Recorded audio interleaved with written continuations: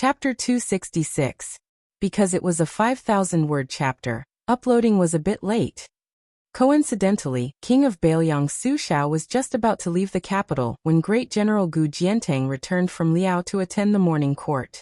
Today's morning court was not held in the Hall of Preserving Peace, but rather in the Hall of Cultivating Spirit, which was normally used for holding court. Outside the southern gate, Grand Secretary Zhang Julu led the Zhang faction, the military general of the Ministry of War, the Green faction led by Wen Tai and Hong Lingshu, and the old Grand Preceptor of West Chu, Sun Shiji, who had been silently criticized by the local dignitaries of the Liang dynasty as a servant of two surnames, led the old and new nobles of the 8 countries. Grand Secretary Zhang had always arrived at the court at the right time, neither too early nor too late. Together with the Green factions Wen and Hong, the 2 pillars behind Shangzhu Guo Lu Feiqi, they were both old, so under normal circumstances, they would arrive rather late.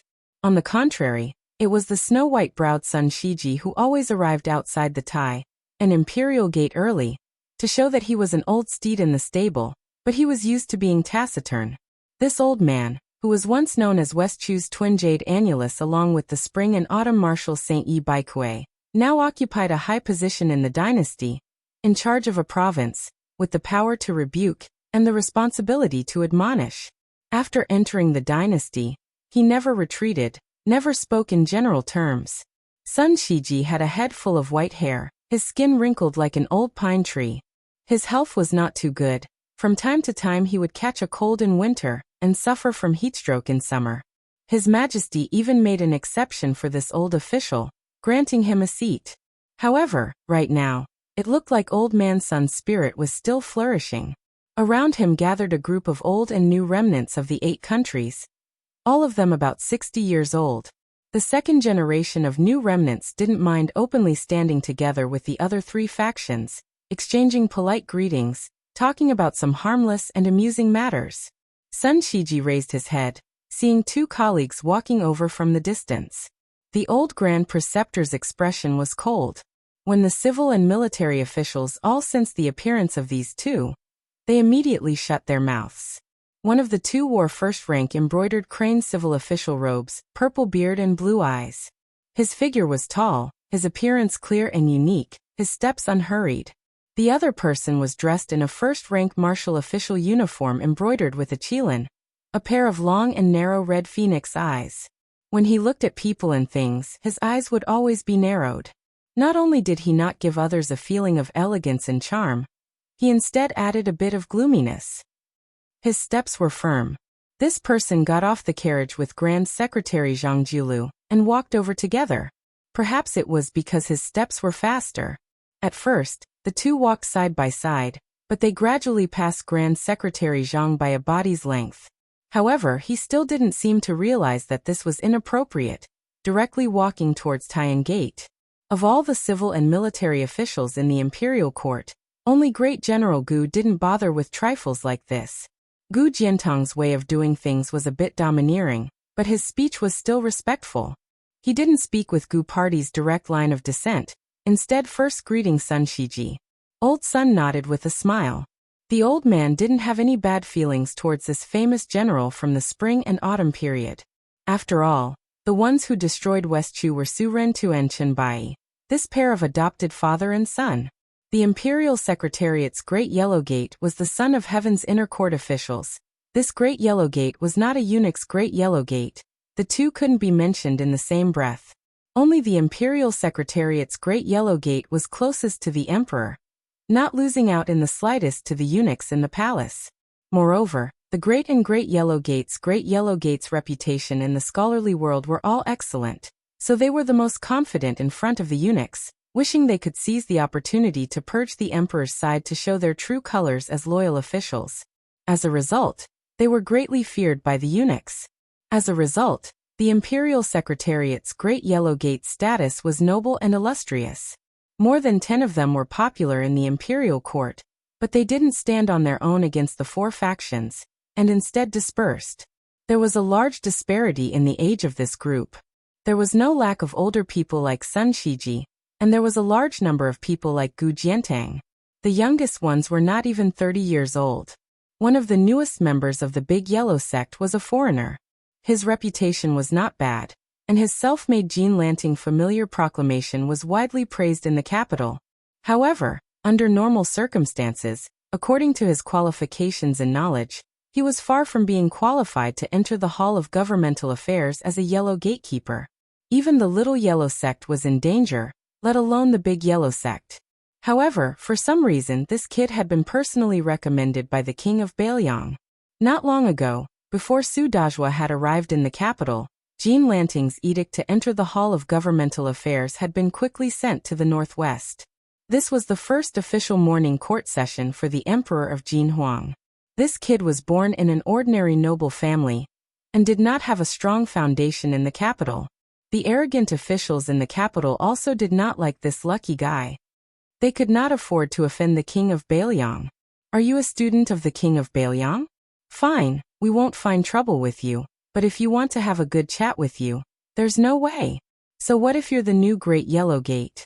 How many big shots in the capital have been eyeing this position? In the end, a nobody from outside the capital snatched a big piece of fat meat from their bowl. How could they not be angry? Jean Lanting, who had never interacted with the officials in the capital, seemed a little uneasy. He stood alone in the corner, being stared at by the cold eyes all around him, and his body was covered in sweat. The complacency he had when he first entered the capital was swept clean. There was even a casual rider from the nearby Munxia province who sneered. People say that the Northwest barbarians are monkeys wearing hats. I didn't believe it in the past, but now it seems like it's true. Soon after, several other young and strong officials who were colleagues of the Munxia province, such as the Munxia province's Munxia province official, laughed and repeated the word sure enough. This made the isolated and helpless Jean Lanting really want to dig a hole and crawl into it. Jean Lanting now truly felt the xenophobia of the capital's officials. His body was weak, his personality also not that resolute. After suffering this type of grievance that he had never expected to encounter before, his eyes immediately turned completely red, actually showing signs of tears. This even more so provoked the sneers and mockery of some of the officials who were the best at bullying the weak. At this time, Grand Secretary Zhang Jilu looked over from the distance. When he saw this scene, he frowned slightly, stopping his steps. Gu Jiantang originally intended for Grand Secretary Zhang to enter the imperial city first, but when he saw the Grand Secretary turn around and walk away, Great General Gu didn't stand on ceremony either, taking the lead to walk through the main gate. The Gu generals naturally followed in a line. Sun Shiji and Green Party's two great consecrators also followed closely behind. In the court, Zhang Party's influence was the greatest, their numbers the most numerous. Before the Grand Secretary entered the city gates, they obviously didn't dare act blindly without thinking. They could only stop where they were, all of them looking towards the Grand Secretary. They looked at each other in dismay, all of them seeing the confusion in each other's eyes. The extremely dignified Zhang Jilu arrived at the crestfallen Jean Lanting's side, saying with a gentle smile, "Jean Huangmen, a few days ago, I thickened my skin and specially asked Chancellor Huan for a few blades of Lanting Sushuan. That old fellow's heart ached as if he was cutting his own flesh. Only when I returned to the manor and gave it a try did I realize why old man Huan viewed it as his favorite. It really was as light as a cicada's wing, unable to make a sound. If you don't mind, I would like to ask you, the supervisor of Lanting Sushuan, for a few more blades of Sushuan." Jean Lanting raised his head, an expression of disbelief on his face. He mumbled, not daring to say anything. Those officials who were originally waiting to watch a good show slowly dispersed, no longer daring to openly ridicule this outsider, who was lucky enough to occupy a high position. Grand Secretary Zhang didn't seem to mind either. He patted Jean Lanting's shoulder, and when he brushed past him he said indifferently, "Only a gentleman can avoid cliques and pursue personal interests. Let others laugh today, but there's no harm in seeing who laughs 10 years later."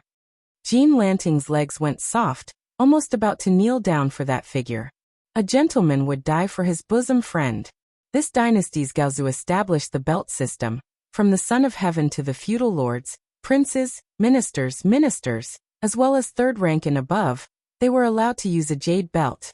The amount of jade embedded in the belt was also regulated by Ming law. the current dynasty's great pillar state Su Shao. Because of his outstanding military achievements, the late emperor bestowed a white jade belt embedded with 15 pieces of jade. The great general Gu Jiantang received 13 pieces of jade. When it came to the current Son of Heaven, the number of belts bestowed upon him was few and far between. Chen Jibao, who was publicly revered by the Son of Heaven, was bestowed a purple belt embedded with 12 pieces of jade. After the old Grand Secretary passed away from illness, Grand Secretary Zhang Jiulu, who had risen more than 10 ranks in 2 years, was bestowed 4 purple belts, one embedded with gold, and the other embedded with jade with 6, 10, 13, increasing in that order. The current dynasty's court uniform belt was inlaid with jade as the most respected material, followed by gold, silver, copper, and iron. Unless the emperor bestowed it specially, it could not exceed the official rank. The standard of a jade belt could not exceed a lightning pool, but it was an ancient custom for gentlemen to love jade. The imperial court didn't forbid the hanging of jade pendants at the waist. Jean Lanting followed the civil and military officials into the city gate. Along the way, jade pendants were knocked, making ding-dong sounds, creating a clear and ethereal sound. Jean Lanting's mind swayed. This was precisely the center of the entire Liang dynasty. Chapter 267.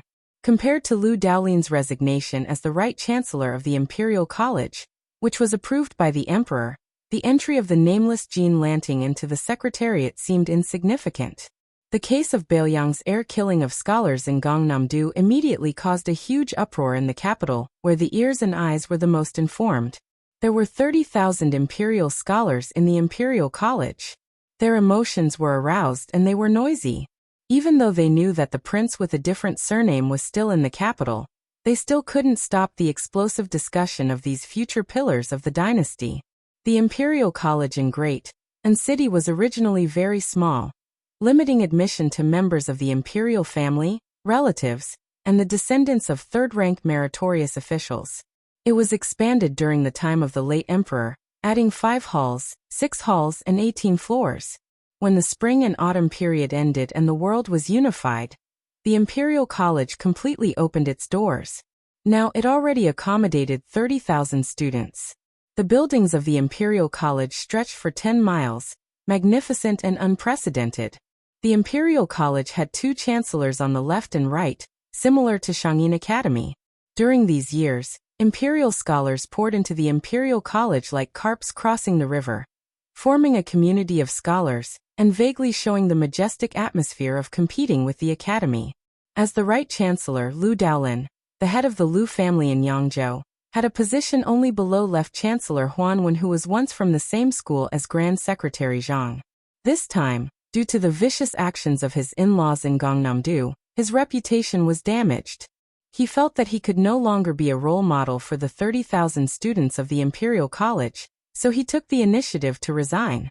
As for whether or not Left Chancellor Huan Wen added fuel to the fire, perhaps only Lu Daolin, who was involved in the situation, knew.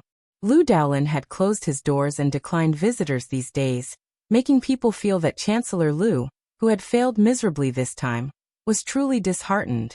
Lu Daolin sat behind the desk, holding a saint's book. His expression was calm, without a hint of dejection. The head butler walked over quickly, and only slowed down when he reached the door. He bowed and said, "Master, de Zhuguo is here to visit." Unexpectedly, Lu Daolin thought for a moment and said in a deep voice, "Open the middle door." The head butler had a strange expression on his face. Reporting to Master, de Zhuguo said that it was troublesome to open the middle gate, so he went in from the side gate. "He will be here soon." Lu Daolin smiled and shook his head, feeling a little helpless. He stood up and straightened his clothes. Just as he stepped out of the study, he saw a hunchbacked man walking in from the inner corridor. This old man suddenly hugged his neck and laughed as if he was criticizing him. "In-law, oh in-law, you're not being honest. The Demayi courier station is only a few steps away from here." "What? Did you insist that I come to see you? Can't you sell me some face? What kind of in-law are you?" One of them was the powerful king of Baoyang, and the other was the former chancellor of the Imperial College. When the two families met, the latter was hugged by the neck and almost couldn't breathe. Fortunately, the chief butler had served the Lu family all his life, so he didn't look away. Lu Daolin, who had a good reputation in the north and south, and who was recognized as having a deep understanding of ancient customs, could only tilt his neck and say helplessly, "Dejugua, this is not proper." Su Xiao let go and walked into the study with his hands behind his back. Lu Daolin signaled for the chief butler to close the door. Only the in-laws, who were the center of attention, were left in the study. Su Xiao sat casually on the chair and asked with a smile, "Suddenly you don't have an official position. Does your heart feel empty?" Lu Daolin smiled. "It's okay." Su Xiao waved his hand and said directly, "I won't beat around the bush with you. Just say it. There are 6 ministries in the Ministry of Works. Where do you want to go? Tell me clearly. Of course, you don't have to think about the Ministry of War. Gu Jiantang, that bastard, has always seen it as his wife in his bed. He'll get angry with anyone who goes there. As for the Ministry of Appointments, it's also difficult. Zhang Baiyan's territory is made of iron, so it's almost impossible to get in. As for the Ministry of Justice, it's not suitable for you to go. Ministry of Rights, Ministry of Revenue, Ministry of Works. In law, pick one. If you want me to leave the capital earlier, you'll have to give me some capital." Although Lu Daolin had this intention long ago, since he couldn't stay in the Imperial College and couldn't compete with Huanwen for so many years, he might as well find another way. However, no matter what, in the past, the Imperial College's chancellors were the top-notch officials. At the time, the Hall of Governmental Affairs didn't set up provincial magistrates for the 2 provinces. Even the highly respected Sun Shiji was only a left servant, so the 2 chancellors became the top-notch officials.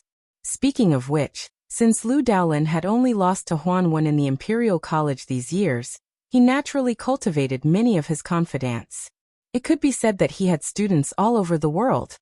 His only regret was that if he went to one of the 6 ministries, he probably wouldn't be able to get the title of Grand Secretary in this lifetime. No matter how open-minded Lu Daolin was, in the end he couldn't escape the stereotype of a famous scholar. However, this time he took a step back and didn't hurt his heart. His Majesty also hinted that he should enter one of the ministries. Lu Daolin thought that the Ministry of Rights was the most likely place for him to go. He originally felt a little regretful, but when he received a letter from his clan brother, Lu Baijie, saying that he wanted to fight for the position of Assistant Minister of War, Lu Daolin immediately became very happy. In this way, it was the best time to go to the Ministry of Rights. Otherwise, it would touch the bottom line of the other 3 families in Yangzhou. Lu Daolin did not want to complicate things at this time. Anyway, as long as his brother Lu Baijie was willing to be an official, everything would be settled. For the Lu family and the scholars group of Yangzhou, this was a great blessing. There was no one around, so he no longer called Su Xiao a pillar of the country. After calling him in-law, Lu Daolin smiled and said implicitly, "Minister Lu is old and unwell." Before the new year, he mentioned to His Majesty that he wanted to retire and return home.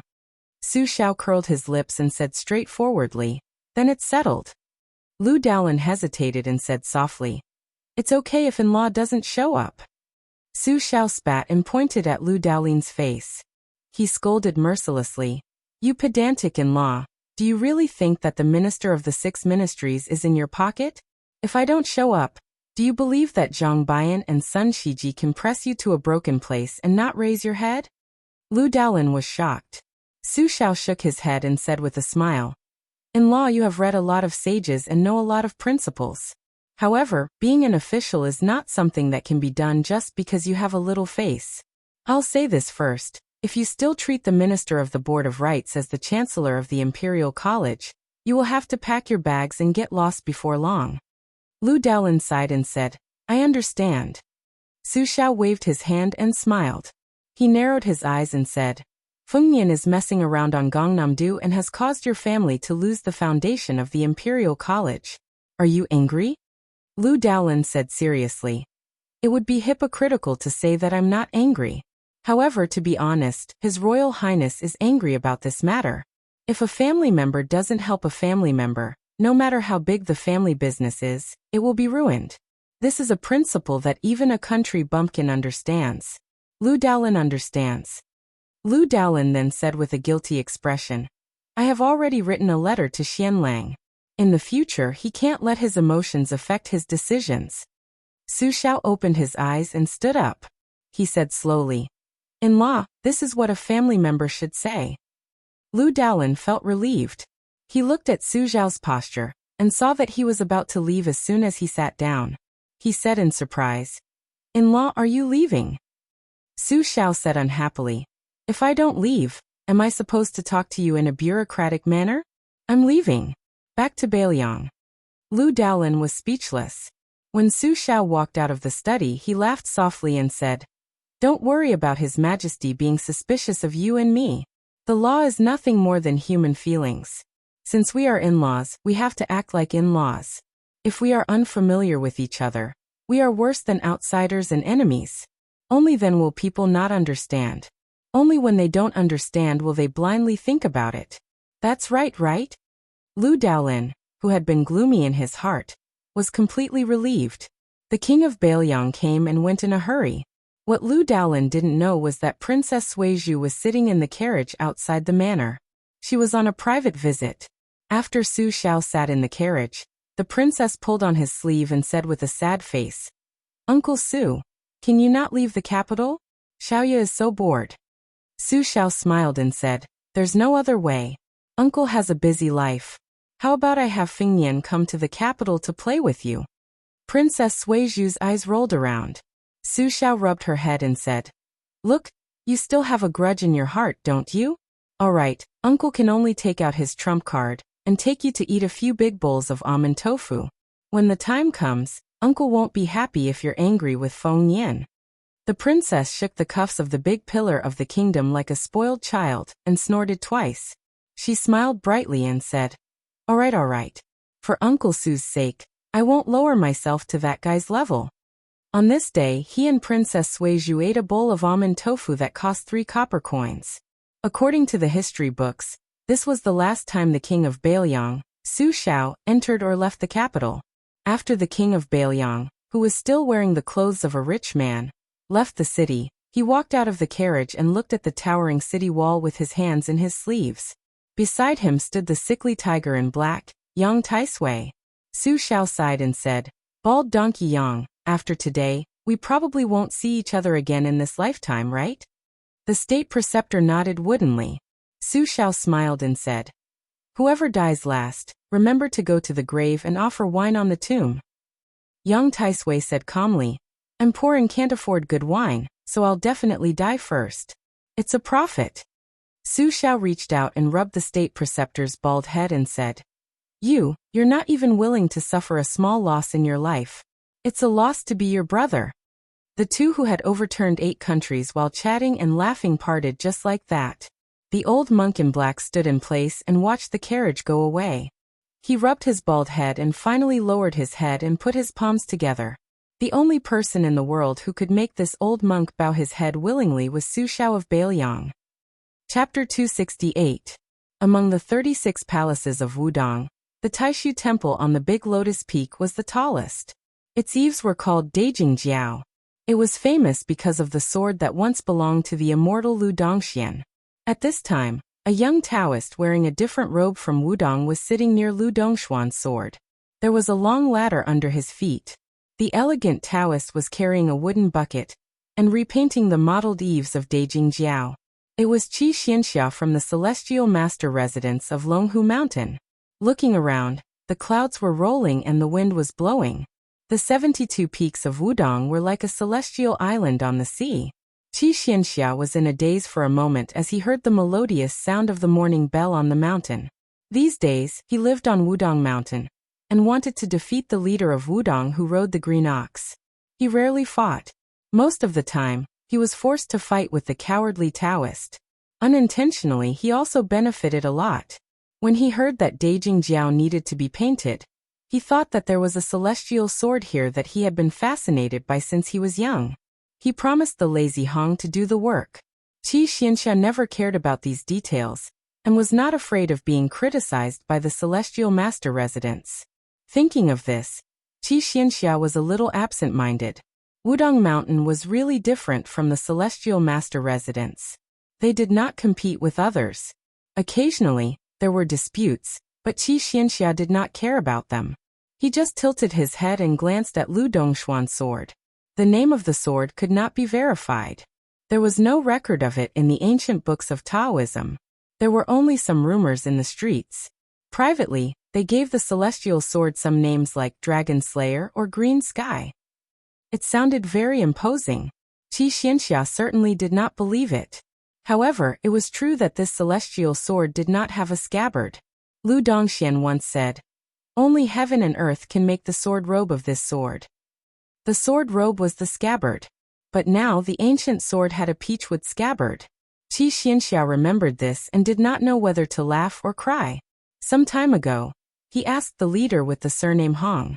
That guy hesitantly told the truth.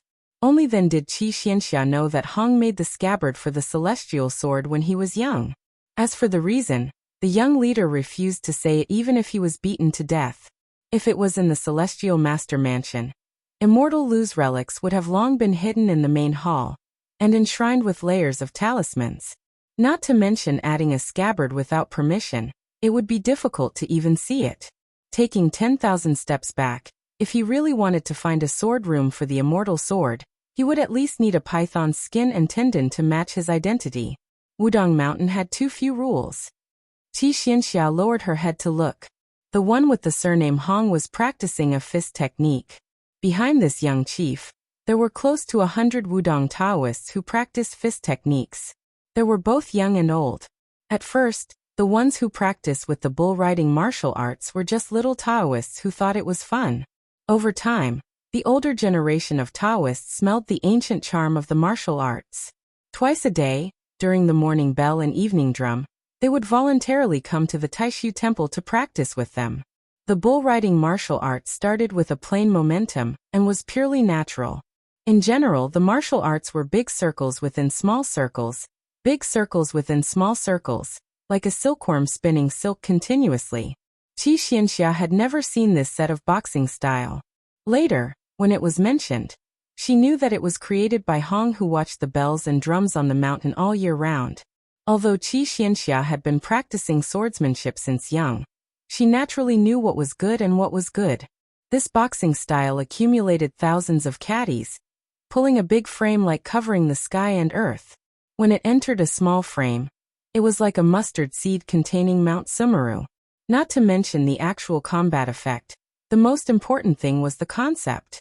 To be honest, Qi Xianxia was somewhat jealous of this guy's talent.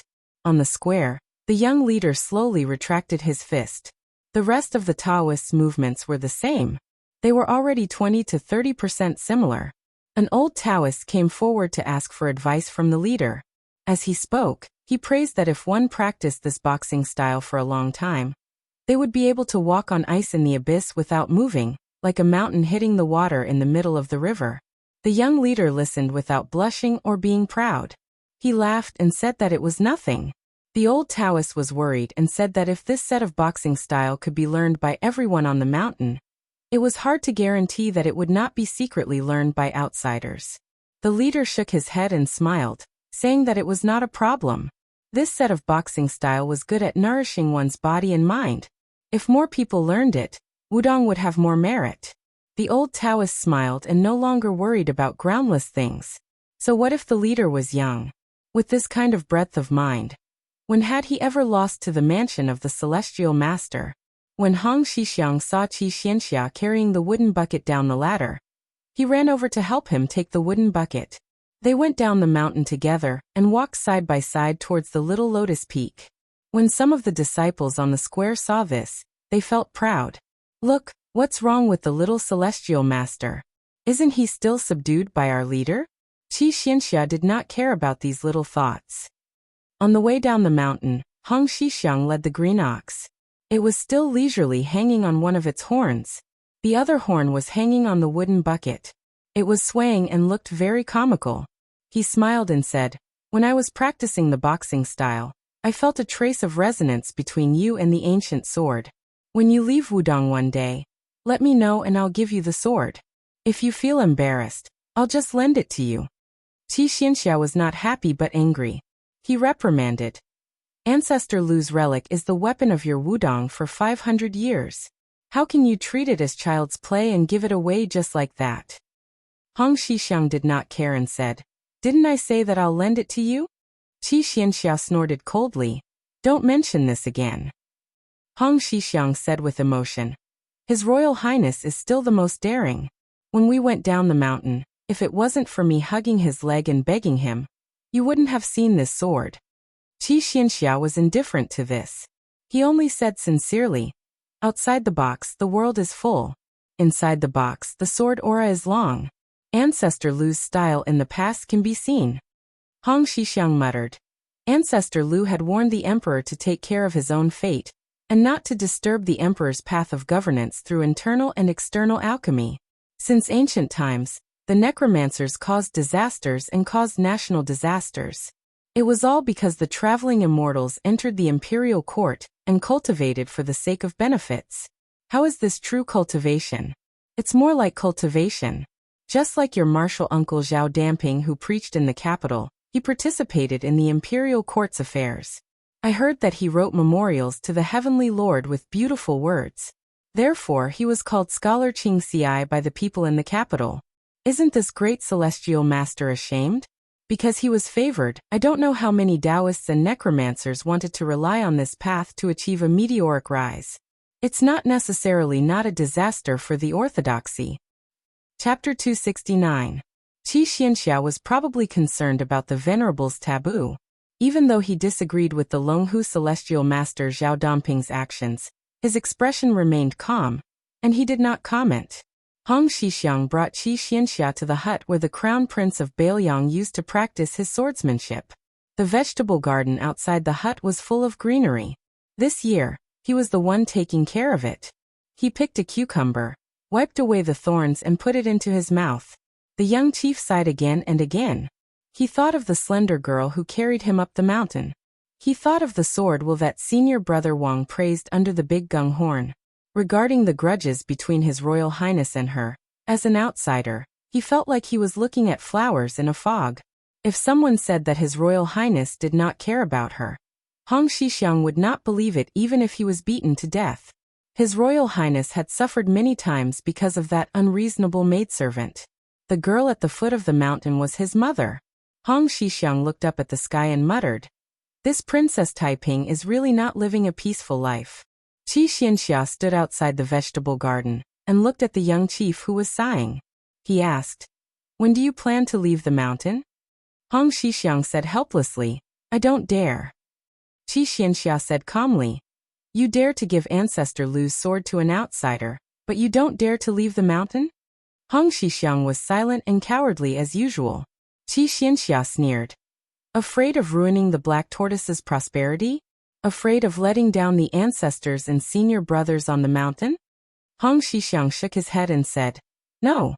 Qi Xianxia turned and left, leaving behind a sentence. "Are you going to the debate on the peak of Mount Longhu?" Hong Xixiang lowered his head and pinched his fingers, saying, "Allow me to calculate." Qi Xianxia sneered. "Calculate what? No matter how you calculate, you won't leave the mountain. Why deceive yourself?" The young chief, who was so good-tempered that it made people gasp in amazement, said softly, "Bullsh*t." Qi Xianxia laughed and left. Bailiang's frontier fortress. The huge town was heavily guarded, and the cavalry was valiant. On this day, a sandstorm suddenly rose. It could be said that a river of crushed stones was as big as a bucket.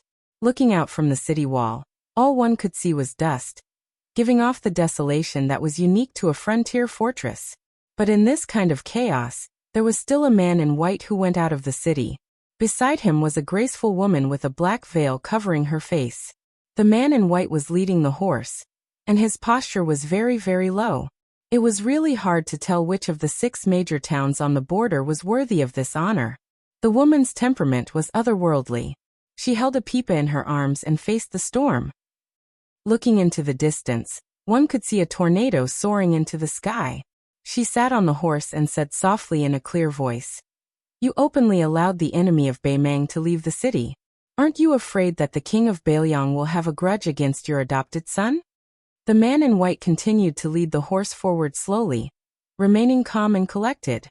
Wherever they went, the wind and sand would not be able to enter. The woman who wore a black muslin dress, but a pair of snow-white embroidered shoes also fell silent.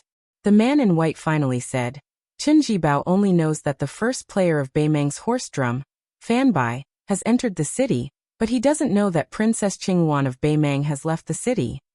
The woman in black dress and white embroidered shoes said with a smile, How can Slave Bai dare to be called the first player? Sun Zigong's right hand is strong and fierce, like an iron horse rushing out. Zhu Qingshan's left hand presses the string to Tongxian. Big and small pearls fall on a jade plate. Only then can he be considered a master of the pipa. The man smiled faintly and said, It's true that these two are good at playing, but the pattern is monotonous. They can't be compared to Miss Fan's own composition and music. The woman with a veil covering her face turned to look at the man in white. This master of the art of war who made her risk her life to enter Beiliang's territory did not act according to common sense. Her trip to Beiliang, which had a clear goal, was forcefully dragged into an ambiguous situation by him. She gritted her teeth and said in a low voice, General, Slave Bai can guarantee you a place in Beimeng in the future. It will only be higher than the Liang dynasty. Chen Jibao shook his head slightly and said, That's boring. The woman with a special identity frowned and said, General, are you sure Beimeng will lose?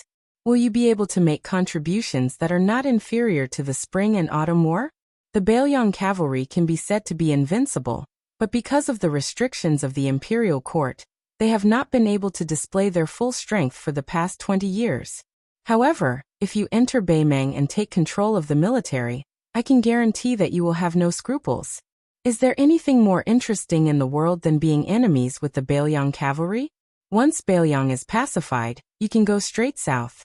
With Gu Jiantang, the king of Yan, and the king of Guangling, and the spring and autumn war, won't you be able to reverse the situation with your strength alone?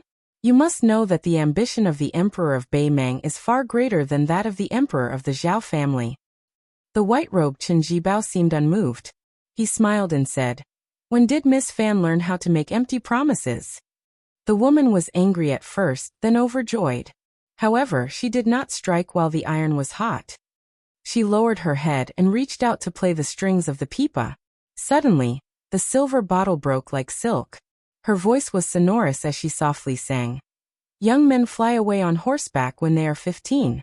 Can't go back. Yellow sand rolls and stones roll, riding alone. All my life I have been spirited. Today I have been spirited. Today I have been spirited. Iron clothes like snow. War drums beat. When will the white-robed tyrant return? When will he return? Chen Jibao heard this and dismissed it with a laugh. The woman put away the pipa, and the sound of metal and stone stopped. She smiled and said, Perhaps I am destined to be a general in this life. But to be able to meet you on the battlefield, I was born at the right time. Chen Jibao nodded and let go of the reins. The woman did not pretend to be sentimental. She lowered her eyebrows and said softly, Since you are not willing to make a decision for the time being, I will wait for you to take control of the 300,000 Beiliang cavalry. Chen Jibao laughed and said, Miss Fan, you are thinking too much. The woman did not refute. She bent down and reached out as if she wanted to touch Chen Bai's cheek. Chen Jibao did not dodge, but she retracted her hand without touching him. She straightened her back and did not dare to look him in the eye. She turned her head and said bitterly, General, please forgive me for being rude. Beimeng had 3 pipa hands. Sun Zigong had his right hand, and Zhu Qingshan had his left hand. In the end, they were not inferior to Fan Bainu's hands. Chen Jibao smiled and patted the horse's butt. He did not send her off. The horse galloped away. Chen Bai, whose heart was as calm as still water, turned his head and squinted at the flag with the word Su on the city wall. He was lost in thought. Liang Dragon, Beiliang Python, Beimeng Flood Dragon, Bai could be killed together. Who was the one who said such an evil prophecy? Huang Longshi? Little did he know that Huang Sanjia, who was full of nonsense and revealed the heavenly secret, was dozens of miles away, forcing a poor ranger to chase after the tornado and practice his swordsmanship. Chen Jibao walked back to the border city expressionlessly. Chapter 270. Everyone knew that there was a saying in Jianzhou, Jiangxi's dragon and tiger, Jiangdong Xianyuan. Jianzhou was split into 2 by the Xi River. Jiangxi had dragon and tiger, while Jiangdong had Xianyuan.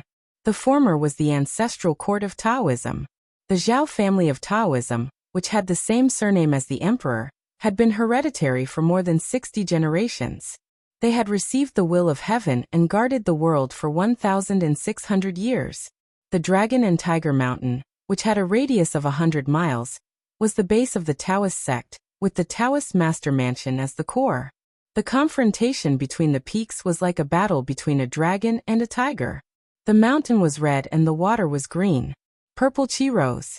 It was a beautiful scene. In a broad sense, the Dragon and Tiger Mountain was even more vast. To the west of the Xi River, almost half of it belonged to this Taoist immortal capital. Together with the Zhang family in the north, which had produced a saint master, they were known as Northern Zhang and Southern Zhao. The master of the north and the immortal south had been shining together for thousands of years. The master and disciple walked out of a dilapidated Taoist temple at the foot of Mount Longhu and boarded a bamboo raft to float down. The sloppy old Taoist with a pole was spitting saliva everywhere as he introduced the local customs of Jianzhou to his silly disciple, who was leaning on the bamboo raft to catch fish. Let's not talk about our Mount Longhu. Since Xianyuan can stand shoulder to shoulder with Mount Longhu in Jianzhou, it is really not simple. Although unfortunately, it is located in the same province as our Taoist ancestral court, it has been only slightly inferior for hundreds of years. What is even more rare is that this family does not become an official. In times of chaos, you can cause chaos, and in times of peace, you can maintain peace. But I have always been alone with my family and never moved. It is strange to say that Xianyuan only travels in Jianghu, and there are many masters in Jianghu. It is said that there is an immortal jade seal at the bottom of the Mount Longhu in Jiangxi that is inscribed with the words, "By the will of heaven." It's not that I am deliberately biased and want to slander Xianyuan. Anyway, when I was young, I asked my ancestor whether there was a jade seal at the foot of the mountain. My ancestor also said that heaven and earth knew, but he didn't know. I think it's hard to say. Therefore, Xuanyuan's tablet is also a myth. Jiangdong Xianyuan is not a Taoist sect, but it occupies half of Mount Hui. Therefore, it has the sixth blessed land of heavenly abode. I used to go there to enjoy the scenery when I was free. The scenery is not bad at all, especially the main peak of Bull Hill. It is a huge blue stone shaped like a bull lying quietly in the sky. There are 6 waterfalls at the foot of the mountain. Every summer, thousands of carps jump upstream. TSK, it is very spectacular. It is similar to the tide-listening lake in Baoyang Palace. At the same time, because there is a saying that there is a dragon king imprisoned at the bottom of the lake, it is also called the Dragon Gate or the Gate of Heaven. The sword god Li Chungang once reversed the flow of the 6 waterfalls with one sword. Even the gate of Xuanyuan's mansion built on the Bull Hill was destroyed by the flood. Li Chungang is known as the Gate of Heaven because of this. The kung fu of this generation's master of Xianyuan should not be weak. It is hard to say whether he is Xianyuan or celestial phenomenon. However, when he competed with others with swords, sabers and internal energy, he lost 3 rounds in a row. It is really sad and lamentable. There is no other way. He can only blame his bad luck. How could he not lose when he competed with Li Chungang at the peak of the mountain? Later on, it was even worse. Gu Jiantang, who was still a nobody at that time, fought his way to the Bull Mound. Old man Xianyuan, who had only abandoned his sword for 10 years, lost by 1.5 moves. In the end, it was even more laughable. The old man simply abandoned his weapon. Seeing that Qi Xuanzhen was about to ascend to immortality, he recklessly came to Mount Longhu to compete with Qi Xuanzhen in terms of internal energy. At first, Qi Xuanzhen ignored him, but the old man kept pestering him and stayed on the mountain peak for half a year. He deserved it. However, the old man has lived a lifetime of bad luck. In the end, his sons and grandsons are all quite promising. His only 2 sons and grandsons are too bad. They don't have the slightest bit of immortal aura. They are arrogant and lack manners. They like to humiliate others and can't tolerate the mistakes of others. Their yin and yang are not compatible. No matter how high their kung fu is, they will have to obediently bow their heads when they meet a perfected one of the orthodoxies. That old man Xianyuan is indeed a man who knows how to enjoy his life. He doesn't know shame at all. And the longer he lives, the more backward he gets. When he has nothing to do, he would engage in dual cultivation with women who are young enough to be his granddaughter or great-granddaughter. Even a vicious tiger would not eat its own cubs. The old man, on the other hand, has ruined most of the outstanding women in his family. The good ones are kept as his exclusive property, and the slightly inferior ones are sent out to be married off. It's really a pity that the women of the Xianyuan family are born beautiful, but those aristocratic families who want to marry the Xianyuan family's women are happy instead of being angry. I can't understand this. The old Taoist who was manning the raft squatted down and drank some water. He suddenly looked up and found that his disciple had unknowingly peed at the head of the raft. The old Taoist's wrinkled face was bitter. He hurriedly spat out the sweet and clear stream water and scolded jokingly, "You naughty disciple." The raft went straight down the Qinglong stream, first converging into the Huishan Dragon King River, and then the Xi River. The old Taoist looked up and saw a two-story ship going up the stream. He didn't need to think to know that it was someone from Xuanyuan's side. Only this family dared to come to Mount Longhu. A two-story ship was the limit of the Qinglong stream. If it was bigger and higher, it would be stranded. Ordinary scholars and poets who wanted to explore secluded places could only borrow a small raft from the fishermen in the Dao district. There were 3 ways to tour Mount Longhu, and they were all very particular. The doppelganger's mind wandered 3 ways, and the body wandered the most tiring. Although it was possible to climb the mountain and overlook the whole ancestral court, the midway view was only 20 to 30%. The mind wander was better. It could take a few cableways and the view could reach up to 50 to 60%. The mind wander was the best. First, one would take a raft around the Green Mountain, then climb up the steps of Yenjin Mountain, and then pass through the cableway cage hanging between the 2 main peaks to reach Mount Longhu. One could see the whole Dao capital at a glance.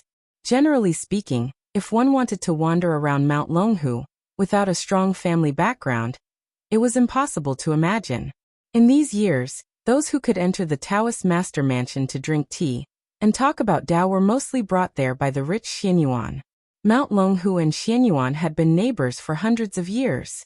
It was said that a close neighbor was better than a distant relative. In the past, Su Renta trampled the good Jianghu into a foul atmosphere with his iron hooves. In the end, he didn't even let Mount Longhu go. Only the Xianyuan family dared to come and help. This was a huge favor, so the Taoist master mansion naturally remembered it. No matter how much Zhao Shituan disliked the old guy Xianyuan, he couldn't say anything. Su Longxiang, who looked yellow and thin, continued to lie on the bamboo raft to catch fish. He caught and released them again and again, and it was endless fun. The old Taoist Zhao Shituan looked up and saw a few young men and women standing at the bow of the boat. The woman recognized them. They were the treasure of the Xianyuan family. Since young, she had been fond of slingshots. Her father, Xianyuan Pihua, spoiled her very much. He used gold to make pills and gave it to his daughter. Every time she went hunting in the spring and autumn, she would always shoot out dozens of golden pills. She treated gold like dirt. When the children of River East heard that Xianyuan Ferry was going out, they would follow her in large numbers. They would only wait for the golden pills to fall to the ground and snatch them. She never took them back. The woman was slender. She was wearing a narrow-sleeved robe and a white rhinoceros belt, which was no different from the men's attire. She was completely different from the wide sleeves that aristocratic women nowadays liked. If she didn't wrap a silk ribbon around her forehead with a large quality pearl, which added a bit of femininity, coupled with her handsome appearance, she would be regarded as a handsome and luxurious child. She was dressed even more casually on Mount Huishan, which was like the temporary residence of the Xianyuan family. Her clothes were even more casual. Chapter 271. She came from a great clan of the dynasty, but she had a very grassy aura about her. She would often wander the Jianghu with her servants. Most of the members of the Xianyuan family had strange names, and she was no exception. The woman's name was Qingfeng. Almost all the women of the Xianyuan family were beautiful, and each had their own merits. They did not follow the same rigid pattern. Every time a child was born in the Jian province, there would be a custom of drawing lots. Xianyuan Qingfeng did not pick the rouge and powder, but a small jade sword instead. She was worthy of the name her family gave her. Two young men stood beside Xianyuan Qingfeng. The one on the left was a handsome woman with red lips and a graceful figure. He stood with his hands behind his back, making him stand out from the crowd. The one on the right of Xianyuan Qingfeng had a broad forehead, a broad face, a strong body, and a bear's waist. Interestingly, he had a baby's face, which made him even more unforgettable. His eyes, in particular, shone brightly. With Zhao Shituan's insight as both an inner alchemist and a qi practitioner, he could tell with a single glance that this child's inner force was extraordinary. If he had the opportunity, he would be able to step into the first rank that martial practitioners of the Jianghu could only dream of. This child wore a heavy saber in the style of 100 swords. It gave off a sharp and unyielding aura. Zhao Shituan frowned. What a powerful killing aura. Could it be that he had developed his saber technique from killing? Let alone outsiders, even most of the people on Mount Longhu could not recognize the grand heavenly master Zhao Shituan. This was especially true for the past 20 years, as this old Taoist who looked the least like a heavenly master of the Zhao family, had never interacted with Xianyuan Kong naturally. Xianyuan Qingfeng would not recognize him. The bamboo raft and the ship brushed past each other on the stream. Xianyuan Qingfeng was as arrogant as the men in his family. He ignored the sloppy old Taoist and the skinny youth. The young, elegant Confucian kept looking at the top of Yunjin Peak. He was full of poetry, as if he was going to write 100 poems if he opened his mouth. Only the young man with the saber narrowed his eyes and looked at the master and disciple pair. The corner of his mouth curled up. Zhao Shituan, who was holding the pole, grinned in response. Xianyuan Qingfeng glanced at the Song clan's young phoenix beside him, a little dazed. This person was undoubtedly outstanding. His grandfather, Song Guanhai, could be said to be well-versed in Zen theory, good at appraising and storing, good at poetry, good at calligraphy, and good at ink painting. There was nothing he didn't know. When he was young, he spent a lot of money to study and find a master. Any one of Song Guanhai's master was a famous person. He learned from the great spiritual master of the northern lands, Yang Jian. His master was Huang Jiwang. Song Guanhai studied hard and was knowledgeable. After the unification of the spring and autumn period, he was ordered to compile the complete book of 9 pavilions. The book was vast and complicated, with 200 volumes. It took 15 years. The emperor was very pleased and granted Song Guanhai the right to ride a horse in the imperial college. Originally, it was expected that Song Guanhai would be transferred to the Minister of Rites. Unexpectedly, he was replaced by the former Right Chancellor of the Imperial College. Song Guanhai was transferred to the more noble Imperial College. As the older generation of literary giants gradually withered away, Song Guanhai became the undisputed leader of the literary world. In recent years, he began to do 15 reviews. On the 15th of every month, he would review the scholars of the world. It was very popular for a time. Once Song Guanhai personally reviewed the questions, the scholar's value would increase by 100 times. All the scholars who reviewed the books regarded Song Guanhai as their teacher. His grandfather was already so noble, but his father, Song Zhiqiu, had the tendency to surpass his father. His calligraphy was known as the divine work of calligraphy. Taking the Imperial College as an example, half of the students wrote in the Song style. Song Guanhai's greatest work was to compare the calligraphy of the North and South sects of Zen. Although it was suspected that he was blindly raising the status of the Academy's painting, he gained a lot of popularity among the northern scholars. Song Zhiqiu took the lead in defining the realm of calligraphy with the rhyme, meaning and spirit. He said, the rhyme of the word shu is the middle grade. The meaning of the word yu is the top grade. The meaning of the word chu is the first grade. And our dynasty values the spirit, so it is the divine work.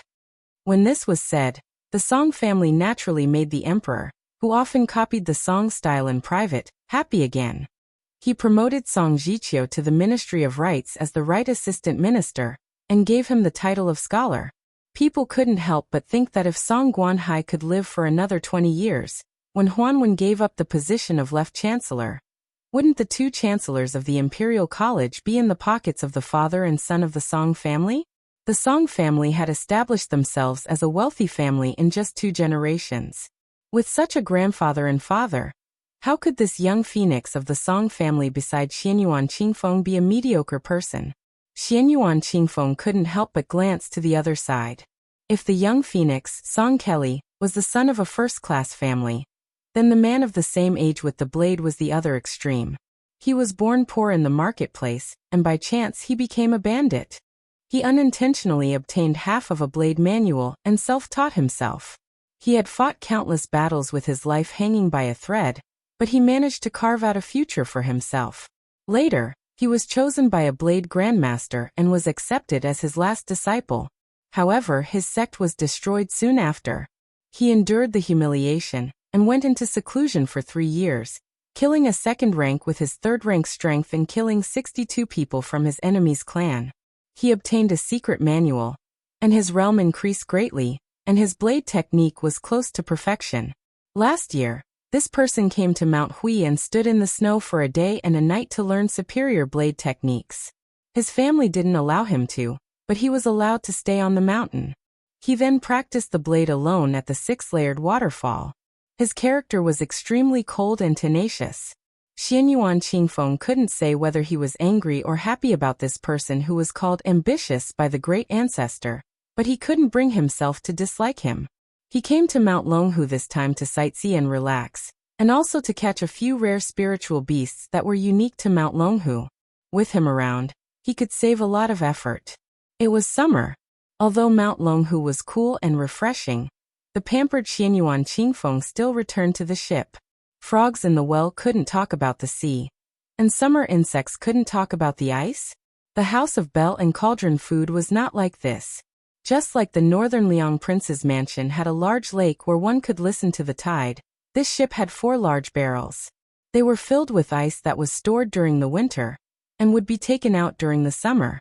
The room was as cool as autumn. After Xianyuan Qingfeng sat down, he looked at the elegant Song Kelly and smiled. "Young Master Song, you've escorted your master's coffin several thousand miles south. This is a good deed." Song Kelly shook his head. "That's how it should be." The young man with the saber, who was sitting with his eyes closed, raised the corner of his mouth slightly. There was a hint of mockery in it. Xianyuan Qingfeng was born with a cold temperament.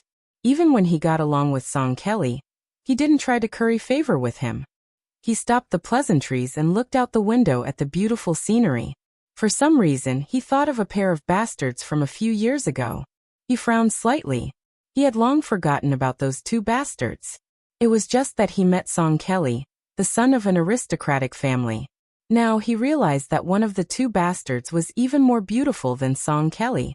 2 or 3 years ago, when he was traveling in Mianzhou, he met 2 shabbily dressed lechers at the lantern market.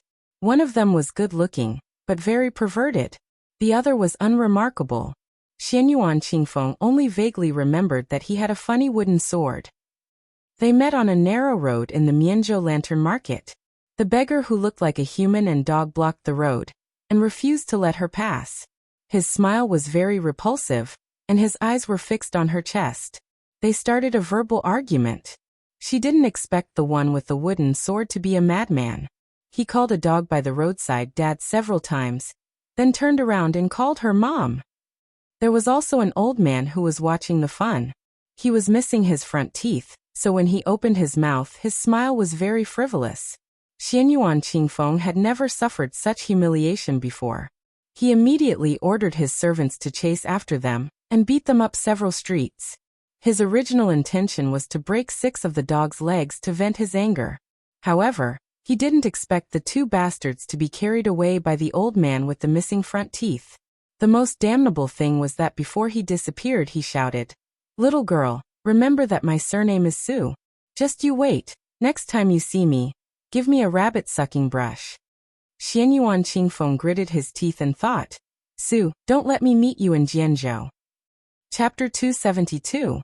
Xianyuan Qingfeng's group entered Yunjin Mountain, and chose a secluded path to search for spiritual items. Apart from the young phoenix of the Song family, and the young man with the saber, the Xianyuan family also had a dozen or so elite retainers. Mount Longhu was the ancestral home of Taoism, so naturally, no one dared to cause trouble here. Xianyuan Qingfeng was born in a martial arts family, so his foundation was not bad. However, it was still difficult for him to walk along the rocky beach. Song Kelly, the well-read Confucian scholar, was unexpectedly relaxed and leisurely. He stepped on the rocks and crossed the stream with great agility, as if he had returned to his original state after practicing superior internal strength. This made the young sabersman stop looking down on him and carefully observe him with cold eyes. They walked for 4 hours before they realized it. Xianyuan Qingfeng was looking for 3 spiritual items. First, the giant salamander. Giant salamanders weren't rare, but the horns on the forehead were. The second was the red-backed salamander, and the third was the black-footed snow civet. The latter two were relatively easy to find, but the giant salamander was hard to find. According to the ancient books, the salamander would grow horns if it lived for 100 years, and in another 500 years, it would transform into a mountain flood dragon. Xianyuan Qingfeng didn't expect to find it in one go, but she had already searched the mountain dozens of times. While resting on a rock, Song Kelly looked at the sky and smiled. Miss Xianyuan, if we don't go back now, we'll have to spend the night on the mountain. Xianyuan Qingfeng nodded. They didn't get much from this trip, only catching a few salamanders. As for the black-footed snow civet, they didn't see any of them. This was reasonable. These little guys usually only appeared at night. They looked like foxes, but they had a natural musk. They would be the best if they were made into boudoir sachets. However, the process of collecting musk was very bloody and cruel. Xianyuan Qingfeng played with the cute salamander in the glass bottle, thinking that it was time to go home. At this moment, the silent young swordsman squinted his eyes and looked into the depths of the forest. Another 5 miles. Song Kelly smiled gently and didn't say anything. Xianyuan Qingfeng looked at the swordsman who spoke confidently. She remembered her father saying that this swordsman's intuition was rare. She thought about it and nodded. Then let's go another 5 miles. Xianyuan Qingfeng didn't forget to look at Song Kelly. Young Master Song, how is it? I can still walk. Song Kelly smiled. Xianyuan Qingfeng stood up and took a deep breath before leading the way. When Xianyuan Qingfeng was about to turn around and leave the mountain, he saw a small green pond in the distance. Although the pond was not big, it was obviously very deep. What was even stranger was that there was a middle-aged Taoist sitting cross-legged beside the pond with his back facing everyone. Song Kelly furrowed his brows. The young swordsman sneered. Xianyuan Qingfeng wasn't worried that bad people would appear in Mount Longhu, not to mention that the dozen or so people around her were all powerful. She was even more at ease. She lightly leaped over a few large rocks in the stream and came to a stop near the small pond. Only then did she see that the Taoist wearing the Mount Longhu Taoist robe had an ordinary face. The robe was sewn and could only be considered simple and clean. It wasn't the humble yellow and purple that could best show off the identity of the Taoist master's residence. Xianyuan Qingfeng was meticulous. When she leaped onto the blue stone with the clear spring, she deliberately increased her pace. However, the middle-aged Taoist didn't notice it immediately. The Taoist was focused on the pond. He held a bamboo fishing rod in his hand, as if he was fishing. The bamboo pole was long enough to sink into the pond. It wasn't like those distinguished scholars who were deliberately mystifying. Xianyuan Qingfeng was really tired of those scholars who fished for fame. If this Taoist threw out his fishing rod but didn't have any bait, with Miss Xuanyuan's temperament, she would definitely give him a good beating. There was a bamboo basket next to the Taoist, in which several fragrant vermilion fruits were placed. Xianyuan Qingfeng smiled. Did I disturb your fishing? The middle-aged Taoist smiled and shook his head. Don't worry. You won't disturb the fish I'm trying to catch. Song Kelly glanced around and sat down before asking in a warm voice. May I know what you're using as bait? How deep is this pond? The young swordsman was already holding the handle of his sword. Even Xianyuan Qingfeng could sense the killing intent of this boorish man, who was expected to compete with Gu Jiantang in the future. He was always straightforward when he set his mind on something. He was like this when he went to Mount Hui, and he was still like this when he met her. Xianyuan Qingfeng couldn't do anything about it. The middle-aged Taoist didn't seem to sense the killing intent. He pointed at the bamboo basket and gave the first answer. I don't know how deep this pond is either. Song Kelly was still polite on the surface. May I ask what you're trying to catch? The Taoist didn't hide anything and told the shocking truth in an indifferent tone. It's a giant salamander. It once swallowed an item, and I want it back.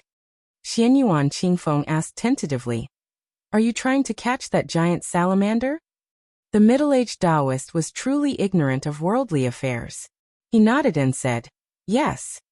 The young swordsman sneered. He was also straightforward, and was about to draw his sword. He didn't draw his sword, but once he did, there would be blood.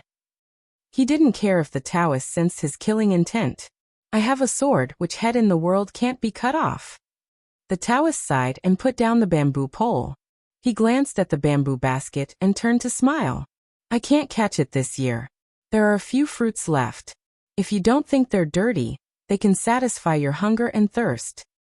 Song Kelly smiled but didn't say anything. The young swordsman, who had inexplicably loosened his grip, casually sat down and grabbed a wild fruit, handing it to Xianyuan Qingfeng first. She shook her head, so he directly tossed it into his mouth. There were still 3 or 4 left in the basket, so he swallowed them all. The middle-aged Taoist smiled.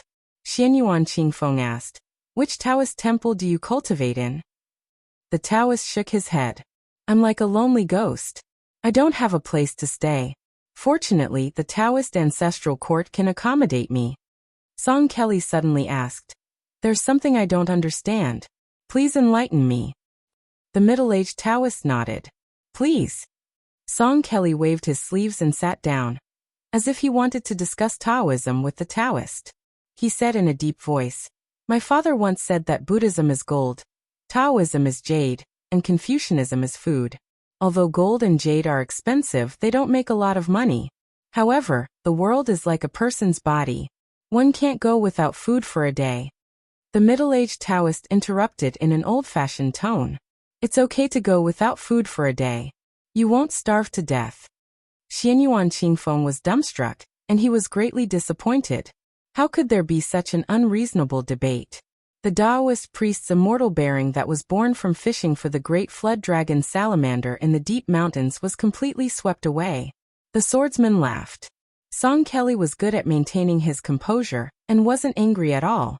Fortunately, the Taoist added, but if you go without food for a long time, something will happen. Song Kelly continued calmly.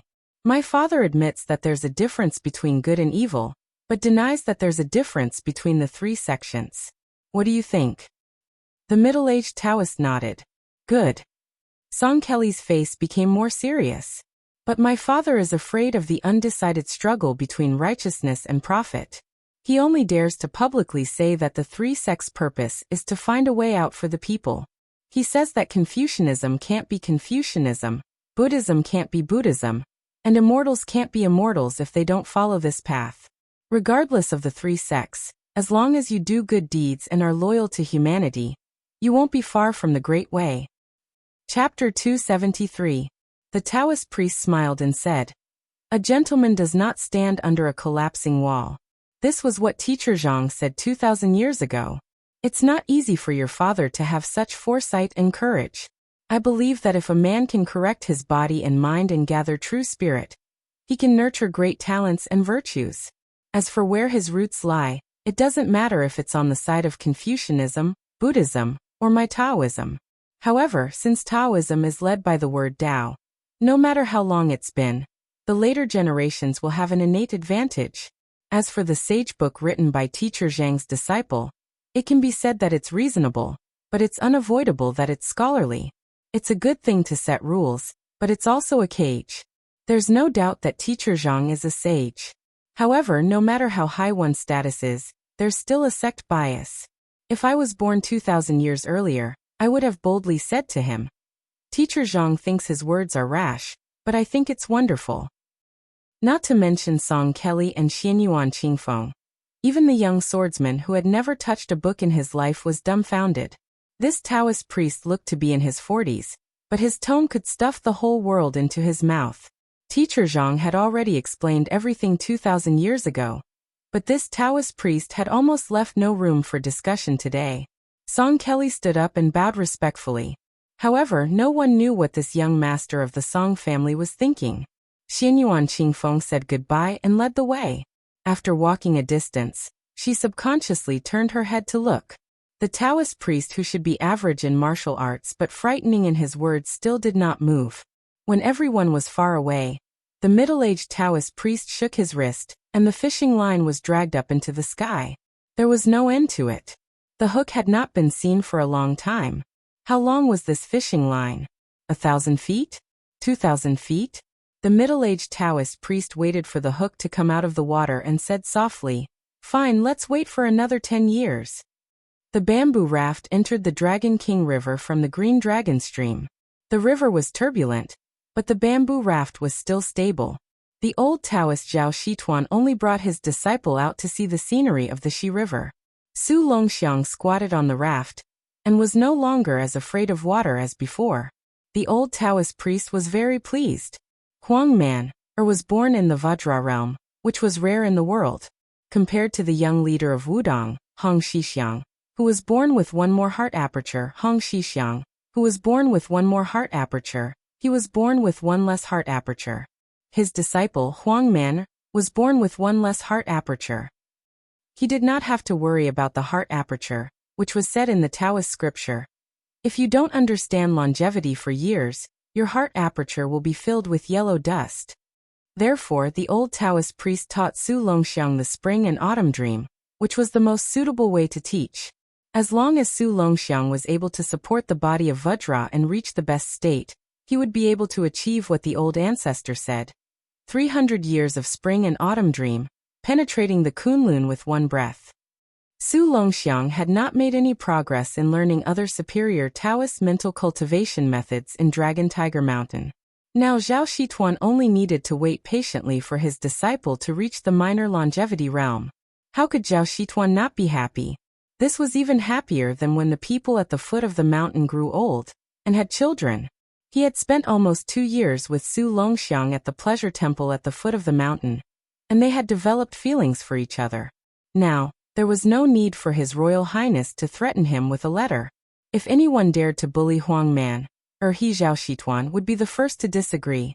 Was the great Celestial Master Zhao, who was ranked second in seniority in the Celestial Master Mansion, really just an old man's memorial tablet?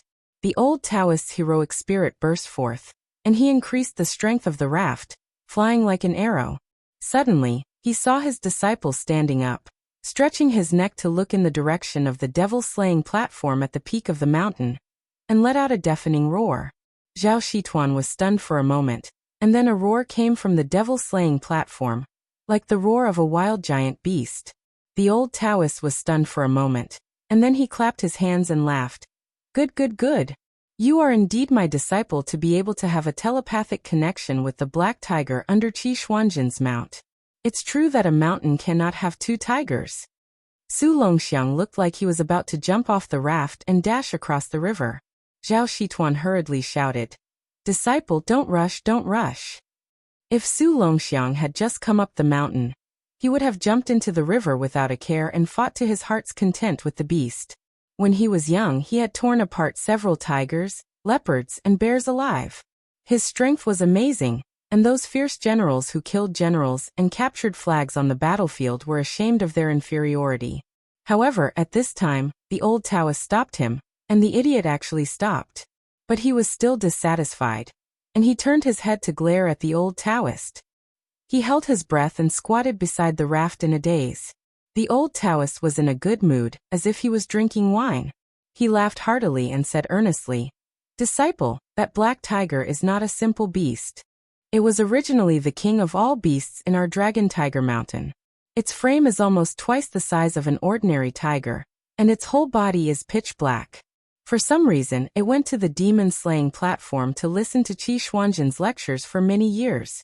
It is very intelligent. In terms of seniority, this guy is in the Jing generation on the mountain. Master has long been thinking about when to let you fight with it. You don't have to rush. Sooner or later I will let you fight to your heart's content." Su Longxiang snorted, probably because of the mention of the black tiger under Qi Xuanjin. Zhao Shituan's thoughts drifted away. He said softly, "Disciple, Master is telling you some secrets, and I feel uncomfortable if I don't tell you. From my perspective, there are very few Taoist immortals in the current generation. If not for Wudong's Hong Shixiang and Wang Zhongluo's departure, there would be even fewer of them. To Dragon Tiger Mountain, one family has been dominant for too long. It is inevitable that the younger generation will mistakenly think that they are the best in the world, and that is not a good thing. Let me calculate. Of course my brother is one, and Danxia can also be counted as one. Zhao Damping is too smart, and she can't wait to calculate everything, which will damage her luck. Bai Yu and Qi Xianxia are both strange. One is like Master's father, and the other is like Lu Dongxian. I believe that there will be no problem for them to become immortals in the future, but they still need time. As for the rest of the Jing generation, they are all uncertain. The few with the surname Zhao in the Taoist master's residence will not be able to take on big responsibilities in the future.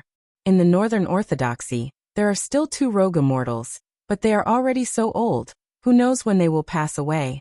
In the end there are only these few left. I can count them with one hand.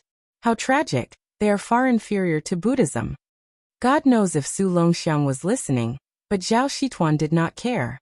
He turned the raft back and looked at the continuous mountain range. Suddenly he smiled and said slowly with pride, "That is not a problem. Dragon Tiger Mountain still has a land immortal guarding the mountain." Su Longxiang tilted his head. Zhao Shituan saw that there was a listener for the first time. He stroked his beard and smiled.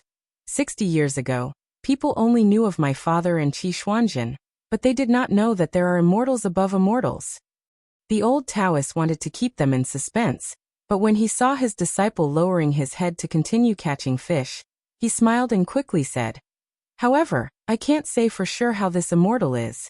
I only remember that when I was young, I went to the mountains to pick herbs and met a middle-aged Taoist. Later on, Qi Xuanjin had already immortalized for more than 20 years. When I met that Taoist again, he did not seem to have aged at all. I was very curious, so I asked your ancestor. Do you know what your ancestor said? Your ancestor said that he met this person several times when he was young. Disciple, think about it, how old is he? Wudong Song Jiming has lived for 150 years, and is known as the oldest person in the world. I conservatively estimate that the Taoist in the mountain is even older. Of course, this is similar to the Taoist jade seal at the bottom of the mountain. It is not easy to verify." Su Longxiang rolled his eyes. He had learned this habit from his brother. Zhao Shituan chuckled and slowly propped up his pole. He smacked his lips and said, "When your father led the army to Mount Longhu, he was forced by the general situation. Even our ancestor could not openly block the way. Everyone in the world knows that several courier soldiers ran 6 courier horses to death before they could deliver the imperial edict to the foot of Mount Longhu. However, no one knows that the last courier soldier died of exhaustion with his horse 60 li away. It was a nameless middle-aged Taoist who took over the imperial edict. Wherever he went, the rain of arrows could not reach him, and all swords and halberds were broken. During this time, more than 20 top experts under Bailiang were unable to stop him. They did not even see the Taoist's appearance clearly. Within half an hour, he arrived in front of the king of Bailiang. His Taoist robe was spotless. The old Taoist said in a daze, "Isn't this the immortal of Earth? I wonder if we can meet again in this life." Chapter 274. About to be published, the next VIP chapter will be uploaded at midnight. Once the Bailiang heir left, Yangchun City finally regained its peace and happiness. No matter how the scholars of Huding County denied it, as long as His Royal Highness was in Yangchun City, they felt uncomfortable all over. They had originally hoped that the imperial concubines in the palace would put pressure on the widow in Linlong's Lu family mansion. Unexpectedly, there was more thunder than rain, and the matter was left unsettled. Later on, Sir Bian Qingjai was unexpectedly beaten to death. It was rumored that the entire imperial college in the capital was in an uproar. No less than several thousand students joined together to write a petition. Unfortunately, they were still unable to request for an imperial edict to be sent down to Jiangnan. That eldest brother of the dynasty had eaten his fill, patted his buttocks, and left Yangchun City. The caravan of horses left the city from the Lu Manor. They did not linger in Yangzhou, heading straight for the Taoist celestial capital, Mount Longhu. There were 2 carriages. Bluebird, whose body had recovered at lightning speed, and the old god of swords, who was bored to death, drove separately. Su Fengnian had Yu Yue and Princess Jing'an sit together in the same carriage. The two women, whose fates had been filled with trials and tribulations, were probably in the same boat. Although they did not talk much, when pondered over it, there was a hint of a common enemy. However, Yu Yue was clearly a bit colder, while Pei Nanwei was more fervent. Su Fengnian turned a blind eye to the little schemes of this princess consort of the Rouge evaluation. He treated it as a small amusement that did not affect the overall situation. He believed that Yu Yue would not switch camps with just a few words. Su Fengnian sat in the carriage, counting his belongings on his fingers. He muttered to himself, "I have more than half of the Fu General's red armor in my hands, but it is too damaged. I don't know if it can be repaired to its original state. Generally speaking, I can confirm that the Fu General's battle power is directly linked to the strength of the puppet when it was alive. Mount Longhu is the ancestor of this school of exorcism and enslavement, so I cannot return empty-handed from this trip up the mountain." From the Purple Forbidden Villa's whale-slaying sword, he took the most murderous move, Stacking Thunder. From the Green Water Pavilion Sword Practice Manual, from Aunt Zhao's Sword Manual, he secretly learned the old god of swords' one sword Immortal Kneeling. During this period of time he flipped through the Book of Arms, and learned from Qing Miao that reversed the meridians of the armor removal. The drawing technique was learned from the Dongyue imperial family, and he imitated the steadying disturbance of the Nanhai nuns. All in all, together with old Huang's 9 swords, he could be considered to have gathered more than 20 moves. Su Fengnian caressed Wu Meinyang's head and said with a smile, "Gu Jiantang is the #1 saber user in the world. I wonder how many sabers he can block in a real fight?" Yu Yue had expected this. She said lightly, "I don't know." Su Fengnian did not expect to get an answer from Yu Yue. No matter how brilliant her sword dance was, it was not the way of the sword to kill. He flicked the white cat's head with his finger and said to himself, "Chao Chongqing inadvertently said that old man Li, other than the two-sleeved green snake, also has an even more domineering sword to open the gate of heaven. It seems very arrogant, but why have I never heard of it before? There are no rumors of it in the Jianghu either." The old god of swords' two-sleeved green snake sword technique focuses on the sword will. Each time, it is complicated and simple. It is said to be one move, but in fact it is full of changes. Every time, it is too late to dodge and escape. It is very difficult to divert attention to secretly learn it. The old god of swords made it sound nice, saying that he wanted to impart an absolute art. He was clearly venting his anger on me because he was bored. Princess Jing'an said sarcastically, "A man whose heart is not content is like a snake trying to swallow an elephant." Su Fengnian followed suit. He went tit for tat and ridiculed, "Swallow? I know that Princess Consort's little mouth is very clever. Don't show off in front of me. Be careful that you go for wool and come home shorn. I will punish Princess Pei on the spot." Princess Pei had been teased and humiliated by His Highness over and over again about her private matters. She felt as if her weakness had been caught. In the past, she would fly into a rage out of humiliation every time. But today, her expression did not change. She just looked at him coldly and mocked. "I thought your highness was not even afraid of the vassals. I have a whole new level of respect for you at the Reed Marsh. I didn't expect that you would be exposed as soon as you left Qingzhou and arrived at Yangzhou. You are just a paper dragon crossing the river. When you meet a Jianghu official, you have to pinch your nose and be bullied, obediently offering your maid to him with both hands." From this, it can be seen that even if you go to the Dragon Tiger Mountain where several Taoist masters are in charge, you will only be rebuffed. Su Fengnian's face darkened. He smiled darkly and said, "Princess Pei's little mouth is becoming more and more unkind. Congratulations." His Royal Highness took the embroidered winter scabbard and lifted the curtain.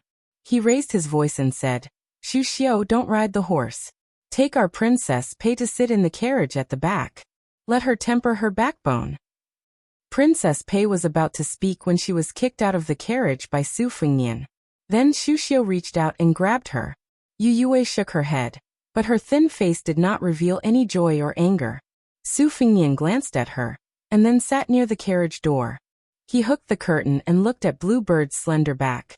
He smiled softly and said, "How is it?" Bluebird, who was in the middle of waving her whip, stopped the horse from galloping forward. She turned her head and looked at him with a vexed expression. She lowered her eyebrows and said, "Two golden dawn that are hard to buy even with thousands of gold." Su Fengnian's mood, which had been tormented by Princess Jing'an's words, instantly improved. He laughed and said, "Bluebird, you look very much like the stingy little wife that your husband bought expensive fish at the market. You're frugal and you know how to live your life." Bluebird smiled gently and blushed slightly. Her expression was always light and indifferent. She was different from the waves and winds of death in the reed marsh. It was as if there was never any great sorrow on her face. The yearning for spring and the sorrow of autumn that women often had nothing to do with her. Su Fengnian and Bluebird had been talking without holding back. He said bluntly, "Let's let Xu Xiu and Princess Pei stay in the same room.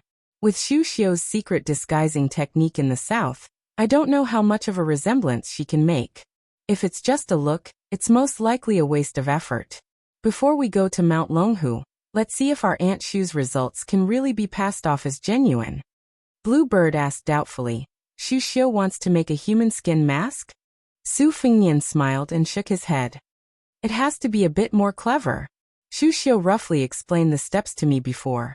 It's very complicated. It's the same as the Taoist method of alchemy. It's the most brilliant method of both internal and external cultivation. If she wants to succeed, Xu Xiu will have to suffer a lot. However, only through suffering can one rise above others. This saying is most appropriate for Xu Xiu. If she succeeds by luck, she will become one of the few official consorts in the dynasty. With Xu Xiu's personality, she will fight for this kind of opportunity even if it means her life." Bluebird asked softly and carefully, "King of Jing'an is an old fox. He's the most treacherous and ruthless person in the world. How could he not recognize it?" Su Fengnian nodded and said, "The lecherous heir Zhao Sun might not be able to see through it, but his old man Zhao Heng would definitely be able to see through it with just a few glances.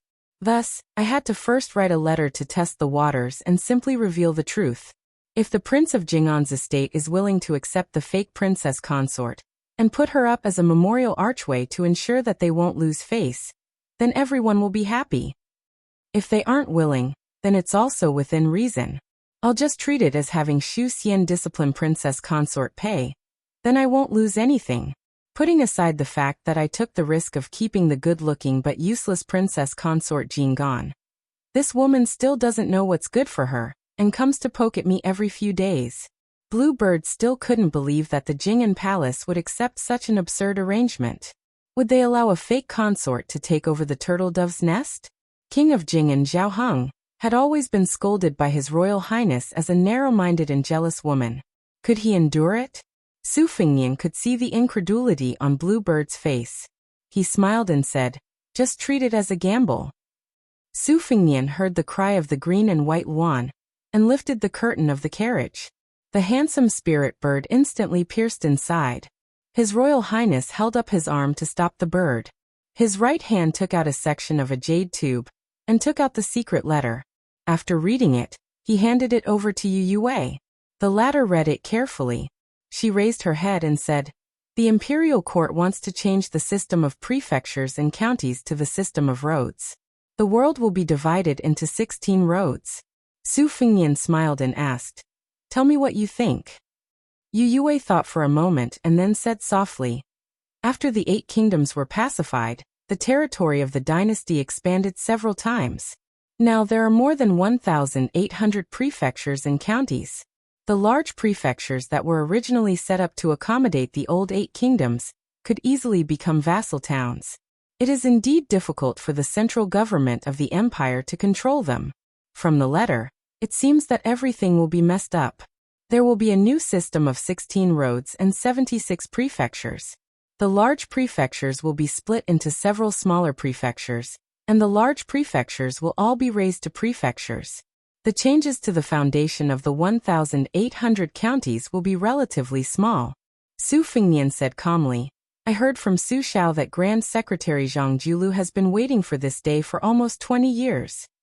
Yu Yue frowned and said, but the prefectures and counties will become level 4. Isn't the empire afraid that the decree will be blocked? If it is to reduce the vassal states, isn't the price a bit too high? Su Fengnian shook his head and said, "It's not that simple. Except for the 7 vassal states including Su Xiao, the rest of the prefectures and supervisors will be changed every 4 or 6 years. However, the decree has not been issued yet. After about 3 or 4 years, when the situation is more or less stable, it will be Zhang Julu's turn." Su Fengnian pointed at the secret letter and sneered. "Don't forget that in addition to the road system, the imperial court has also taken action against both Buddhism and Taoism. In the past, the management of Buddhism was not strict, and only set up the Chongxian Bureau in the Honglu Temple of the Ministry of Rites to manage the monks and appoint the 3 principals. In the future, there will be the position of head monk. It is just that I don't know which monk has the qualifications to be the first head of the world's monks. I guess young Taisui may not be willing to show up. As for Taoism, the imperial court has a longer reach. All the disciples of Taoism will be tested and divided into 11 levels. Except for the Taoist mansion, which is the only exception, all the Taoists in the world will be promoted under this framework." Thinking back to the warrior selection system that took the lead not long ago, do you think that the 3 sects of Confucianism, Buddhism, and Taoism will all be under the control of the imperial court? Yu Yue murmured, "Heaven's net has a long grind, but it does not escape." Chapter 275. Su San was a postman. He was the 3rd in his family, so he was called Su San. Old man Liu, who was born 10 years later, did not have the good fortune to participate in the Great War of the spring and autumn period. Although he was from the 2 Bailiang, his body was not as strong as a young man's, and he was afraid of the cold in the north, so he moved his family to the south. When he had nothing to do, he would tell Su San and the other young men about how thrilling the Great War of the spring and autumn period was. He especially liked to talk about how heroic the king of Bailiang was. Every time they heard the same old story, they would not get tired of it. Su San was the most like this, wishing that his parents would kick him out of the womb. Not to mention, now that the world had settled down, no matter how poor the people in the village were, they did not have to worry about losing their heads. They only had a few mu of land, so every family had something to look forward to. When it snowed a few feet thick in the past, the old people would sigh that no one could make it through this weather, but now it was different. Even when they looked at the snow on the stove, they would laugh and say that a timely snow was a sign of good harvest. Su San did not read or write, but he still understood the logic. Old man Lu said that this relay station was built by the king of Bailiang himself. There was a relay station for 30 li. Whoever dared to embezzle the salary of the courier, no matter how high the official was, he would be taken down and beheaded on the spot. Moreover, Su San and the king of Bailiang had the same surname. After he became a postman, every time he ran a horse to deliver a letter, he would be especially diligent.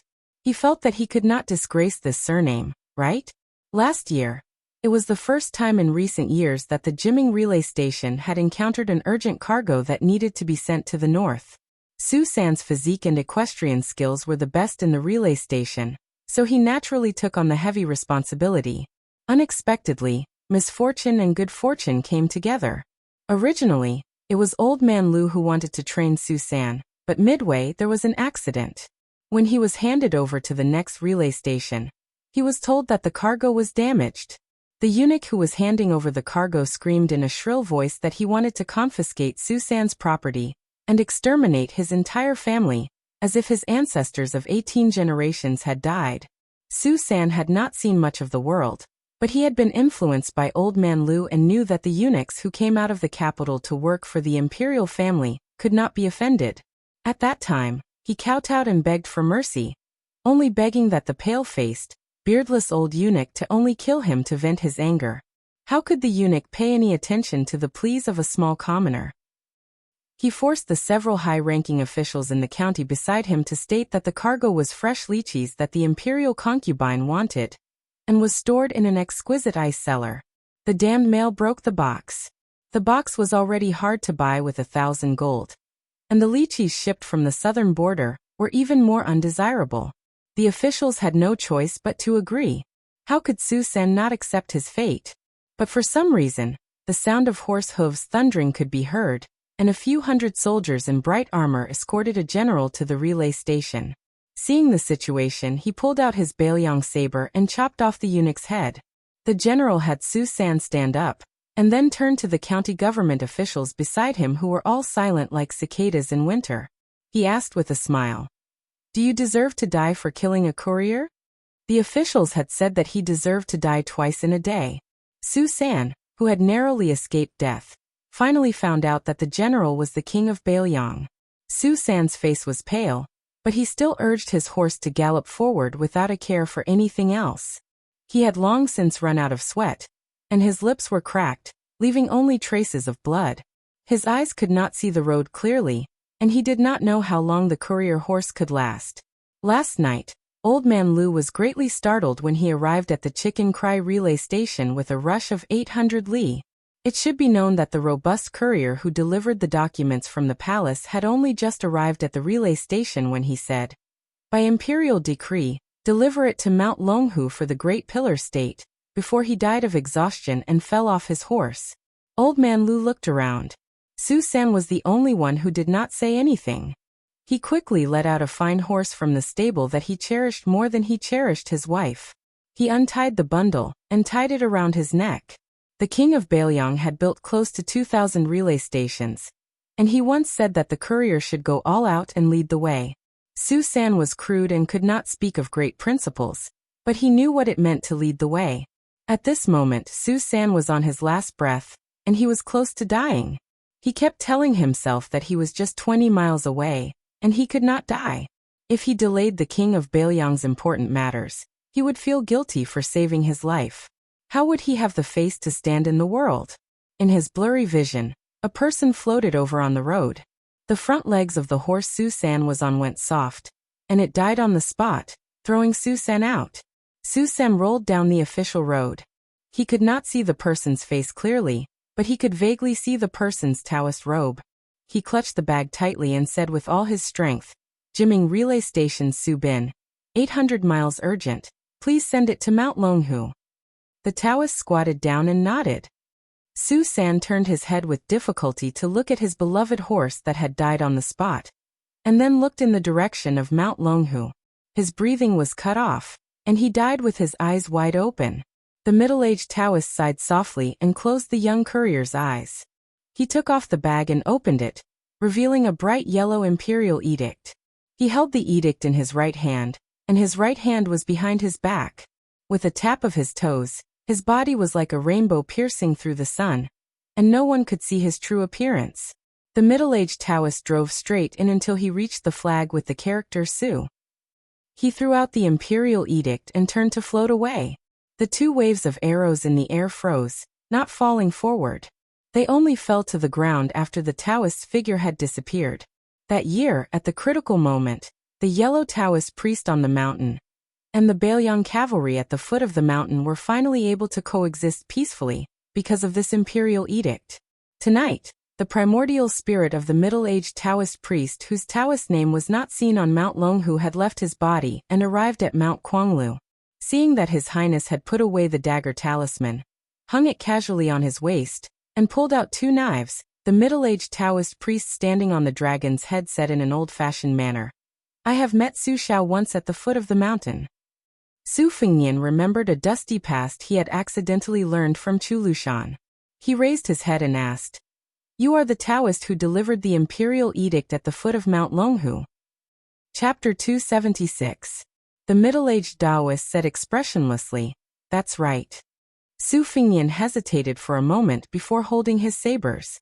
He bowed and said, "Su Fengnian greets the immortal elder. My father once said that Mount Longhu was the best in the mystic enlightening realm, not Taoist Qi who ascended to immortality 50 years ago." The middle-aged Taoist was indifferent as he looked down at Su Fengnian and the talisman. Su Fengnian bowed and asked, "I'm curious as to why the immortal elder can ascend to immortality, but not enter the heavenly gate but not enter it." The middle-aged Taoist said calmly, "My surname is Zhao." "The same surname as the emperor?" These words were enough to explain many mysteries. Why did the previous great celestial master not hesitate to exchange his life to extend the life of the previous emperor. Why did the imperial court continue to confer titles to Mount Longhu and raise the status of this ancestral court? Why was the current great celestial master Zhao damping like a fish in water in the capital? Why was Mr. White Lotus favored by the emperor? Su Fengnian's hands trembled as he looked up and gritted his teeth. The immortal elder is already an outsider. The Taoist whose age and cultivation were unfathomable smiled faintly. Have you heard of the saying that when a man achieves immortality, even his chickens and dogs ascend to heaven? Besides, I haven't ascended to immortality yet, so what's wrong with protecting my descendants? Su Fengnian asked again and again. Immortal elder, may I know what lesson you have for coming here with your out-of-body primordial spirit? The middle-aged Taoist did not answer the question. Instead, he pointed behind Su Fengnian. Su Fengnian did not dare to turn his head as he was afraid that he would not know how he died. The Taoist frowned and said, although I'm not a saint, I'm not going to argue with a junior like you. Back then, Su Xiao had the same principle. My descendants have their own fortune and misfortune. As long as no one deliberately deviates, even if the country is destroyed, I won't interfere with the heavenly secrets. Su Fengnian turned his head and widened his eyes. Unknowingly, a giant python with a red tongue appeared behind him, confronting the heavenly dragon Jiangsu. The giant python versus the dragon. The giant python that seemed to have occupied the entire mountain was fearless. Su Fengnian was in awe of the golden dragon, but for some reason, he was not afraid of the giant python. Instead, he felt a sense of intimacy from the bottom of his heart. When the giant saw Su Fengnian turned around, it lowered its head and rubbed its head against Su Fengnian's forehead. The heavenly dragon seemed to be enraged by the giant python. The purple gas it breathed out grew thicker, and its body rose higher, revealing half of its body. It bared its fangs and brandished its claws as it roared furiously at the peak of Kuanglu Mountain. The purple gas seemed to have materialized and condensed into a purple pillar that charged forward. I don't care if you're a celestial being or an immortal. There's no reason for me, Su Fengnian, to accept my fate and beg for death. Just as Su Fengnian was about to draw his saber, the giant python at the top of the coiling dragon mountain raised its head and straightened its body. It bit the purple pillar of dragon chi and crushed it in an instant. In a trance, the middle-aged Taoist priest, who seemed to be standing on top of all living things, just watched coldly from the sidelines. The heavenly dragon roared. Su Fengnian saw that there were no longer any stars in the sky. The clouds rolled and surged like raging waves. They gathered above the heavenly dragon's head, layer upon layer, becoming increasingly dense. Fengnian. Su Fengnian was still terrified by the invincible might of the golden sky dragon when he heard a familiar voice. He turned his head abruptly and saw that person. At this critical moment of life and death, he was oblivious to everything in the world, and was only crying. A white-robed woman's sleeves fluttered in the wind. She had once taken her sword out of the sword tomb. She had once played the fish dragon drum in white clothes. She had once punished him by holding a book against the wall. She had once worn the cloth shoes personally made by Su Xiao, and entered the imperial palace alone. Su Fengnian's voice was hoarse as he carefully called out, "Mother." He was afraid that if he shouted too loudly, she would disappear with the wind. Her body was transparent, and she slowly floated over like a fairy from Dunhuang. She floated in the air as if she wanted to caress her son's cheeks. The middle-aged Taoist finally spoke. He snorted coldly and said, "You're going against the heavenly Tao." He waved his sleeves and smashed the giant white python's head onto the ground. "Wu Su, go to the Yellow Springs." He waved his sleeves again, and a strong wind blew. The white-robed woman who was only a few feet away from Su Fengnian retreated with the wind. The woman raised her head and sneered. "Zhao Huangqiao, why didn't you enter the heavenly gate?" Su Fengnian saw his mother's body gradually becoming blurry, turning into a stream of light and dissipating. He was completely mad. His eyes were red as he stretched out his hand to grab her. The middle-aged Taoist was, after all, a well-deserved earth immortal. She, who had already defied the heavenly Tao, moved forward with difficulty and allowed her soul to dissipate. She stretched out her hand and held Su Fengnian's hand. The middle-aged Taoist's vast Taoist chi poured down from the sky. He raised his palm and said angrily, "The heavenly Tao is majestic. Demons retreat. Instantly thunder rumbled. The Taoist slammed his palm down. The Taoist carried out justice on behalf of the heavens.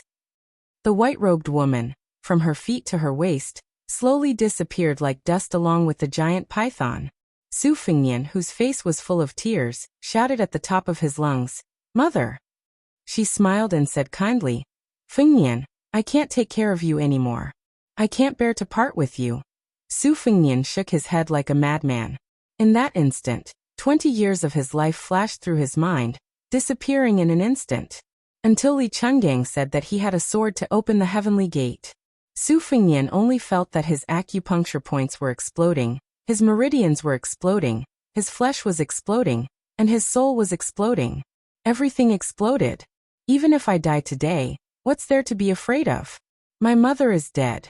You damn Taoist, even disperse my mother's soul. Why can't I kill you? He turned to face the golden dragon and the middle-aged Taoist and roared, F***ck the heavenly Tao. I have a blade that can slay the dragon. Su Fengnian didn't have a blade in his hand. As soon as he said that, the giant python and fireflies gathered, and a snow-white divine weapon appeared in Su Fengnian's hand. I have a blade that can kill immortals. The blade cut through the air. The color of heaven and earth changed. There were no more dragons, no more immortals.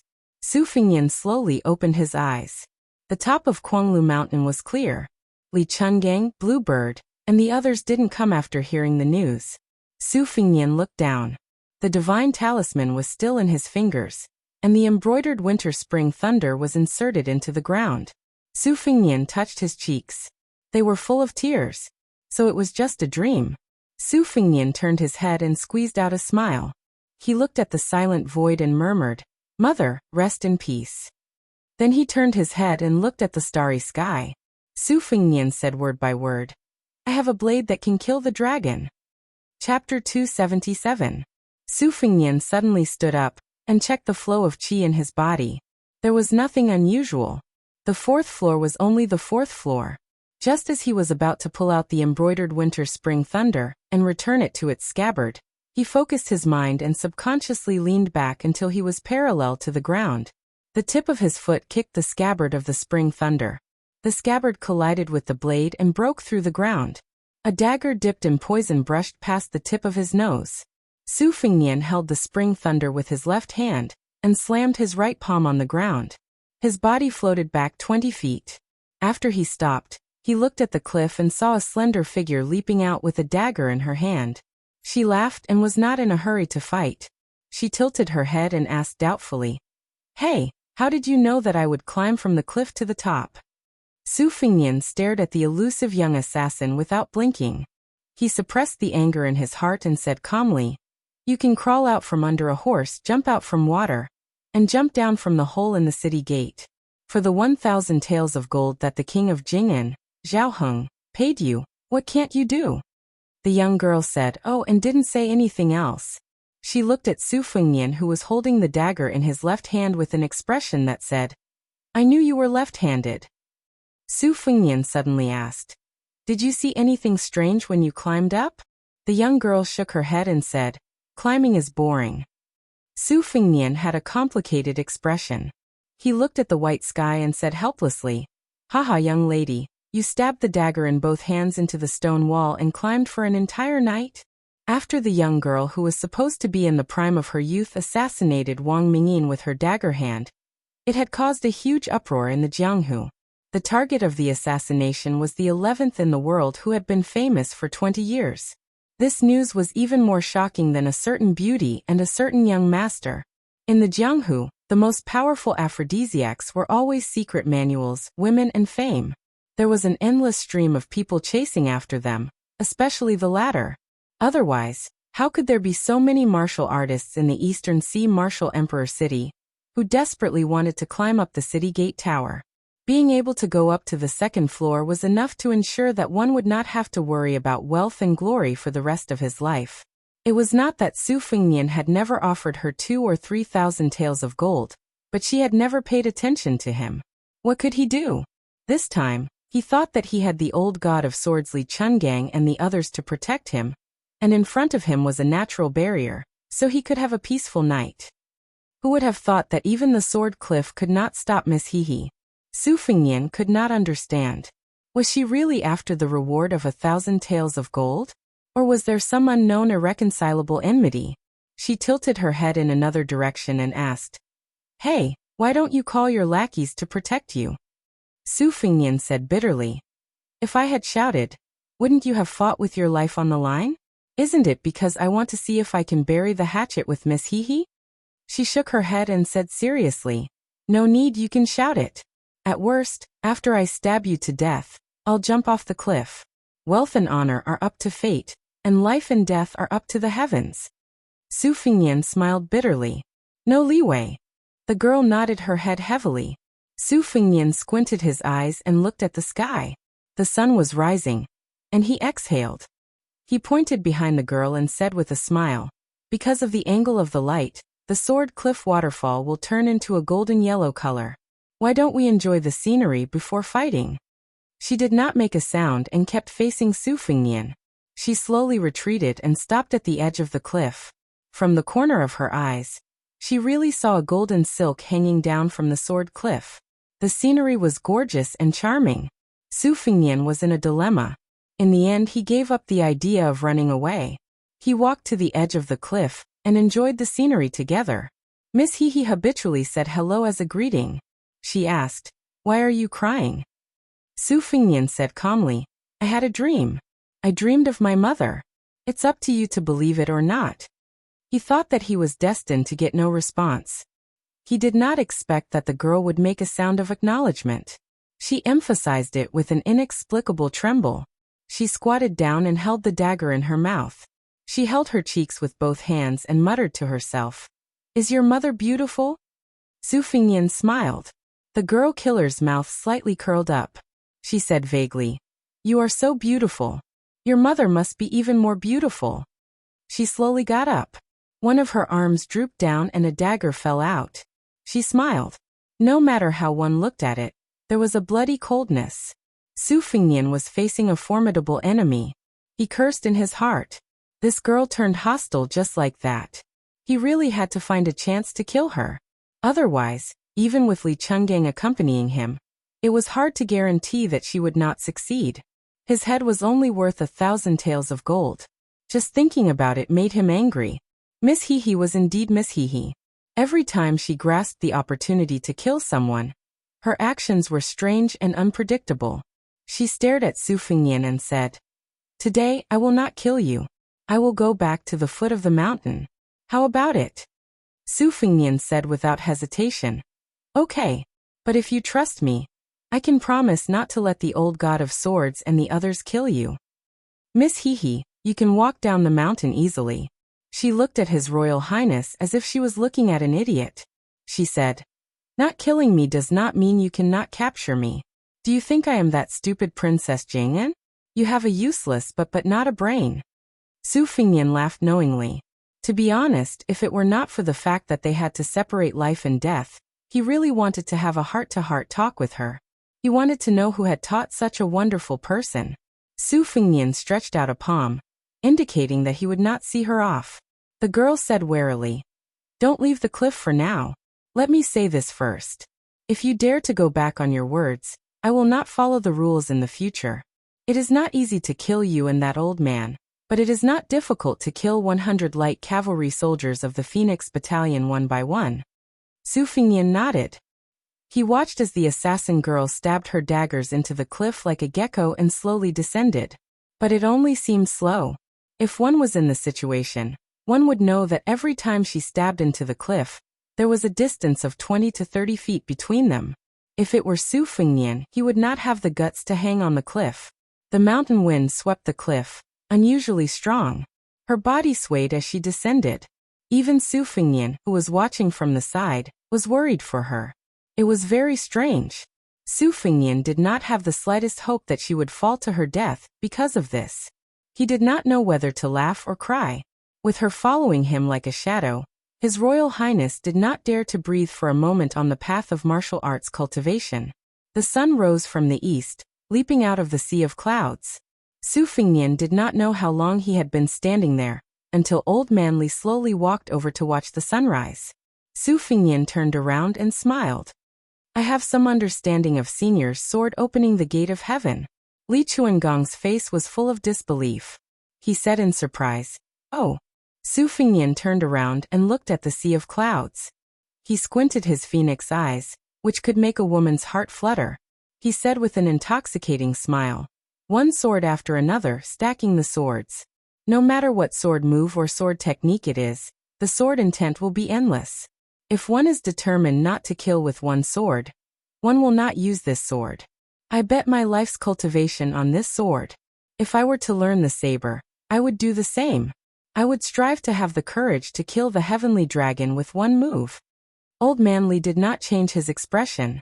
He said in a low voice, "That's reasonable. But with your current realm, aren't you courting death by using the saber like this?" Su Fingyan shook his head. "Of course not now. Wait until I reach the Vajra realm." Li Chungang sneered arrogantly. "It's not that this old man is looking down on you, kid. As long as you are His Royal Highness, you won't be able to master this move. Without this old man as your protective talisman, won't Su Xiao find other experts to be your death exemption golden medallion? If you have nothing to fear, how can you achieve the realm in the midst of danger?" Su Fingyan said calmly, "As long as I reach the Vajra realm and return to Bailiang, I'll immediately enter Beimang alone." Li Chungang snorted coldly. "At least you have some ambition. You didn't waste this old man's 200 green hand snake." Su Fingyan dismissed it with a smile. The old god of swords suddenly asked, "You almost went mad after meditating last night. What happened?" Su Fingyan shook his head gently and said indifferently, "I'm fine." The old man wrapped himself in a sheepskin coat, curled his lips and stopped asking. Yu Yue and Pei Nanwei had also woken up to look at the scenery. Blue Bird followed behind them. He had to admit that Princess Jing'an, who had been slandered by Miss Hehe as having no brains, was indeed worthy of the praise of outshining the moon and putting the flowers to shame. When a woman was so beautiful, it seemed that it didn't matter whether she had brains or not. Moreover, how could there be so many beautiful women with such great intelligence in this world? His Royal Highness' second sister, Su Weisheng, could be said to have stunning military strategies, but wasn't she just plain looking? With Su Fingyan's 100 copper coins as a judge of beauty, among all the beauties he had seen in his life, Pei Nanwei was undoubtedly the number one. She should be at the standard of 94 to 95 copper coins. After she fell from grace, she wore a wooden hairpin and a narrow-sleeved cloth skirt, which was difficult to hide her charm. During this period of time, if she needed to appear in public, His Royal Highness would ask her to wear a soft guanine hood, with a light muslin draped over her shoulders. When conservative women went out, most of them would wear this kind of hood. Young ladies who were yet to be betrothed would generally wear a headband with a bright color. Their faces could be seen 70 to 80% clearly, so it didn't matter whether they wore it or not. Yue didn't need to be so cautious and reserved. She wore a well-styled brocade with large sleeves, exquisite embroidery, and a pair of brocade boots full of the style of the Western regions. In terms of appearance, she naturally lost 2 or 3 copper coins to Pei Nanwei, whose skin was publicly recognized as whiter than snow. However, Yu Yue's bosom was as small as the mountains. As long as one had the hobby of playing with the peeled lychee meat on their chest, no one would not submit under her skirt. On this trip out of Bailiang, intentionally or unintentionally, he discussed some court politics with Yu Yue. Perhaps it was because she was born in a family of officials and had been influenced by what she saw and heard since she was young, but she was always able to reveal a rather extraordinary view. Su Fingyan returned the embroidered winter and spring thunder to its sheath and hung it around his waist again. He walked straight back to the Phoenix Battalion's camp. Yu Yue and Pei Nanwei stood together, looking at the gorgeous sky with blurred eyes. And beneath their feet, on a cliff that looked like it had been cut by an immortal's sword, a young girl held the hilt of a knife with one hand. Her body swayed, like a stubborn blade of grass between the cracks of the wind. She, who was neither above nor below the ground, stared blankly at the morning glow. She didn't laugh. She just stood there in a daze. Chapter 278. The Chang, an escort agency, was neither too big nor too small in the eyes of Jianghu, which was said to be a province without escorts. It was good that the old escorts and the young escorts were well matched. There were only 50 to 60 of them. However, most of the old escorts were heroes and retired soldiers, so their combat power was not weak. The old escorts were tired of licking blood on the blade, and became escorts. Not only did they have a solid foundation in martial arts, but they also had a strong network of connections. When they went out, they relied on their friends. Since they were escorts, it was inevitable that they would pass by many local strongholds, carry the escort flag, and announce their family's name that they used to be in Jianghu. Perhaps they used to snatch a maiden together. Therefore, most of them were willing to give them some face. As for the old escorts who had been on the battlefield, they might not be as clean and straightforward as Jianghu Borishmen when it came to fighting, but if they were in formation, they would be able to intimidate their opponents even more. The young escorts of Chang, an escort agency, under the guidance of the old escorts, were not inferior to the disciples of the top few escort agencies. The only thing they lacked was that they did not have a top-notch secret manual to support them. This was the most helpless thing. The size of the escort agency depended on how many living escort flags were raised in the agency. The only ones that the Chang and escort agency could bring out were the head escort, Shi Qingfeng, and the martial arts instructor, Yu Hanliang, who was in charge of the escort this time. They did not have a single guest. Han Xiangma was an orphan. At that time, near the end of the Great War of the Spring and Autumn period, the infant Han Xiangma was thrown into the snow by his heartless parents and was picked up by instructor Yu, who happened to be passing by. He grew up in the Chang and escort agency. Han Xiangma was narrow-minded and active, and was willing to endure hardships when he practiced martial arts. He was regarded as his own son by the great bandit Yu Hanliang, who had washed his hands in a gold basin. Among the young bodyguards, he and the head bodyguard's son, Shi Xiangyang, each led 2 batches of bodyguards. In the agency, there was a girl who grew up together with his childhood sweetheart.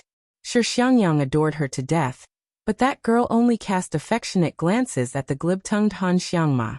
Han Xiangma did not have any feelings for her, and this made Shi Xiangyang increasingly see her as a thorn in his side. In fact, when they were young, the two of them often peed together in the mud. The name of Chang, an escort agency, was derived from the meaning of long life and safety. It had been established for more than 30 years, and had never once lost an escort. Therefore, it had finally gained a foothold in the Jian province, where there were as many escort agencies as there were hairs on a cow. According to the usual rules, when an escort agency carried out an escort mission, the ratio would be determined by the value of the goods. However, Han Xiangma felt that this escort mission was a little strange. He was the only one in the escort agency, and the rest were the most experienced old escorts in the agency. Father Yu was personally leading the team. Before they left the Jian province, the name of Chang, an escort agency, was still somewhat useful. However, after leaving the Jian province for more than 10 days, it had obviously become a little tricky. Father Yu was an old drunkard, but he would occasionally rest in the cooked shops and have a few cups of wine after the shop was closed to satisfy his cravings. However, this time he didn't even bring a wine pot. Han Xiangma rode the horse and guarded the escort box with his saber. The box wasn't big. According to Father Yu's private disclosure, when the chief escort received the escort that day, he said that it was a piece of family heirloom jade. There was an expert in the escort agency who specially appraised it and said with trembling hands and feet that the jade was worth at least half of the Chang, an escort agency. Han Xiangma glanced at the escort box, and then turned his head to look at the heavily veiled carriage. It was 2 local Jian province girls dressed as men. Although they were wearing heavy veiled hats that covered their faces, Han Xiangma, who had accompanied his father to visit his aunts and sisters in the brothel when he was 8 or 9 years old, had sharp eyes. He could tell the truth just by glancing at them when they got off the carriage in the middle of the night. Han Xiangma, who had been making a living in the brothel since he was a child, was convinced that these 2 girls were absolutely beautiful. When they brushed past each other, they smelled good. When Han Xiangma was not on night duty, he would occasionally lie on his bed and toss and turn. He thought that it would be worth it if he could get a good look at them during this escort mission. Instructor Yu Hanliang carried an ox-horn bow on his back and a large saber on his waist. He rode his horse around the escort team. When he saw Han Xiangma smiling foolishly, He kicked him and scolded him. Han Xiangma patted his butt and said with a smile, "Dad, when are you going to pass me your bao? My hands are itching." Yu Hanliang's father was an illiterate boorish man. The name of his adopted son, Han Xiangma, was given to him by a gentleman in the escort agency. He had spent a few jeans of wine. Although he had raised him as his own son, he naturally hoped that his son would become a dragon. However, Yu Hanliang did not understand at all how to become a dragon. In any case, if he committed a crime, he would be whipped. If he felt that this brat had grown up, he would take out some money and let him have fun with his friends. Whether it was drinking or visiting brothels, they were all grown men. Why would he pretend to be a scholar? That brat from the Sher family was not pleasing to the eye. He was obviously a martial artist, yet he spent all his time reciting poems, writing couplets, and dancing in calligraphy. Did he King recite poems for a deaf person? He deserved to be disliked by Laslu. The older generation, no matter how vicious and merciless they were when they were young, wasn't their greatest joy now that they were older, comparing their descendants to see who was more promising? Yu Hanliang felt that Han Xiangma was not bad. After a few more years of polishing, he would become a man. He would not have to worry about not being able to find a wife. Yu Hanliang was in a good mood. He pointed at the saber on Han Xiangma's waist and scolded him jokingly. "Don't be unsatisfied.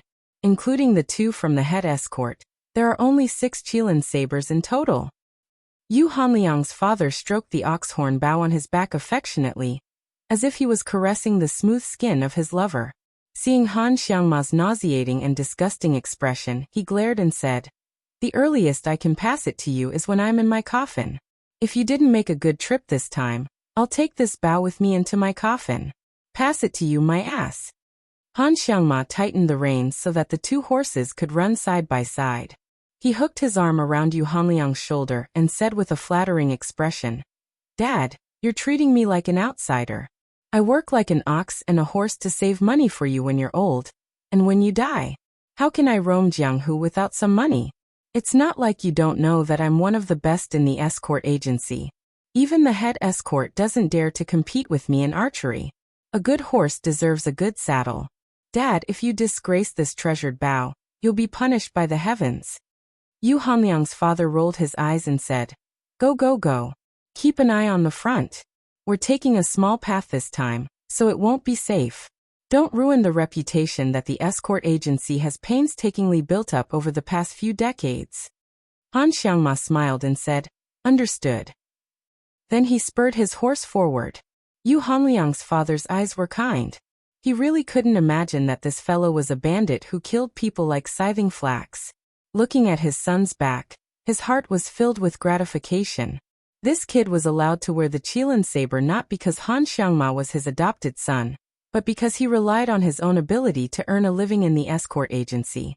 Every weapon in the escort agency had to be reported in detail to the authorities.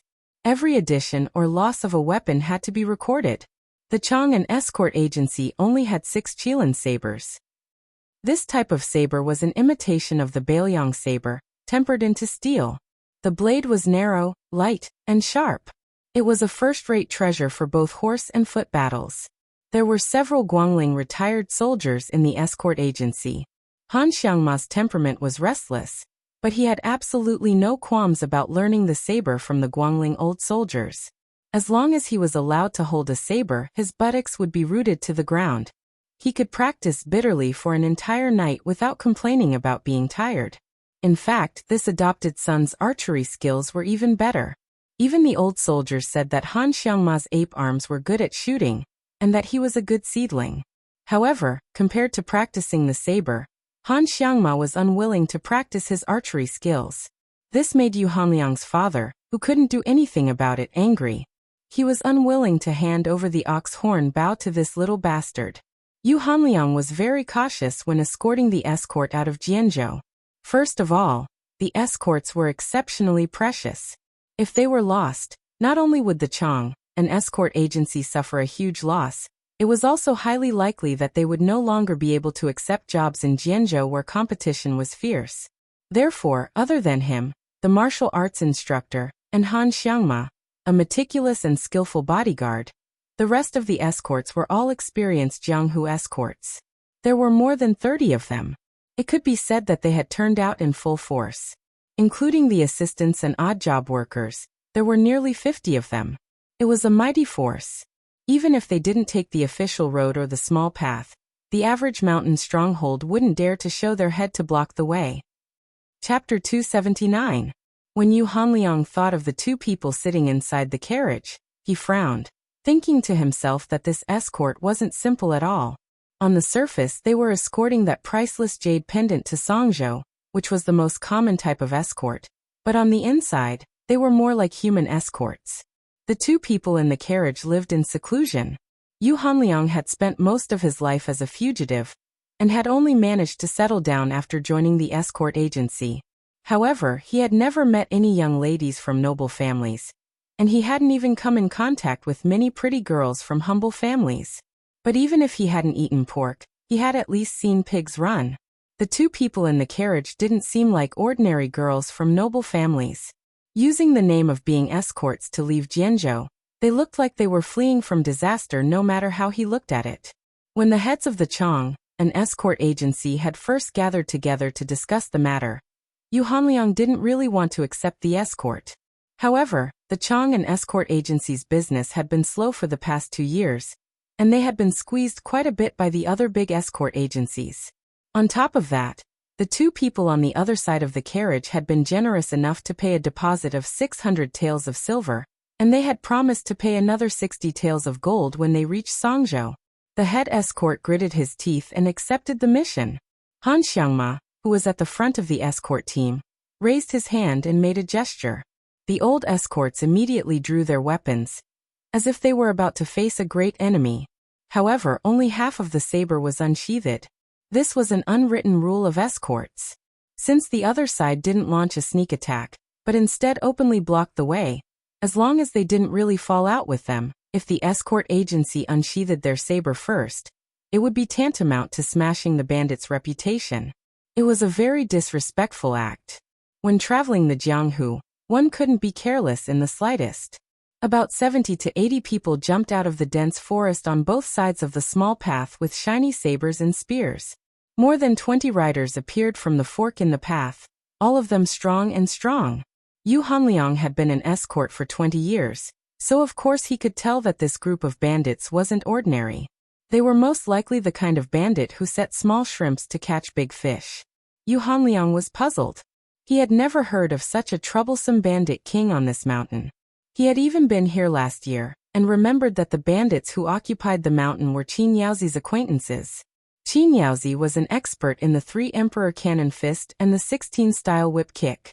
Yu Hanliang had no chance of winning in a one-on-one fight. However, the bandits under Qin Yaozi were not very useful. They were old, weak, and disabled. Thus, when he was escorting in the past, he had only paid a small amount of silver as a tribute to the emperor. Both sides were still able to live with each other. After a while, Yu Hanliang and Qin Yaozi had become half acquainted. According to the head escort, Shi Qingfeng, this time he wanted to see if he could use this opportunity to rope Qin Yaozi in as a guest of the Chang, an escort agency. However, he didn't expect that the Bandit King's banner would be so ferocious. There were 20 bandits on horseback. This wasn't something an ordinary bandit could have. Not only was a horse expensive, but there was no market for it. Raising a horse was even more difficult. Father Yu exhaled a long breath of turbid air. He tightened his grip on the saber at his waist, and urged his horse forward. First he had Han Xiangma, a newborn calf that wasn't afraid of tigers, roll back. Facing the group of bandits, he cupped his fists and shouted, "Jian Province's Chang, an escort agency's Yu Hanliang, would like to borrow the path for you heroes." The other party didn't move at all. Father Yu braced himself and took out 2 bags of silver fragments. He raised his voice and said, "Taisui offers 20 taels of filial piety." The 20 riders didn't move an inch on the small path. Han Xiangma, who was originally ordered by Father Yu to bring up the rear, was furious. 10 taels of filial piety was already considered quite generous for an escort agency. These bastards relied on their numbers and didn't want to give them face. He turned his horse around and was about to draw his saber. Father Yu, who was familiar with this kid's violent temperament, was afraid that he would mess up the important matter. He turned his head and scolded, "Xiangma, don't mess around." Han Xiangma had no choice but to sullenly withdraw his saber. Suddenly, he opened his eyes wide and shouted with reddened eyes, "Father, be careful." A person jumped down from a tree on the side of the road. He was dressed in black and carried a saber as he rushed forward. Yu Hanliang had just felt a chill. He didn't even have time to draw his saber to block before the person drew his saber and slashed him and his horse into two halves. Everyone felt as if their liver and guts were about to burst. They only saw the semicircular flowing light on the saber's edge. This kind of cold and silent killing technique was truly terrifying. Blood dripped on the small path. The bodies of man and horse were cut into two halves. Han Xiangma, who had depended on Father Yu for more than 20 years, was extremely angry. He lost his reason. He clamped his legs on the horse's belly and pulled out his Qilin saber, urging his horse to gallop forward. The young saberman standing on the small path lightly twisted his wrist. The blood on his saber splashed onto the ground, forming a scarlet line of blood. He pointed the tip of his saber at Han Xiangma, who had borrowed the momentum of his horse to strengthen his saber. Instead of retreating, he advanced and madly galloped forward. The two sides brushed past each other in an instant. After Han Xiangma's saber fell, he realized to his surprise that he had not hit his enemy. The next moment he fell off his horse and rolled on the road. It turned out that the four hooves of his horse had been cut off by the saberman. When he looked down at himself, his legs below the knees had long been separated from his body. It was only now that the saber was too sharp that Han Xiangma felt the piercing pain. Even someone as tough as him howled in pain. His 10 fingers subconsciously bent into hooks on the road and pierced into the mud. He did not even realize that his fingernails had been uprooted. Han Xiangma, who had dreamed of being in Jianghu for as long as he could remember, raised his head and saw Father Yu not far away. He slowly crawled over. At this moment, the young escort no longer had any thoughts of being free and unfettered in Jianghu and making a name for himself in the martial world. He only wanted to see his father one last time. The saberman who committed the murder did not even look at the nameless soldier Han Xiangma. Facing the hurried formation of the escort agency, he walked forward leisurely and easily deflected a few arrows that were shot at him. The saber's edge was as clear as snow and the momentum of his saber was majestic. The old soldiers of Guangling who had formed the formation at the front could not withstand it at all. The saberman with a stiff face only needed one clean stroke each time, cutting these old escorts of the Chang, an escort agency, into a pool of blood, as if he were cutting melons and vegetables. Except for Han Xiangma, who did not die on the spot, those who met him were all killed instantly without exception. In less than half an hour, the carriages were in a mess. The old escorts protected the carriages with their lives. The workers and handymen did not have the courage to flee in all directions. The saberman also did not chase after the carriages. Naturally, the 20 valiant cavalrymen chased after them on horseback. Raising their sabers, they easily pulled out a fatal wound that was so deep that the bones could be seen. The burly young man pulled out the tip of the saber that was stabbed into the heart of the last old escort. He wiped the saber on the body that was slowly falling to the ground to wipe away the bloodstains, and then used the tip of the saber to lift up the curtain of the carriage. He said coldly, "You have been chosen by Ancestor Xian Yuan. Where can you escape to?" The curtain was lifted up and a dagger stabbed out. The young saberman pinched the dagger with 2 fingers and casually broke it. He threw it on the road, and then reached out to grab her slender white neck. He first dragged her out of the carriage, and then hung her in the air. Her veil had fallen off, revealing a cold and peerless face. However, the cold-blooded swordsman did not care about her appearance.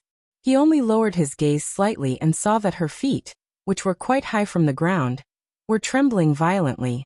Her hands were patting his thick arm in vain. Her face turned from red to purple. Another person who stayed in the carriage came out and saw this scene. She took off her veil hat, and her face was exactly the same as the woman whose life was hanging by a thread. She said in a cold voice, "Let go of my sister." He glanced at her from the corner of his eye and felt that it was interesting. There was actually someone who was not afraid of death. She suddenly pulled out a dagger hidden in her sleeve and pressed it against her neck. She pierced into her soft skin and cut a bloody groove. She said coldly, "Let's see how you will explain to the pervert ancestor Xianyuan if I die." The young saberman who had killed countless people frowned. Today's secret matter was nothing to him. Since he had come to Mount Hui to learn martial arts, of course he had to work hard for others. Everyone in Sword Province knew that the old master of Xuanyuan's hobby of keeping women and torturing and killing young girls. The old man was proficient in the secret sex joyful method, and had been cultivating yin to yang for decades. His inner strength could be said to be mysterious, and he was also a saberplay grandmaster. The young saberman received an order to intercept a pair of fairy-grade cauldrons that ancestor Xianyuan had chosen more than half a month ago. He turned the Sword Province escort agency upside down and hurried over, which delayed his saberplay practice at the six-layered waterfall. This made him, who was addicted to martial arts, feel very bad. Facing the threat of the woman in the carriage, he held her neck with one hand and pressed the tip of the blade against her heart with the other. He said coldly, "Suicide?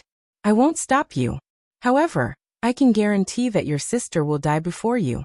As long as I find the heart acupoint and crush her heart, I can make your sister half dead and suffer a fate worse than death.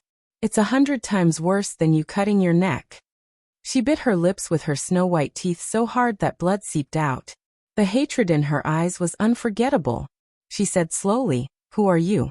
The young saberman said indifferently, "Remember, I'm Yuan Tingshan. If you want revenge, follow me back to Mount Hui and serve ancestor Xianyuan well. Only after a few years of pillow talk will you have the hope of causing me some trouble."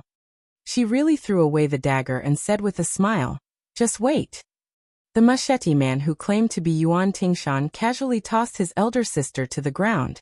The 20 riders had already slaughtered all the small fries in the escort agency. Not a single one was left alive. The machete man cracked his neck at the genuine robbers behind him. The riders whose blades were still dripping with blood all smirked and charged forward. She looked indifferently at her sister who was hugging the saberman's thigh and begging for mercy. The young saberman quietly waited for the riders to finish their work. When he saw that most of the heads had been harvested, he lowered his head and looked at them. "I heard that it's hard to tell your gender. I'm very curious which one of you is a man." As he spoke, a man wearing a white brocade robe with 2 sabers appeared at the end of the road. Chapter 280. In terms of geography, Jiangdong's Big Bulbul Gang and Jiangxi's Dragon and Tiger Demon slaying platform stood opposite each other. In terms of geography, they were similar. Adhering to the principle that a close neighbor was better than a distant relative, they generally minded their own business. They were like 2 old women who treated each other with respect. Although the Xianyuan family's ancestors' morals were questionable, and he was despised by the scholars of Jianghu, his martial virtues were not low. He had made friends with many heroes and warriors in the world. Some of the men who had been on the government's list and wanted to be killed could seek shelter from the Xianyuan family, which was one of the few powerful families in the martial arts world. The government could only turn a blind eye to it.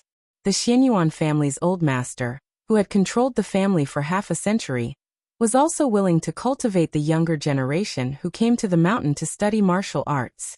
After Yuan Tingshan took his revenge, he became a fugitive wanted by the government, and was even on Zhao Guo's list. If it weren't for the Xianyuan family's willingness to let him go to the mountain, he would have been captured by Zhao Guo at the foot of the mountain. To the cold-hearted Yuan Tingshan, this life-saving favor aside, if he wanted to have some achievements in saber art and break through the bottleneck, he had to be willing to do some shady business for the Xianyuan family. When a steward of the Bulbul Gang found Yuan Tingshan at the foot of the six-fold waterfall, this sabersman was using his back to withstand the water column falling from the cliff of 1,000 feet to temper his muscles and bones. Among the six-fold waterfall of Mount Hui, this one fell the most rapidly, and was known as the dragon-spitting water. In the past 30 years, no young generation of the Xianyuan family had trained their physique to such an extreme degree. As soon as Yuan Tingshan heard the gist of the situation, he led 20 light cavalry down the mountain to intercept 2 young playthings who were trying to escape from a small house. He really did not have the energy to do so, but since he was living under someone else's roof, He had no choice but to help them eliminate the disaster. As long as Yuan Tingshan agreed to do it, he would do his best.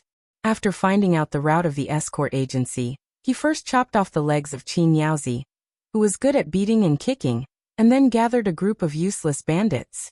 It was not that he wanted to borrow their strength, but he wanted to create a smokescreen for the government that the bandits and the escort agency had perished together.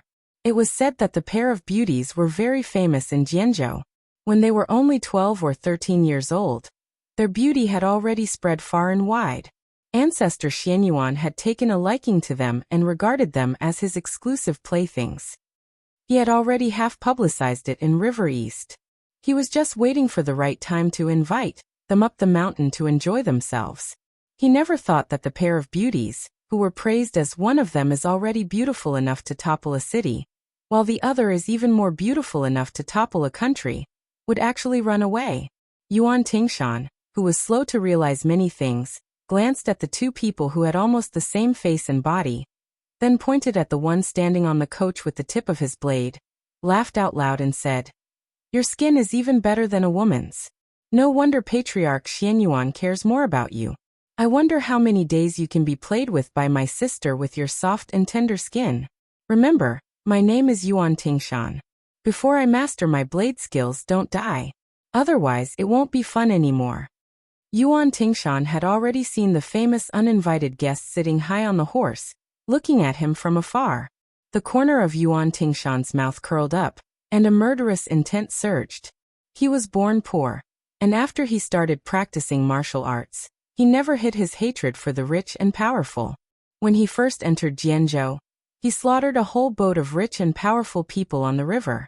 Yuan Tingshan made a beheading gesture to the valiant light horse that Xianyuan had painstakingly trained. He gently tapped his shoulder with the back of his blade, and walked towards the black bodyguard, who was still crawling on the ground. He did not forget to turn his head and say with a smile, "I kindly remind you, I heard on Mount Hui that Ancestor Xianyuan has strange hobbies. When the time comes, when the old man asks you to have sex with your sister, what will you do?" The sister with the shocking purple mark on her neck was paralyzed on the ground. When she heard Yuan Tingshan's words, her delicate body trembled and her face turned pale. The blood at the corner of the bodyguard's mouth became thicker. Yuan Tingshan made a suggestive gesture of straightening his back and laughed as he walked towards the young bodyguard who was struggling at death's door, leaving behind the androgynous pair of brother and sister. The sister who was sitting on the ground raised her head in fear, and looked at her brother, who had been very opinionated since he was young.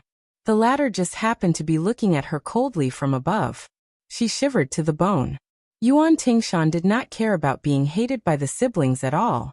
With their looks, if they could really curry favor with Ancestor Xianyuan, it would not be difficult for them to be favored at Bulgang for a few years. However, by that time, Xianyuan Qingfeng would already be his woman. A pair of weak pets who could not even control their fates could not cause any trouble.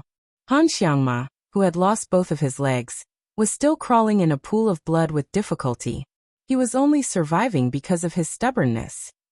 Yuan Tingshan stood between Han Xiangma and the old bodyguard's corpse. He stabbed his saber into the ground and bent down with a smile. "Try a little harder. You will see your father's head soon." When Han Xiangma's head, which was still moving forward with its broken body, reached the edge of the saber, Yuan Tingshan sneered and slowly cut a gully in the road. He then gently cut off the head. After pulling out the saber, he kicked the head with the tip of his foot. Blood splashed out of the head, and the head rolled to the old bodyguard's corpse. "Jianghu men die in Jianghu. It is a worthy death." Yuan Tingshan murmured, "I am a good person." This scene made the siblings feel nauseous, especially the sister who was so terrified that she fainted on the spot. The man who was standing straight on the carriage called out to Murong Wuzhu, but there was no response. He expressionlessly lifted his sleeve to wipe off the blood.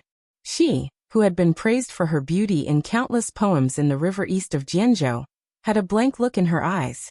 The Murong family was the last aristocratic family in Jianzhou, far inferior to those powerful aristocratic families. It was said that when the Murong siblings were born, there was a magician who passed by and left a ballad. A female and a male, a female and a male and a female flew into the Wutong Palace. Everyone knew that the Wutong Palace was the palace of Great Peace City.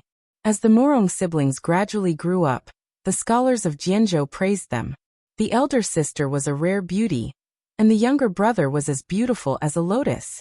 It was said that since he was born, the lotus pond in the mansion had never bloomed. Every year, the pond filled with green lotuses only grew to buds. Therefore, Murong Tonghuang was also known as the Lotus Man. In addition to the ballad that had been sung for many years, the Murong family had great expectations for this pair of siblings. There was once a clan member who was blinded by lust and tried to molest the siblings when they were only 10 years old. However, no one knew why he didn't succeed in the end. He was even blinded in one eye and was expelled from the family. Unfortunately, when the siblings were 13 years old, they went to Longhu to burn incense. At the foot of Mount Hui, ancestor Xianyuan saw them and regarded them as his exclusive property. The Murong family was powerless in the face of such a huge figure in Jianzhou. It was unknown whether it was because they were cornered that they endured until the end of the 3-year deadline and ran away from home. Ancestor Xianyuan didn't make things difficult for the Murong family, but the Chang'an escort agency, who was kept in the dark, suffered. At the end of the road, His Royal Highness, who had heard the news from the blue-white luan in the sky and had only rushed over to join in the fun, widened his eyes. Seeing the 20 riders charging towards him, he didn't understand for a moment. Could it be the armored soldiers of Hezhou? But it didn't seem like it. If they were really going to fight, wouldn't 20 riders be too shabby? Didn't they know that there were 100 Phoenix Battalion soldiers following behind him? Because of the blue-white luan's warning, he didn't allow the 100 light riders to pull away. His Royal Highness was already in a bad mood as he approached Mount Longhu, especially after seeing the Machateman's cruel actions of cutting off heads and kicking heads. He became even angrier. He raised his hand, and with great halberd Ningame in the lead, the 100 light riders split into 2 columns and stomped on the ground, creating an ear-piercing rumble. Chapter 281. The 20 riders were not stupid. After being stunned, they immediately turned around and ran away. Motherf ***, they were not blind. Who could not see that the cavalry that appeared out of nowhere not only had a standard saber, but they also had a crossbow on their back. Bows and arrows were still fine as the imperial court did not forbid private possession of them. However, crossbows were definitely not something that could be used by the military. Once found in private possession, the light punishment would be banishment to the army and banishment of 3,000 li. The heavy punishment would be the crime of treason, and the head would be chopped off. What was worse was that within the He province, Jian province and Hu province, only the Goshawk camp and Falcon camp under the Duke of Guangling had the qualifications to possess military crossbows. The Xianyuan family could look down on those counties, but they did not dare to clamor against the elites of the vassal kings. Even the arrogant and domineering Yuan Tingshan could not help but frown. Duke of Guangling's men? That loathsome young master was the son of a general? If it was still the days when he was alone, he would have already pulled out his saber and rushed over. Although he had to run for his life, he had to cut that young master down from his horse no matter what. Yuan Tingshan waved his hand and signaled for the 20 riders to go to the carriage where the siblings were. He stood alone and stared at the dandy who was sandwiched between the 2 groups of riders. Meeting on a narrow path, the dandy held both sabers and slapped the horse with the scabbard. When he was 50 steps away from Yuan Tingshan, he asked coldly, "You are from the side of Duke of Guangling Zhao Yi?" Duke of Guangling Zhao Yi.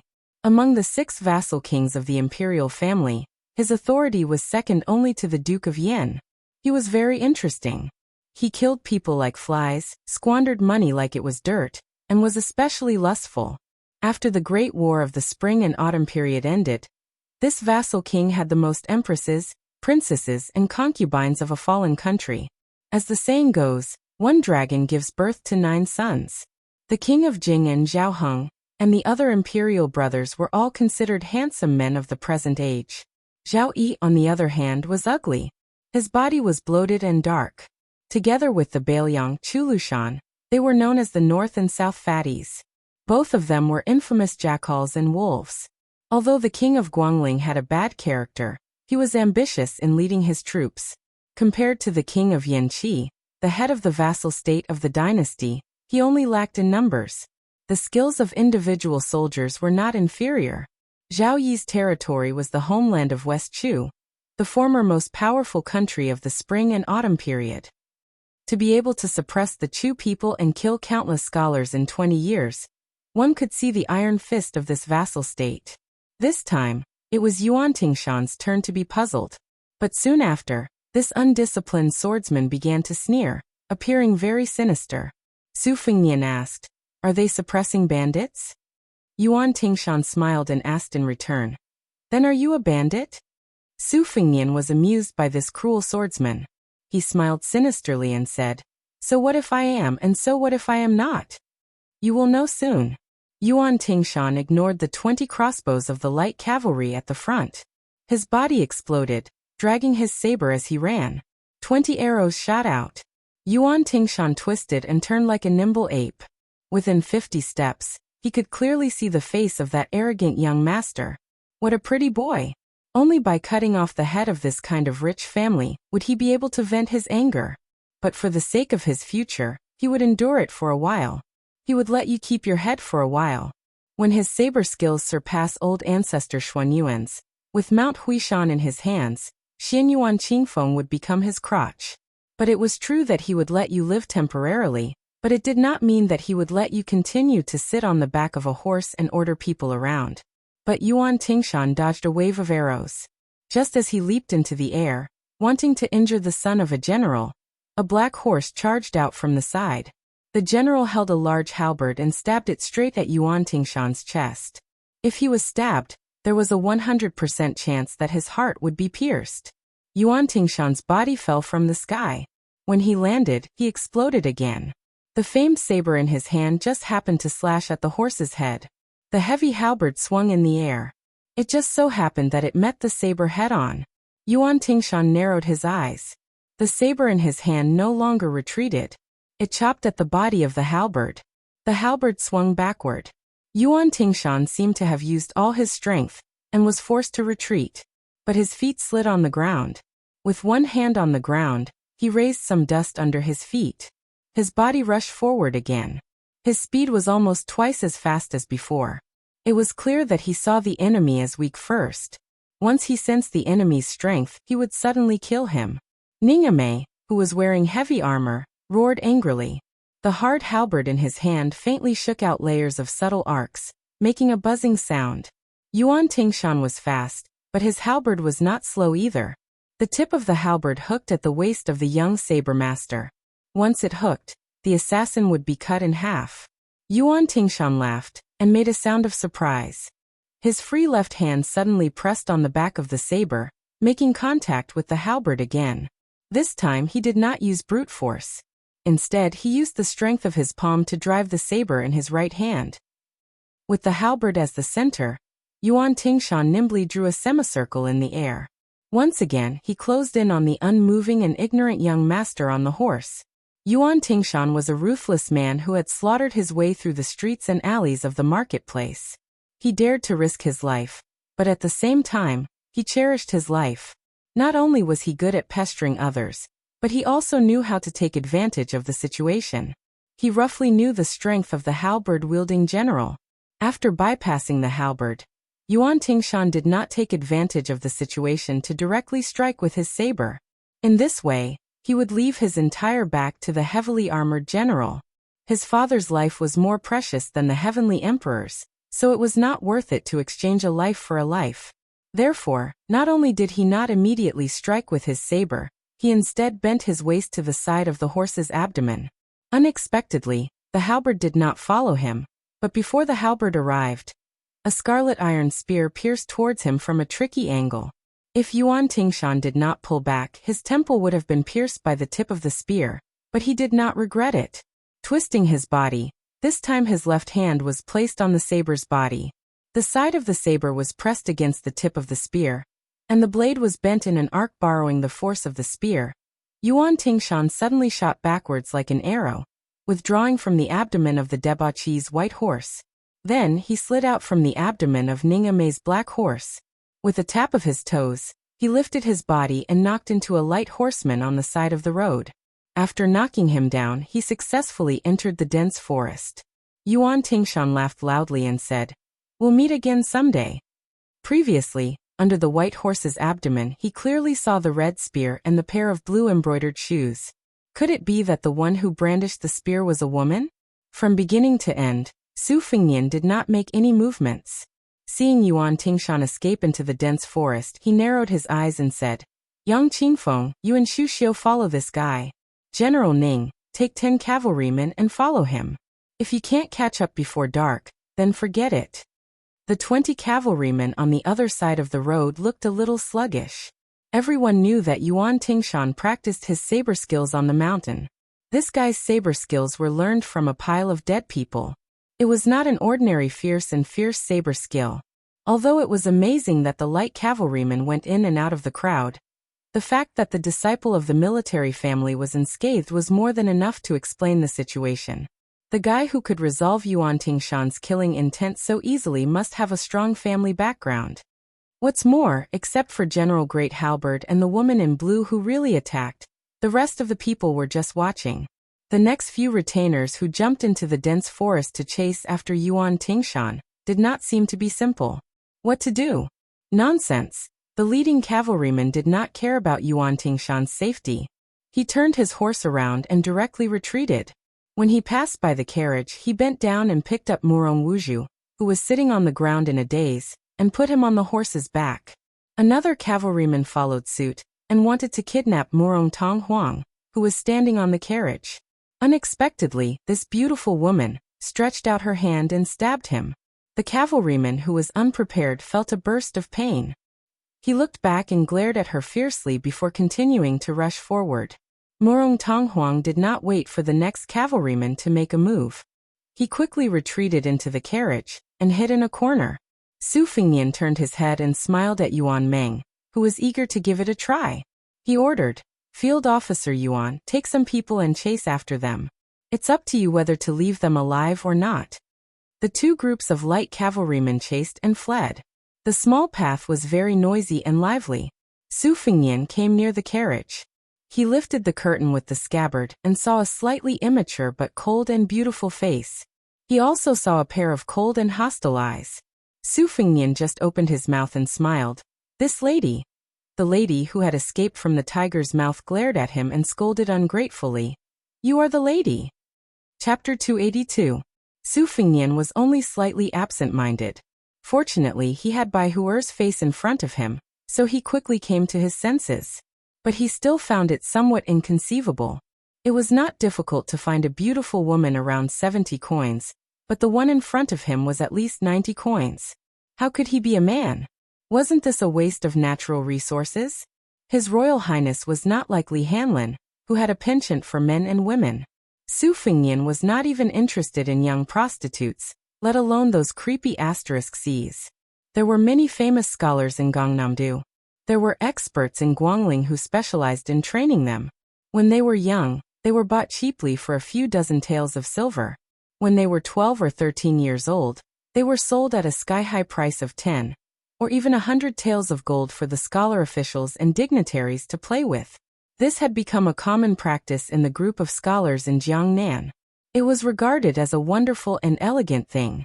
The scholars were tired of competing with poems, songs, and gold, stone, and jade. It was not easy to usher in the golden age of peace, so they began to compete with the singers and beautiful maids at home.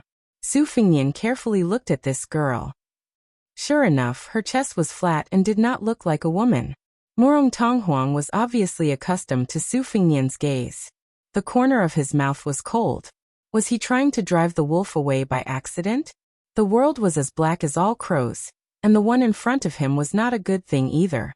Su Fengnian had been in the flower bush for a long time, so he knew how to grasp people's hearts. He smiled and said, "Yes, I am indeed not a good thing." Murong Tong Huang, whose thoughts were seen through, became colder and stiffer. His body instinctively shrank back. Su Fengnian did not care and asked curiously, "It seems that you are not with the cavalry. What's going on? Is this a local tyrant robbing a woman?" Murong Tong Huang bit his lips and ignored this guy with a foreign accent. Su Fengnian turned his head and looked at the light cavalry that was chasing after them on the small path. With the Phoenix Battalion's horsemanship and the horses' leg strength, it was 90 against 20. There was a great disparity in the number of people on both sides. There was no need to worry about the outcome of the battle. If Yuan Ming couldn't eat it, he would be beheaded. As for the young machete man who killed decisively, Yang Qingfeng was proficient in the art of tracking, Xu Xiu had a variety of martial arts, and Ningame, the great halberd, the 10 white horse followers, and even Grandpa Wei said that he wanted to stretch his muscles and bones to participate in the encirclement. The machete man was ferocious, but he was still in a perilous situation. Su Fingyan was not worried that someone was trying to lure the tiger away from the mountain. After the battle at the Reed Marsh, the green and white luan above his head would alert him if there was any movement within a radius of 10 li. Not only that, Su Fingyan had carefully selected 5 nimble and agile soldiers from the Phoenix Battalion to serve as roaming scouts, to ensure that they would be able to seize the initiative at the first opportunity. Su Fingyan asked calmly, "Who was the one who was taken away? I didn't see it clearly at that time. If you practice the vow of silence with me again, I won't care if you live or die when my men bring him back." Morong Tonghuang seemed to have been caught in his Achilles' heel. He hesitated for a moment and said, "My sister." Su Fingyan asked, "Then who was the one who took you?" Morong Tonghuang gritted his teeth and smiled nervously. He said with a cold face, "Have you heard of Jiang Shilong Hu Jiangdong Xianyuan?" Su Fingyan pretended to be crazy and said, "Those old Taoists of Mount Long who want to take you up the mountain? Do you want to be Taoist companions and practice the art of sex?" Morong Tonghuang turned his head away fiercely. He was too lazy to talk nonsense with this guy whose head was caught by the door. Su Fingyan smiled and said, "Jiangdong Xianyuan? That's great. Do you know that there's a woman called Xianyuan Qingfeng in this family?" Morong Tonghuang's mind was full of thoughts. He said in a flat tone, "Xianyuan Qingfeng is even more prestigious than the princess in Jianzhou. Why? Did you come here because of her?" Su Fingyan, who had been lifting the curtain with the scabbard, laughed out loud and said, "Because of her? That's right, that's right. I'm about to fall in love with this woman. That's a good way to put it. That guy Wen Hua must be rolling on the ground when he hears it. You know, when he was chased and beaten by this woman, he even flirted with her because she didn't shave her armpit hair clean." Morong Tonghuang stared at this guy in a daze. Was there really something wrong with his head? Su Fingyan put away the embroidered winter and slowly let down the curtain. His stomach full of evil ideas began to ripple. They were actually the private soldiers of the Xianyuan clan. If they wanted to sleep, they could just hand over a pillow. If this crime of killing dozens of people from the escort agency was spread out, he wouldn't be afraid that the 2 provincial governors would be blinded. Right now, the provincial and county system was changing. The 30 or so provincial governors originally in the imperial court were all sharpening their heads, wanting to reach a higher level of enlightenment. During this period of time, it was estimated that the threshold of Grand Secretary Zhang's mansion had been trampled to pieces. There were at least 8 or 9 baskets of name tattoos that had been handed over. This was because regardless of whether it was the administrator or the Jidushi, they could both be said to be real officials of the border. Just in terms of the territory under their jurisdiction, they were practically no different from the monarchs of a country during the spring and autumn period. Although the provincial governors of Huzhou and Jidushi were suppressed by the vassal King Zhao Yi and had no hope of becoming the Jidushi, they could still fight for the administrator's throne. At this critical juncture, Su Fingyan had poked the hornet's nest. He didn't believe that the 2 provincial governors wouldn't admit defeat. Su Zhao's strength lay in that he couldn't make these 2 important ministers become the administrator, but he definitely had the ability to make them lose their positions. When Su Fingyan saw Blue Bird holding the Xana spear, he felt that something was off. He helplessly asked, "Are you tired?" Blue Bird shook her head very seriously. The 90 Phoenix Battalion light cavalry swiftly pursued and attacked. The horses' hooves shook the ground, and the crossbows shot out violently. As soon as someone fell off the horse, they would stoop down and stab him, or the crossbowman in the back would accurately shoot another arrow, nailing him to the ground. Fortunately, this was not an official road. Otherwise, the commoners would be scared out of their wits if they saw such a bloody scene. Once defeated, it would become a lifeless hunt. The Bailiang cavalry was originally selected from the Baimang cavalry who were good at fighting. Their horsemanship could compete with the nomadic cavalry of the grasslands of Baimang. Although the Bailiang army could not be said to have swept across the desert in recent years, the border cities and towns of the two countries were crisscrossed with each other. Every year, there would be small and medium-sized fierce battles. This was especially so under the purposeful arrangement of the Great Pillar State Su Shao and the tacit cooperation of the Baimang side. The scouts from both sides were habitually grouped into a group of 100 to 120 people to fight in pairs. Once they came into contact with each other, it would be a cruel battle of hunting and counter-hunting. The excellent horsemanship of the Bailiang cavalry was forcefully honed in this way. The soldiers of the Yan imperial and Guangling vassals were also considered ferocious soldiers in the past. Why was it that in the past decade or so, they were unable to compete with the Bailiang army and fight for the title of the world's greatest hero? It was because the Bailiang had the Baimang as a whetstone. The whetstone had the blood of both sides flowing on it. Before it dried, fresh blood would splash on it. The 20 riders were not able to withstand the slaughter. Soon, only the rider with the woman on his horse was left. Yuan Meng and the rider advanced side by side. The Bailiang knife in his hand was not in a hurry to be unsheathed. He grinned and said, "Brother, if you turn around and obediently go to our family's young master and offer this beauty to him, we will spare your life.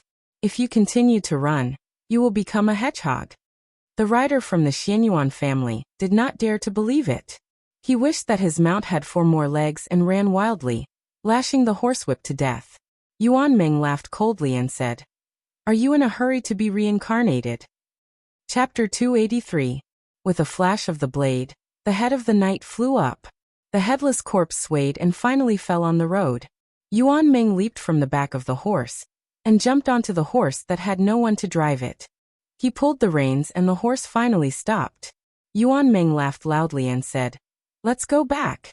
Passing by the corpses of the enemy cavalry that were scattered on the road, Yuan Meng said viciously, "Give me another arrow.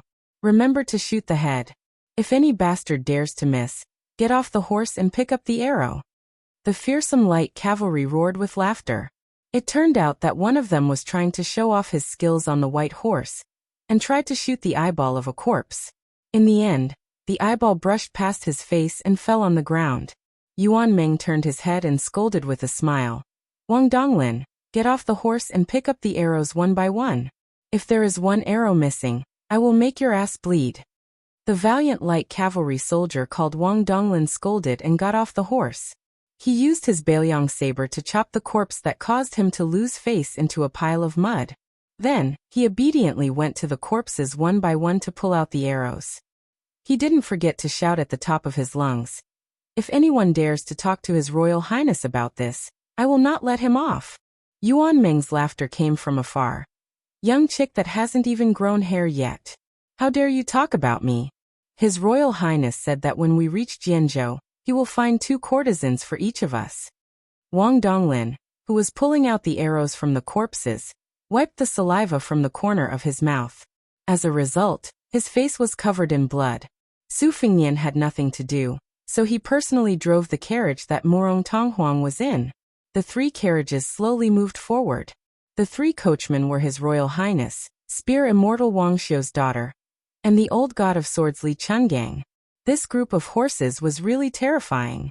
After meeting up with Yuan Meng, this general tried his best to gently hand Morong Wuzhu over to His Highness the Crown Prince. He scratched his head and grinned. Killed all of them. No one was left alive. Morong Wuzhu had already fainted after seeing Yuan Tingshan's decapitation technique. It could be said that she was fortunate in her misfortune.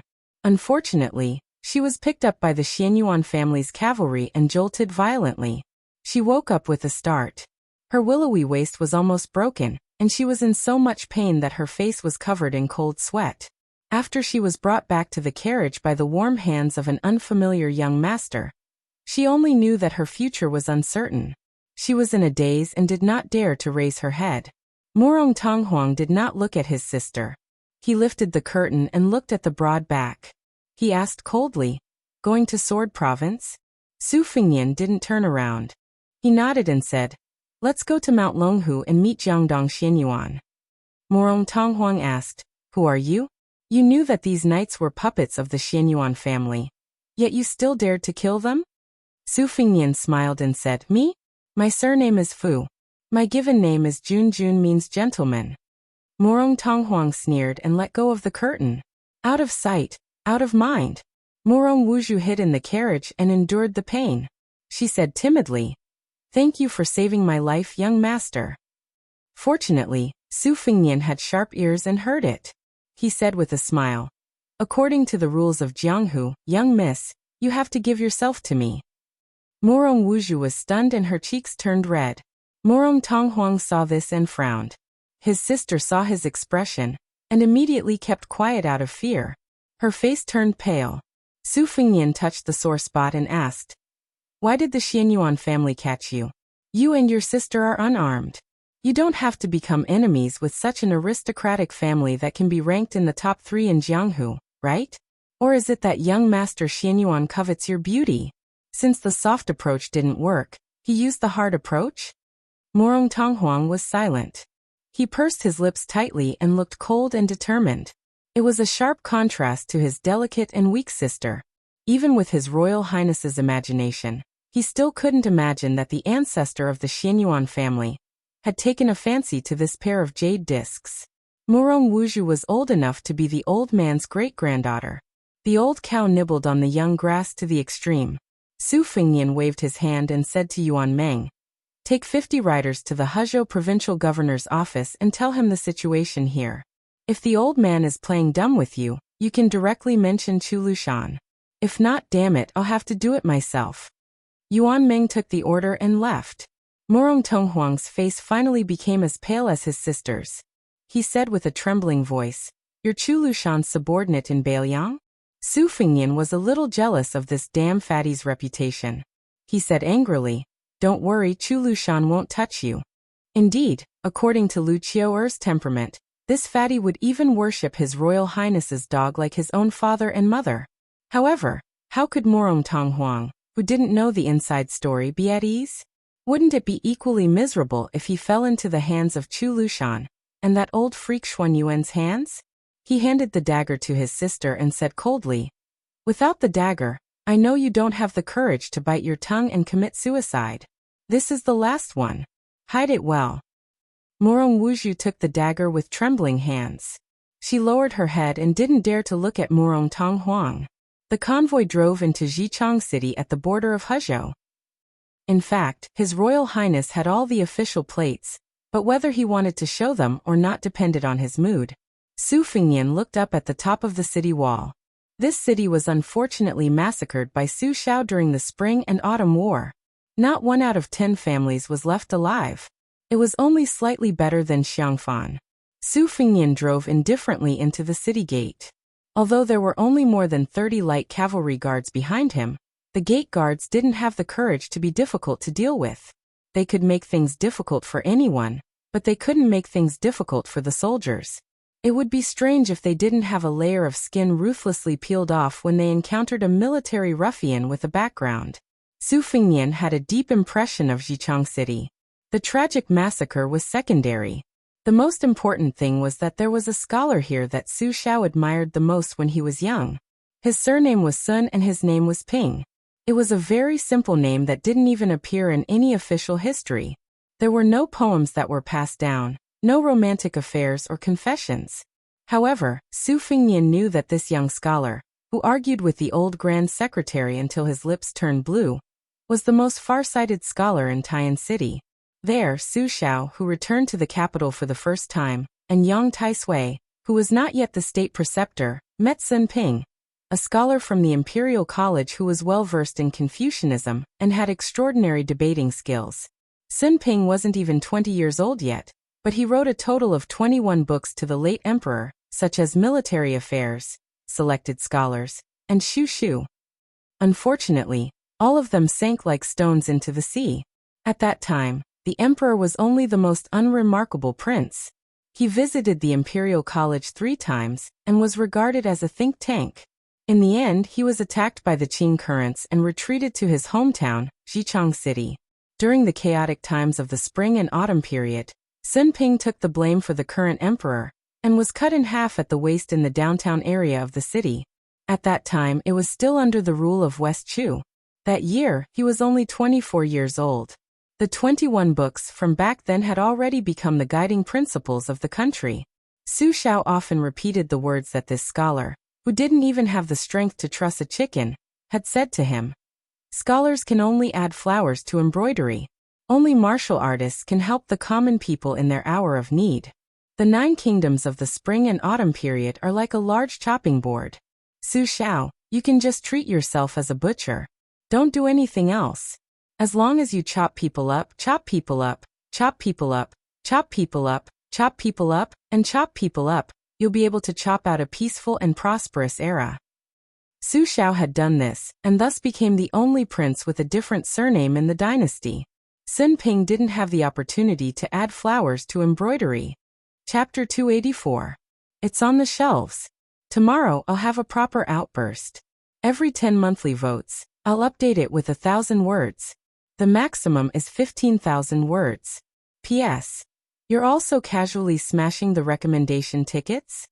After Su Fengnian entered the city, he chose a large inn. According to the dynasty's military regulations, the light cavalry behind him had to go to the government office to submit a military document. Then Zhejiang City would arrange for a military camp to be stationed there. How could His Royal Highness take this seriously? When they alighted from the carriage, Murong Wuzhu and Murong Tonghuang had already put on thick curtained hats to cover their faces.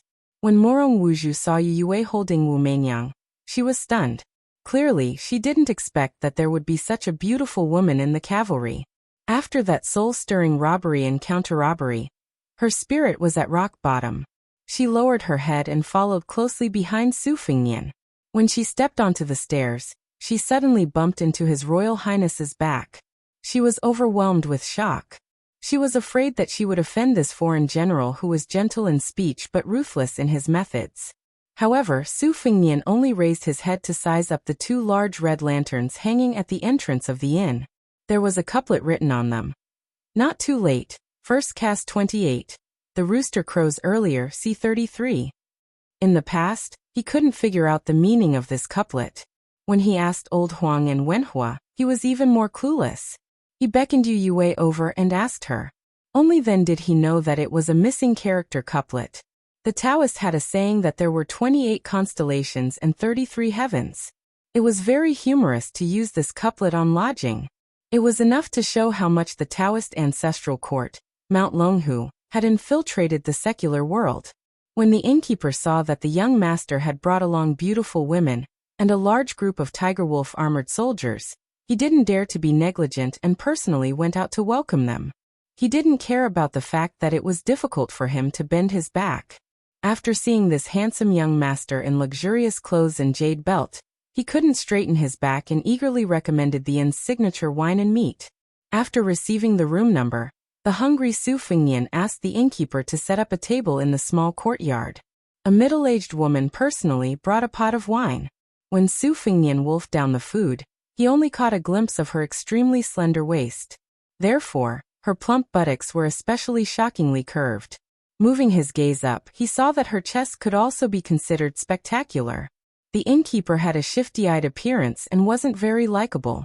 However, this young woman, who was probably the innkeeper's wife, was plump and attractive. It seemed that the inn was determined to serve this group of foreign military lords well. When the young woman saw that the guests at the table had brought their own bowls and chopsticks, silver chopsticks inlaid with jade, emerald wine cups, and a servant girl in green clothes to test for poison, she was even more alarmed. Su Fengnian nibbled on a piece of pastry and raised his head to ask with a smile. This pastry is not bad. What is it called? The young woman carefully placed the pot of wine on the table and bent her waist to curtsy. Her plump chest bounced up and down as she spoke with a unique charming voice, reporting to the young master, "This is my specialty lampcore cake." When Su Fengnian heard that pleasant accent, he exclaimed in surprise, "Madam is from Wuzhou. This accent is authentic Wuhonghu dialect. It's very pleasant to the ears. Compared to the Piling Creek dialect, it's softer and more glutinous." The young woman covered her mouth with one hand and held her chest with the other. She smiled sweetly and said, "Young master has good hearing. Even some Wuzhou natives can't distinguish between Wu Honghu and Piling Creek accents." Su Fengnian waved his hand and smiled with squinted eyes. "If madam doesn't mind, please sit down and chat. I'm afraid that madam will be tired if she stands." The quick-witted young woman, who was looking around, saw that when the handsome young master said this, his eyes quietly swept across her chest. She secretly rejoiced in her heart, and did not pretend to be shy. She openly sat down. She knew that she was no longer in her prime. If she pretended to be a young girl, it would only annoy people. She might as well be straightforward and rely on her mature and plump body to tease men. However, after entering the courtyard, she did not dare to look carefully. She only focused on the handsome man in front of her. After sitting down and looking around, she suddenly felt ashamed of her inferiority. The woman with the white cat in her arms was really beautiful. Although she could not see the faces of the three women with curtains covering their faces, her refined temperament made her feel as if she was sitting on pins and needles. She wanted to cry but had no tears. This time, she had lost a lot of face. Fortunately, the young master did not dislike her, and talked to her about the local customs of Wuzhou. This made her originally dead heart reignite. She thought to herself, could it be that this handsome young man is tired of eating bird's nest and shark's fin, and wants to try this unpresentable but tasteful lampwick cake? Su Fengnian suddenly asked, "Who has Xianyuan taken a fancy to recently?" The young woman subconsciously said, "Young master, are you talking about the brother and sister of the Morong family? I heard that recently they will be brought to Mount Hui. The young scholars in Jianzhou who are in love with them are stomping their feet and cursing them." Su Fengnian gently smiled and said, "Which Xianyuan young master is so lucky? The elder sister is called Murong Wuzhu and the younger brother is called Murong Tonghuang. They are the most famous pair of beauties in the neighboring Jianzhou. There is even a ballad to praise them. It is said that they will be able to go to the imperial palace in the capital in the future. Isn't there a Wutong palace in the capital?" When the siblings were born, an immortal elder revealed the will of heaven and left a ballad as a prophecy. The general meaning is that the male and female will enter the Wutong palace together. The young woman saw the gentle smile on the young master's face and drank a mouthful of wine. She became bolder and whispered, "I also heard that the Xianyuan family is afraid that the siblings are too famous and will spread to the imperial palace. Isn't there a rouge review in the Jianghu? In order to prevent the Morong family from being listed on the review board, the Xianyuan family's ancestor put in a lot of effort." Su Fengnian narrowed his phoenix eyes. The purple-red mark between his eyebrows was like a vertical eyebrow. He became more and more elegant. He said softly and playfully, "Then isn't the taste of the Xianyuan family's ancestor a bit too heterogeneous? He won't even let Murong Tonghuang go?" The young woman was already stunned. She only came back to her senses when the maidservant in green coughed. She lowered her head to drink wine to cover up her embarrassment. She raised her head to look at the young master and smiled charmingly. "I heard that Murong Tonghuang is more beautiful than a woman." Chapter 285. Princess Jing, and sat at the table while the Murong siblings stood behind Su Fengnian. Their expressions were different. Murong Wuzhu was sad, worried, and helpless. She just stared at the back of Xianyuan, and felt that she had luckily grasped onto a life-saving straw. No matter how big of a storm Xianyuan would cause, or whether this straw would be broken by the deep-rooted Xianyuan family, she was not a tenacious woman. If it wasn't for her brother's insistence, even if she was taken to Mount Hui to be Xuanyuan's plaything, she would only cry a few times and accept her fate. Murong Tonghuang was furious. He pursed his lips and didn't say a word. Su Fengnian laughed and said, "Madam, tell me how handsome Murong Tonghuang is. I don't believe that a man can be that handsome." Murong Tonghuang snorted coldly behind him. If the last dagger wasn't given to Murong Wuzhu, he would have stabbed him in the back. The proprietress had a strange look in her eyes and goosebumps. She mistakenly thought that the young master in front of her had a scholarly hobby. Su Fengnian's face was full of grievances, causing the lady boss's heart to ache so much that she wished she could pull him into her embrace and show him some tender affection. Immediately, her expression returned to normal. her elegant eyebrows raised, and in an instant, she displayed the flirtatious charm of a young married woman. A woman's charm, indeed. The young had their good points, and the mature had their good points. She charmingly said, "This servant has also not truly seen him. I only heard that his appearance can cause the lotus to not bloom." Su Fengnian nodded and said with emotion, "Xian Yuan is indeed worthy of the name of a womanizer." No matter how ignorant the young woman was, she still knew that Xuan Yuan's family background was splendid. She nervously reminded him, "Young master, you should be careful with your words. Although this is not Jianzhou, it's better to be safe than sorry." Su Fengnian smiled and nodded. "I appreciate your kindness, but I can't repay you. I can only ask for more wine and snacks." The proprietress was very tactful. She enchantingly stood up and curtsied again. Her chest immediately trembled as she turned and walked out of the courtyard. Su Fengnian waited until she left the courtyard before he let the three beauties take off their restraints and sit down to eat. When the Morong siblings saw Princess Jing'an's appearance, they were stunned. Obviously, they didn't expect that there was such a cool beauty in this world. Morong Wuzhu's eyes dimmed. Morong Tonghuang quietly sighed in relief. His hostility towards the unfathomable general's son dissipated a little. Su Fengnian looked at the three people eating slowly. He asked Blue Bird to fetch a Bailiang short crossbow from the Phoenix Battalion. In the world's military, custom-made was a very sensitive key. From the Bailiang army to the small bows, crossbows, and sabers, all of the regulations were clear and organized. Not to mention the Bailiang sabers, the crossbow in His Royal Highness' hands was also very particular. The crossbow was a crossbow with a horizontal posture. It was different from the bow, which could be shot immediately. The advantage of a crossbow was that the string could be drawn and the shot could be separated. The Bailiang crossbow had the ability to shoot continuously. This crossbow could shoot 4 pearls consecutively. Su Fengnian lowered his head. His fingers stroked the short crossbow's hanging blade, and the hook with a concentrated expression. Morong Tonghuang asked seemingly unintentionally, "Crossbow?" Su Fengnian did not pay him any attention. He just remembered the Bailiang army's famous flowing crossbows. The crossbowmen rode their horses and roamed the battlefield, shuttling back and forth, sniping the enemy's generals and taking their lives from a distance of 100 paces. They were one of the Bailiang's renowned elite troops. It was not easy to become a flowing crossbowman. One's horsemanship and archery had to be outstanding. They were ranked first among the 6 classes of soldiers in Bailiang. There were more than 1,200 of them in total. Among them, 600 were organized into the Big Hut Battalion, and the rest were mostly scouts and roaming sentries. There was an unwritten rule in Bailiang. If a Baimang's son wanted to go to the border to earn real military merit, he must first be trained by the old soldiers to lose a few layers of skin and a few pounds of meat. If he was qualified and outstanding, he would be thrown into the sentry battalion as a scout. Only after fighting with the Bailiang spies with real swords and spears and cutting off 3 heads, would he be considered to have a foothold in the Bailiang army. Not long ago, Li Hanlin sent a letter saying that he had successfully become a roaming sentinel. He had dreamed of running into those barbarians in Baimang. In the letter, he said that when his father heard that he was not content to stay in the rear, and instead went to work as a scout, he was so angry that smoke was coming out of his 7 orifices.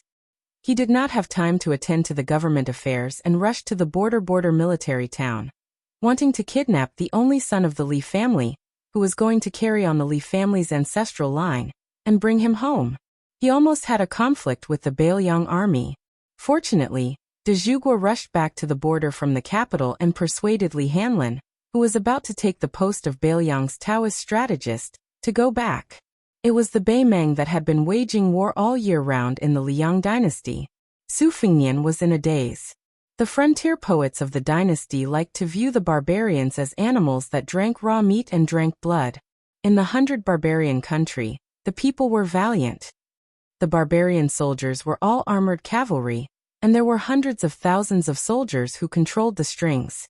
From the emperor to the common people, there was a custom of widowing after the death of the father, the wife after the death of the mother, the wife after the death of the elder brother.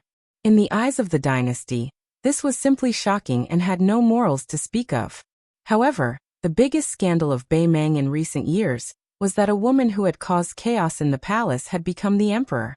In 30 years she had served 3 emperors, of which 2 were father and son. The last emperor, who had only ascended the throne for 13 days, could even be considered her nephew. This was something that was absolutely unimaginable in the Liang dynasty. It was said that this empress had 3,000 male companions. She was over 50 years old, but she was still very lustful. A few years ago, she had even sent a secret envoy to send a message to Su Xiao. As long as Su Xiao was willing to surrender to Bei Meng, she was willing to be his wife and share the world with him. Su Xiao was also straightforward with this huge meat pie that could sow discord and win him over. He first killed the envoy and then sent a message to Bei Meng. It was just 5 words. Slave Su still thinks I'm too old. Su Fingyan smiled. Su Xiao was too vicious. That old woman was the empress of Bei Meng, but he still thought she was too old to be his servant. However, that old woman's scheming was really terrifying. She was not angry at this monstrous humiliation. She just laughed it off. Su Fingyan put down his crossbow and looked up to see the unhappy Morong Tonghuang. He frowned and said, "Don't put on airs in front of me. Even a stray cat or dog on the roadside knows how to wag its tail." Morong Tonghuang's eyes were cold as he stared at Su Fingyan. Su Fingyan stretched out his hand and flicked the embroidered winter's scabbard. The embroidered winter rose up and with a bang, the most famous beautiful youth in Jianzhou staggered back and fell to the ground. Su Fingyan sneered and said, "I'm not that pervert Xianyuan Pan. I'm not interested in you. So what if you look like a woman? Can you give birth to a son for me? A mule born from a donkey and a mare. Do you know that? You're one." Morong Wuju was stunned by Su Fingyan's vicious words. Morong Tonghuang lowered his head and squeezed out a laugh from the gap between his teeth. It was unknown where Morong Wuju's courage came from. He held a dagger with both hands and faced Su Fingyan. Su Fingyan picked up the crossbow again and pressed it against Morong Tonghuang's head. Morong Wuju, whose face was full of tears, cried out in alarm, "No!" Morong Tonghuang raised his head. The crossbow was pressed against his forehead. He looked up at Su Fingyan and unexpectedly smiled. His smile could bring disaster to a country and its people. It was especially natural and charming. He said softly, "I know I'm wrong." Morong Wuju's dagger fell to the ground. He stared at Morong Tonghuang in a daze as if he was staring at a stranger. Princess Jing smiled strangely. Yu Yue did not look at this scene. She stroked Wu Menyang's soft hair. Su Fingyan squatted down and looked at that face. He said calmly, so pitiful. Chapter 286. Chapter 1, 4,000 Words. Yang Qingfeng participated in the hunt for Yuan Tingshan. He had learned a wide variety of skills and was proficient in unorthodox methods. He was good at controlling animals. Xu Xiu, who was born as a witch in Nanjiang, was not bad either. She had many secret techniques. She kept a distance of 100 steps from Yang Qingfeng and advanced side by side. Ningame threw away the bow-iron halberd. With the halberd pouch on her back and 2 flying halberds in her hands, she led more than a dozen light cavalry to abandon their horses and enter the forest. Assuming a fan-shaped formation, she held short crossbows and charged forward. Judumi priest Wei Shuyang's body was like a mountain elf, leaping from branch to branch, coordinating with Ningame. The 3 tracking forces cast an inescapable net in pursuit of the young swordsman. After Yang Qingfeng entered the forest, he bent down from time to check for clues on the ground. At first, he could still see footprints in the forest, deep and shallow. It was easy to chase, but soon the footprints began to fade. His footsteps suddenly widened. The escape route was no longer as simple as simply stepping on the ground. Instead, it was placed on tree trunks or rocks. Yang Qingfeng stopped and squatted down. He stretched out 2 sickly snow-white fingers to pinch some soil and sniffed it. His other hand took out 3 red-clawed black rats from a small pouch tied around his waist. He sprinkled the soil on the tips of their noses, and the little fellows scurried into the depths of the forest. Xu Xian came to Yang Qingfeng's side at some point and said lightly, "I didn't expect this kid to have some skills. I think we should just split up and completely widen the distance between us. Otherwise, if we accidentally hang ourselves on a tree, we won't have the face to see His Highness." The gloomy Yang Qingfeng nodded. He didn't want to work with this woman. It would be best if he could do it alone. He could also use some of his hidden tricks. Xu Xiu didn't dare to neglect His Royal Highness's important task. She waved her sleeves and changed direction. Like a goshawk, she soared into the sky. She stepped on the branches like a dragonfly skimming the surface of the water. After several bounces, she stood at the top of the tree. However, she didn't open her eyes to look into the distance. Instead, she closed her eyes and wrinkled her small nose. She suddenly opened her eyes and the corners of her mouth curled. Her delicate body swooped down quickly. She changed direction in the forest and chased after a breath. The swordsman was very cunning. He had already carefully and deliberately concealed his footprints. However, Xu Xiu was still able to follow him by relying on the breath that was against the wind. She muttered seductively, "Little guy is really naughty. Sister is so tired that I'm sweating all over. If I catch you, I'll skin you alive and pull out your tendons." In less than an hour, Xu Xiu successfully saw the swordsman's back twice. One time the swordsman didn't run away. Instead, he ambushed Xu Xiu. His whole robust body was like a gecko sticking to the trunk of a tree. If Xu Xiu hadn't sensed that the breath had become heavier and determined that the swordsman was nearby, she would have been cut in half by the swordsman's saber. After Xu Xiu nimbly dodged this fierce and murderous strike, she retreated. Her hands and feet were glued to the trunk of a nearby tree. She looked down at the young swordsman who was grinning maliciously.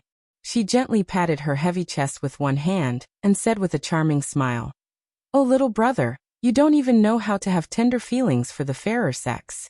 Sister was worried about you all the way here for nothing." Yuan Tingshan, who was being chased by this woman like a shadow, wasn't flustered at all. He sheathed his saber and said with a mischievous smile, "My little brother isn't small. If sister doesn't believe me, when it's just the two of us later, Yuan Tingshan will definitely make sister ecstatic." Xu Xiu, who was glued to the tree like a spider, said with a charming look, "Your little mouth is really sweet." Yuan Tingshan's ears kept trembling slightly. He tapped his legs with his saber. The two heavy lead weights wrapped around his calves shattered and fell to the ground. He said with a smile, "Sister's lover will be here soon. Little brother doesn't have the hobby of fighting 2 dragons and 1 phoenix. I'll leave first." If sister's mother was still here, she could have called sister to roll in bed with little brother. Sister is so beautiful. Presumably mother's charm is still there. With 2 peaks confronting each other, little brother will be captured without a fight. Unfortunately, only sister is here today. Forgive me for not accompanying you. While he was flirting, Yuan Tingshan, who had lost more than 10 jin of weight on his legs, retreated with unusual agility. In a flash, he disappeared without a trace. Xu Xiu, who wasn't in a hurry to chase, slowly landed on the ground. She stuck out her small lilac tongue and licked the corner of her mouth.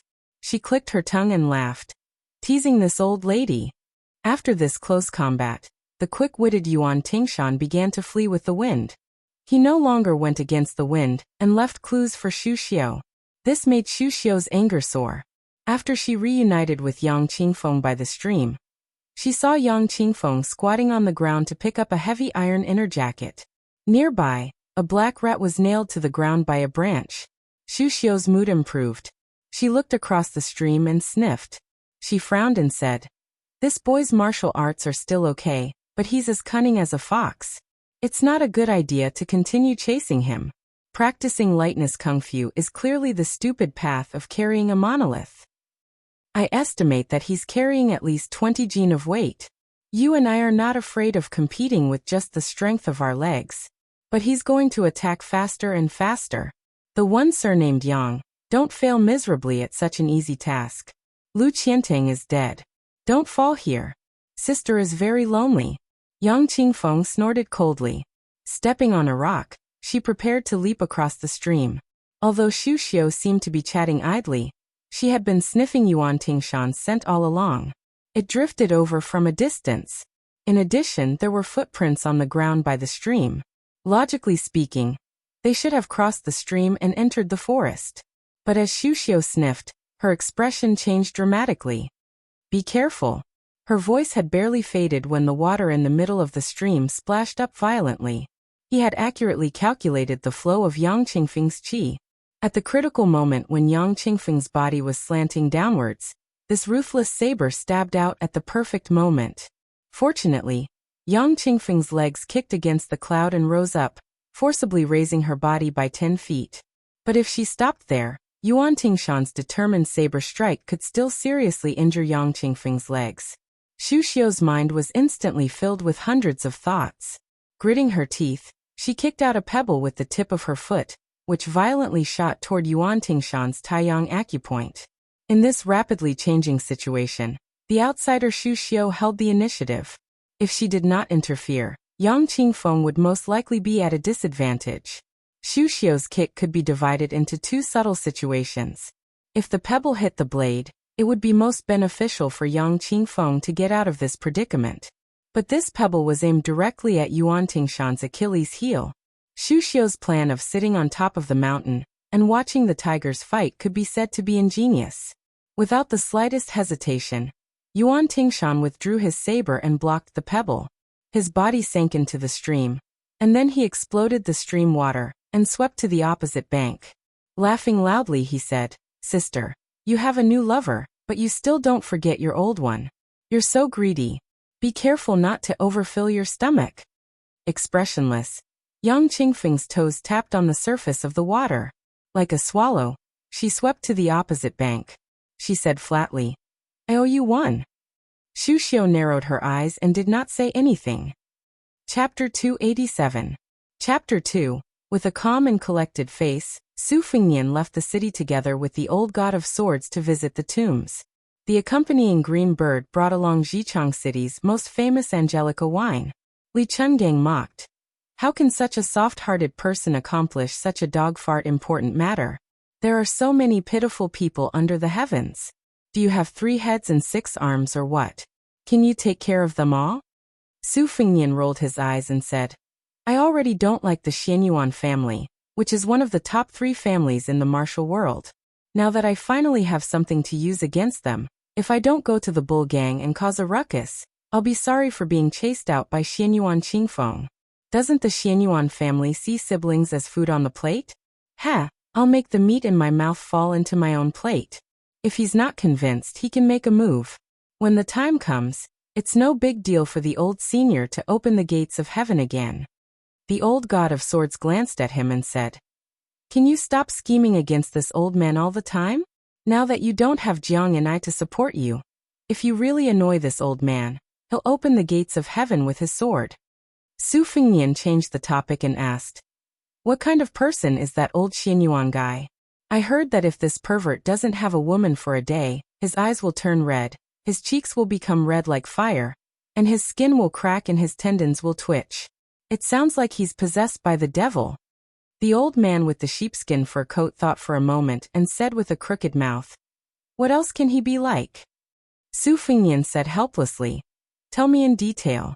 We're about to go to Mount Hui to cause trouble, so we have to know ourselves and the enemy. If we go down the mountain with great fanfare, and end up rolling down the mountain with our tails between our legs, that woman Xianyuan Qingfeng will laugh her head off. Li Chungang had an impatient expression and said lightly, This old man can probably be considered half a martial genius, but he can't compare to Wang Xianji. Su Fengnian whispered, Nonsense, if he's the same as Wang Xianji, why would I go to the bull gang? The old god of swords kicked his royal highnesses, but turned around to ask Blue Bird for Angelica wine to quench his thirst. In the end, he was met with a cold look. He sighed and said, Brat, you only care about showing off in front of the siblings. You don't know the immensity of heaven and earth. If is gu, and. It sounded like he had been lustful and disrespectful all these years, but it was not that simple. This fellow had been proficient in Buddhism since a long time ago. In addition, his inner strength was already profound when he was in the prime of his life. He used the yin cauldron to supplement the yang cauldron to adjust the heart obstacle. Once he succeeded, he would have achieved immortality and his cultivation would be comparable to the great Jinren of Taoism. It's up to you whether you want to go to Mount Huishan. Su Fengnian rubbed his chin and thought about it seriously. The old god of swords asked softly, Which one do you like between the siblings? Su Fengnian's mouth twitched. Old senior, you're wrong. The old god of swords said. Indeed, with that guy who borrowed your spring thunder embroidered winter double blades, I'm afraid Morong Tonghuang won't catch your eye. Then when do you make a move on that white fox face? The later it is, the more you can't beat him. You won't even have the chance to force yourself on him. Actually, this old man can teach you a simple method. You just have to think of yourself as a woman. That white fox face is a man. Anyway, he's the most beautiful woman in the world. You won't lose out. Su Fingnian felt his hair stand on end and goosebumps appeared all over his body. He was full of grief and indignation. Li Chungang said disdainfully. What? You want to fight with this old man? Su Fingnian immediately flattered. How can I? I'm still waiting for old senior's sword to go against the flow of the six-layered waterfall and flood that bull mound. Li Chungang said disdainfully. Virtue. After leaving Zhejiang City, they walked for 2 hours before they finally found a lonely grave. Weeds grew crazily in the 3-foot-long grave. Su Fingnian squatted down and pulled out the weeds that wrapped around the tombstone. He looked at the tombstone that was less than 3 feet tall and remained silent. After more than 20 years of cold wind and rain, the writing was already mottled and unclear. He could only vaguely see the fragmented sentences. The sun rises from the East Sea. The earth's chi surges boundlessly. The sun sets in Kunlun. The vault of heaven returns to rest. Spring and autumn return to spring and autumn. The sound of horses' hooves breaking the sound of reading books. I will encompass the universe. The vastness is the same as Qing Ming. The old god of swords had nothing to do, so he squatted down and squinted at the broken text on the tombstone, clicking his tongue in wonder. Su Fingnian took the wine from Blue Bird and slowly sprinkled it in front of the grave. The grave was at the top of the mountain. After offering a pot of wine, Su Fingnian sat on the ground and looked at the fields in the distance. He muttered to himself, I've always been good at writing, so I can only spend money to buy some poems from the scholars of Bailiang. Second sister was right. Most of the poems I bought were just to express my worries. When read out loud, it's like a resentful woman crying for love. It's unbearable to the ear. But why can't the one in the grave live a few more years and write a few more sentences? 50 years of great work, told to the mountain ghosts. The old god of swords sat cross-legged and took off his boots.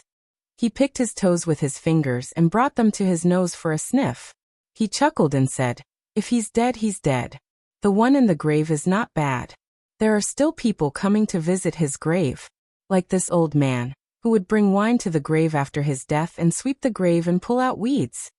Su Fingnian nodded and said, That's true. The old man rubbed the soles of his feet and turned his head to ask, Young Su, do you think you're pitiful? Su Fingnian laughed involuntarily and said, Me? I'm the Motherf * king heir of Bailiang. Didn't someone from the previous dynasty say that I'll be the food of a cauldron when I'm alive and be cooked in a cauldron when I'm dead? I was born with mountains of gold and silver, and didn't have to worry about food and clothing. There aren't many people in the world who care about food and clothing more than I do. Now that I even have hereditary inheritance, I still * king feel pitiful. I'd rather hang myself with my hair or suffocate myself to death with a woman's breasts. That's why I only feel pity for the descendants of a fallen country, and the Jianghu assassins who went to Bailiang Palace to seek death. I don't think they're hateful. Since I'm Su Zhao's son, I should have this awareness. There's no such thing as enjoying life without suffering the cold or hunger. I still had some resentment before I left with old Huang, but it's gone now. The old god of swords laughed and said, You're quite open-minded. Su Fingnian said self-deprecatingly, Actually, I'm also worried. Li Chungang smiled and asked, What are you worried about? Su Fingnian pulled up a weed and flicked the dirt off its roots. He put it in his mouth and chewed carefully. He said, I'm just worried about not being able to learn the two-sleeved green snake. The old god of swords said heroically, This old man's supreme art isn't something that can be learned so easily. Su Fingnian said softly, Actually, I know that senior's 216 green snakes are like forging iron, making the big yellow quart in my body more stable. As for how much of the two-sleeved green snake's essence I can learn, it's all up to fate, right? Li Chungang narrowed his eyes and said slowly, You're indeed not stupid.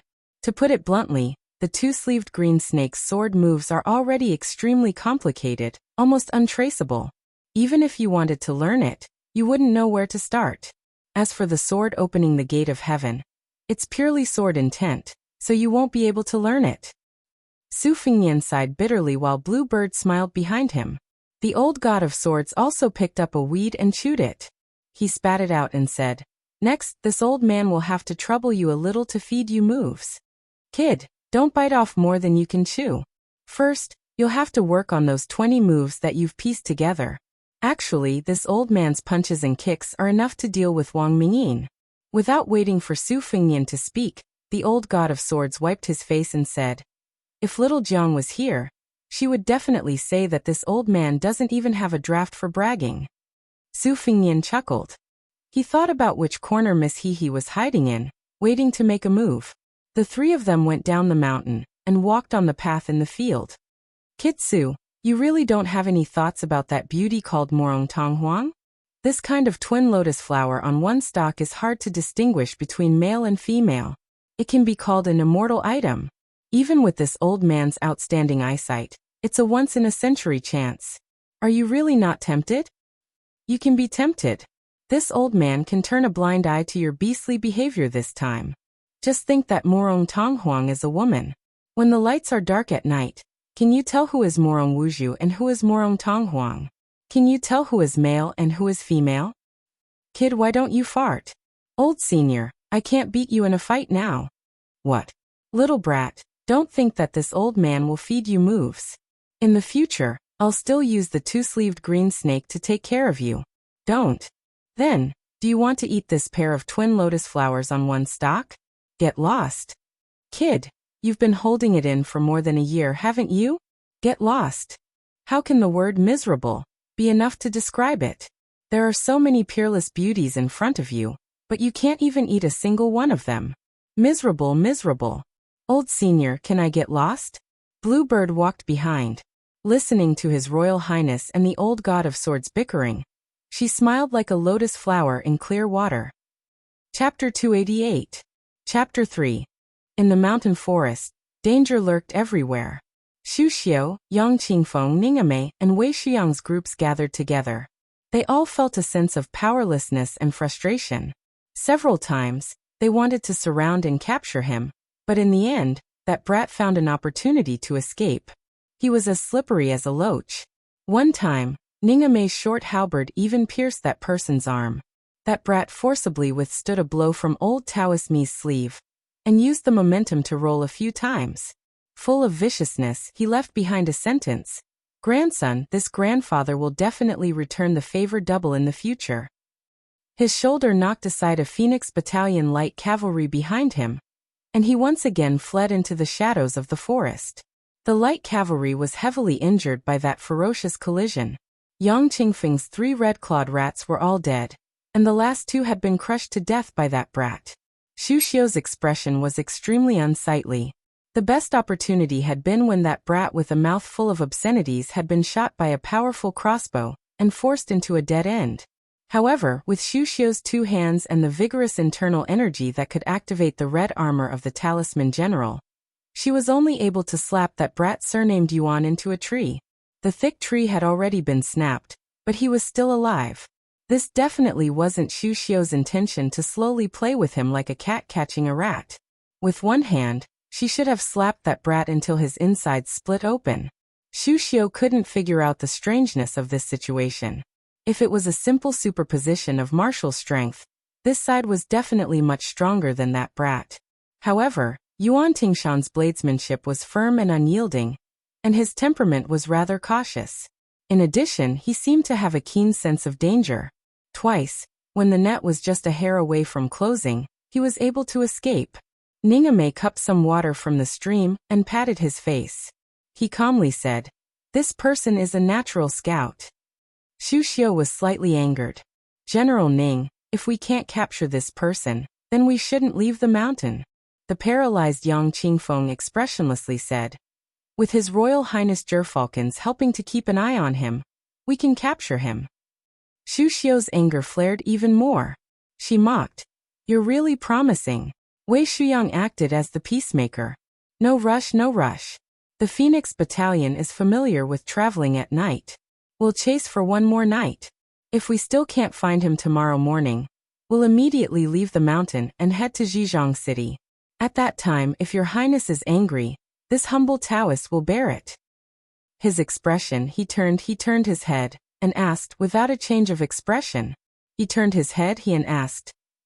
Because they were busy chasing after the enemy, they didn't have time to retrieve many of the arrows that were shot out.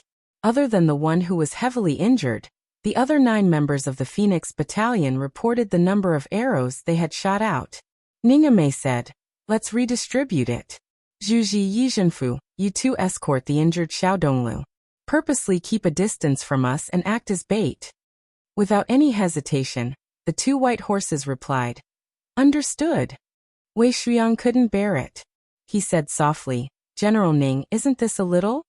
Ningame, whose voice was as soft as that of the young woman from Wuzhou in Zhejiang City, smiled. She did not explain anything, but Xu Xiong could see the determination in this general's eyes. Xu Xiu couldn't help but ask, General Ning, are you sure that kid will fall into the trap? Ningame said calmly, Yuan Tingshan has a vengeful personality. He's also very opportunistic. Even if there's a risk, he's willing to take a gamble. In this encirclement, I can see that this person has always believed in his gamble. Xu Xiu said, oh. She didn't say anything else. As long as the mission was completed, the death of a few light cavalry was nothing to her. But in her heart, her evaluation of this good-tempered Bailiang general increased. An hour later, Yuan Tingshan squatted on a branch and stared at the 3 light cavalry that had left the formation. The wound on his arm had been bandaged, and the short halberd was in his mouth. To kill or not to kill? Yuan Tingshan was hesitating. He could kill people with a sharp blade, but he could also cut flesh with a blunt blade. Even with his strong will, he was cursing in his heart. An originally easy mission had turned into such a miserable state. Even a clay bodhisattva would have some anger. Yuan Tingshan believed that in terms of talent, he was not inferior to the disciples of the aristocratic families. Among the Xianyuan brothers on the Bull Mound, 2 of them had left the mountain to travel the Jianghu to earn their reputation as heroes. One of them had almost had the tendons in his arms and legs broken, while the other had some real skills. They fought to a draw, but Yuan Tingshan only lost in terms of moves.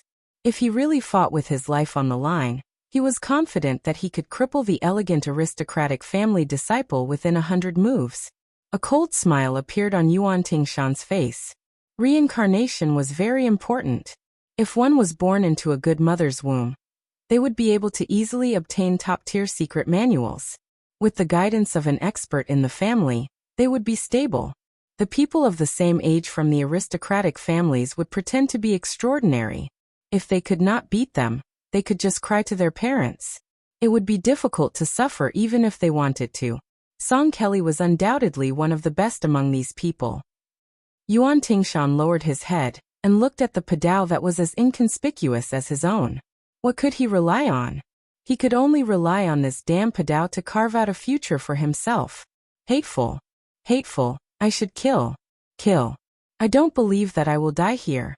As long as I don't live long enough, even the king of hell will not be able to take my life. Yuan Tingshan bit the short halberd and was about to jump down from the branch. His body instantly stiffened, like a full moon bow. Someone above him laughed.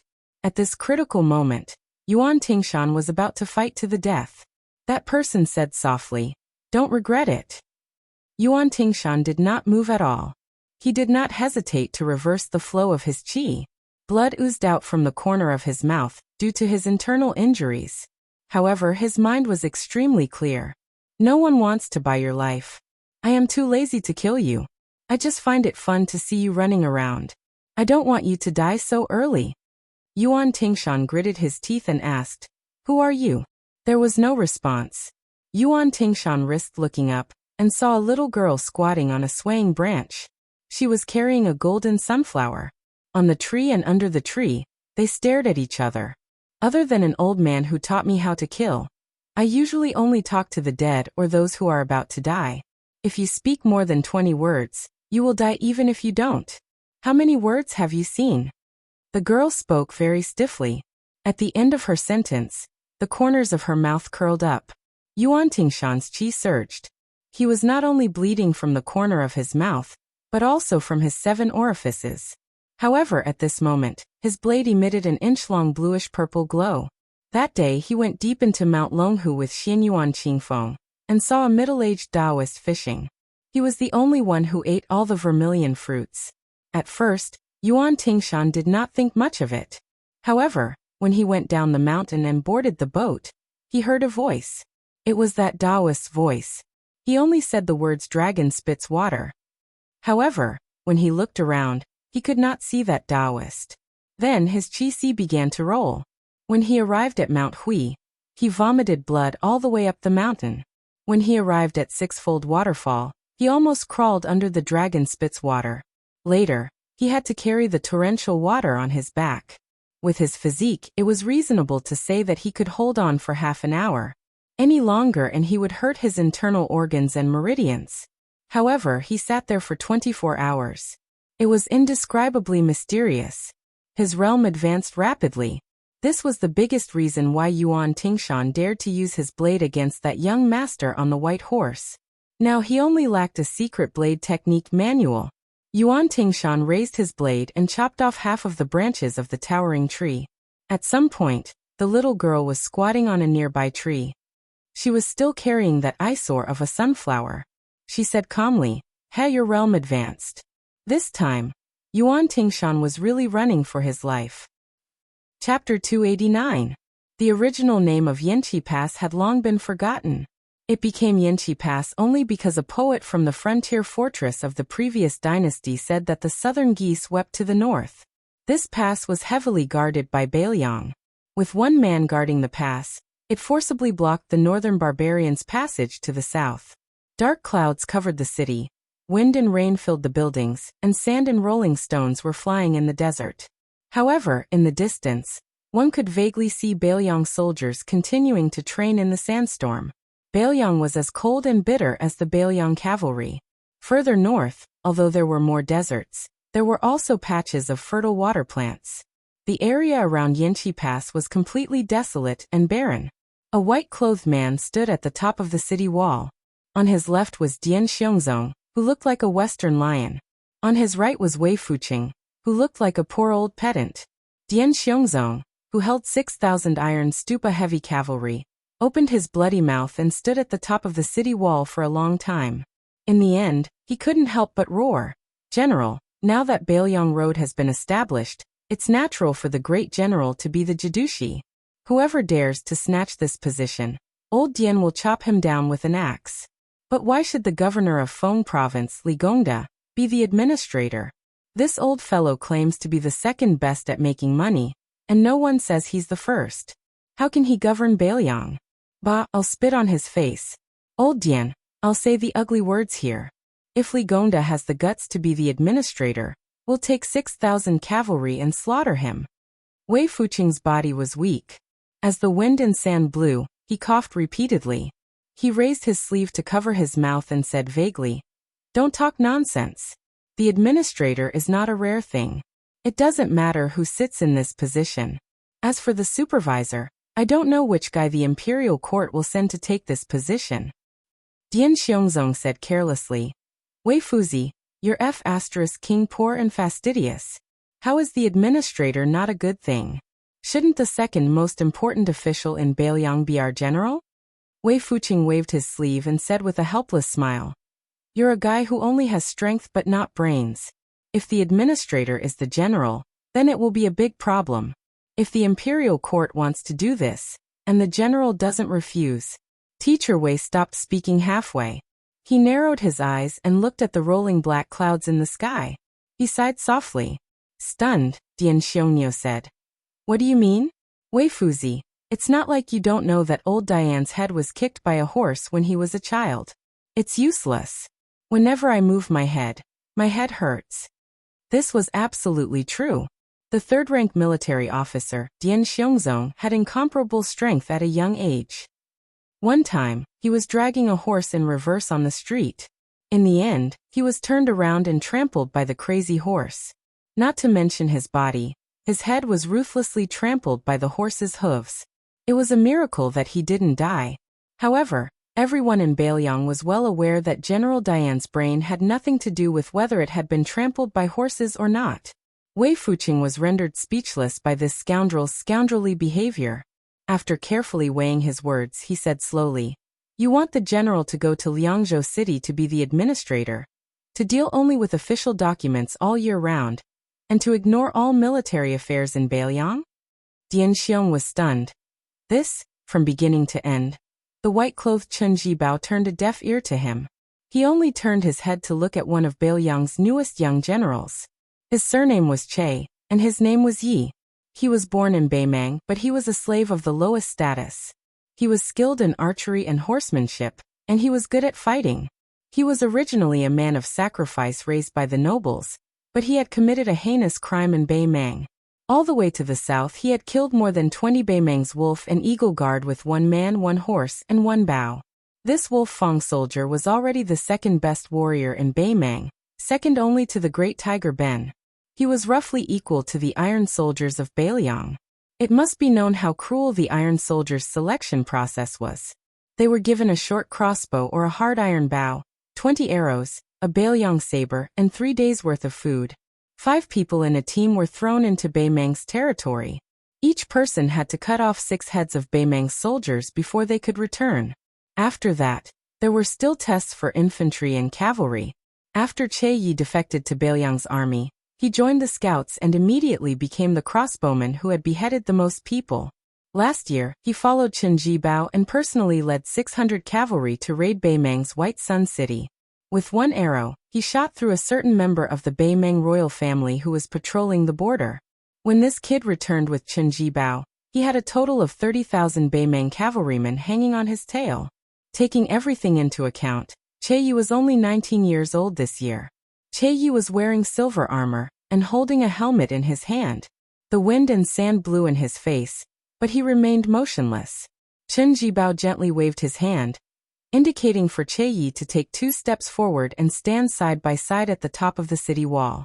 He smiled and said, "Do you think it will rain in this weather?" Dian Xiongnan slapped his forehead. The general was really too much. If he had the time to ask about such trivial matters, he might as well tell old Dian about the administrator. Wei Fuqing rubbed his eyebrows with his thumb and smiled without saying a word. The young Che Yi shook his head and said, "Reporting to the general, it won't." Chen Jibao made a sound of acknowledgement, and then fell silent again. Dian Xiongnan couldn't bear the loneliness, so he wanted to go down the city wall and train those bastards outside the city.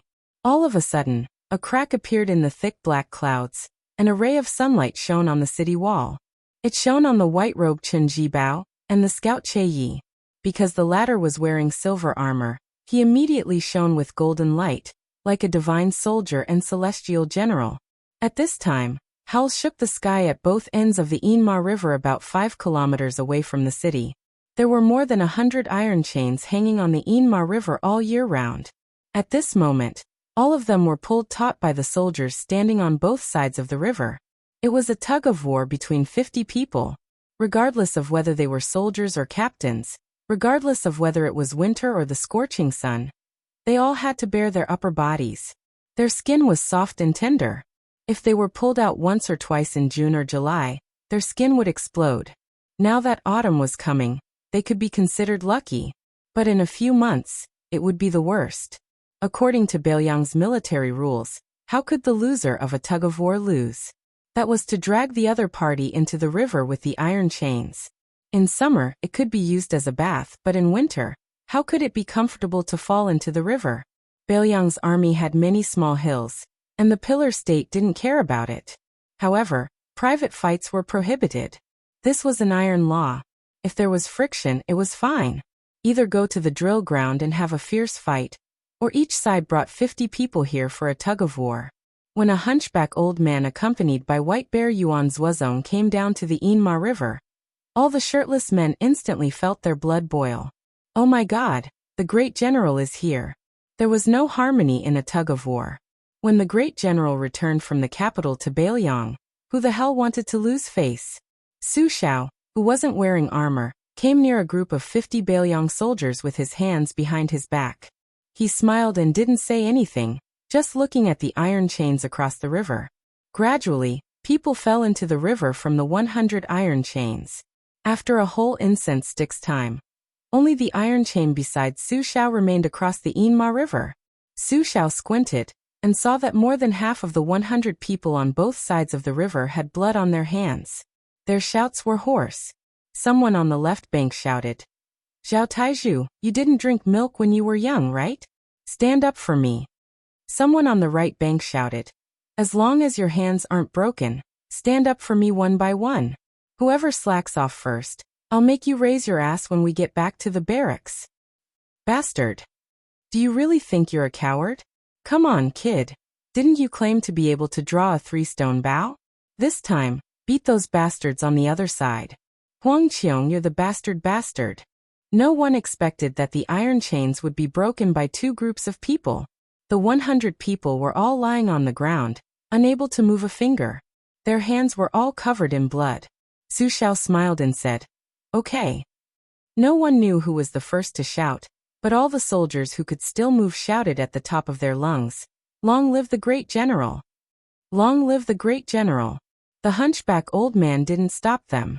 If he didn't say anything, who would dare to go to the capital? Su Xiao turned to look at the top of the city wall and said to himself, "Why are you standing so high up?" Chapter 290. News of the sudden death of 20 riders near Zhejiang City in He Province had already spread throughout Mount Hui, and there was no news of their leader, Yuan Tingshan. For a time, all kinds of rumors and slanders were flying around. Some said that Zhao Yi, the prince of Guangling, had mobilized his armored cavalry to steal a woman. Others said that Yuan Tingshan, who was destined to be a lone star, had brought disaster upon himself and had been targeted by Zhao Go, implicating the cavalry team that the clan had spent a great deal of money to train. Others said that the young male and female of the Murong clan were not ordinary people, and had the protection of immortals. All kinds of rumors were said, and all kinds of sneaky, because the old family had been in closed-door training for many years, and Xianyuan Guiqi, who was in charge of Mount Hui, was having a sword competition with someone at the Donghua sword pool. The Xianyuan mansion on Bull Mound was without a leader.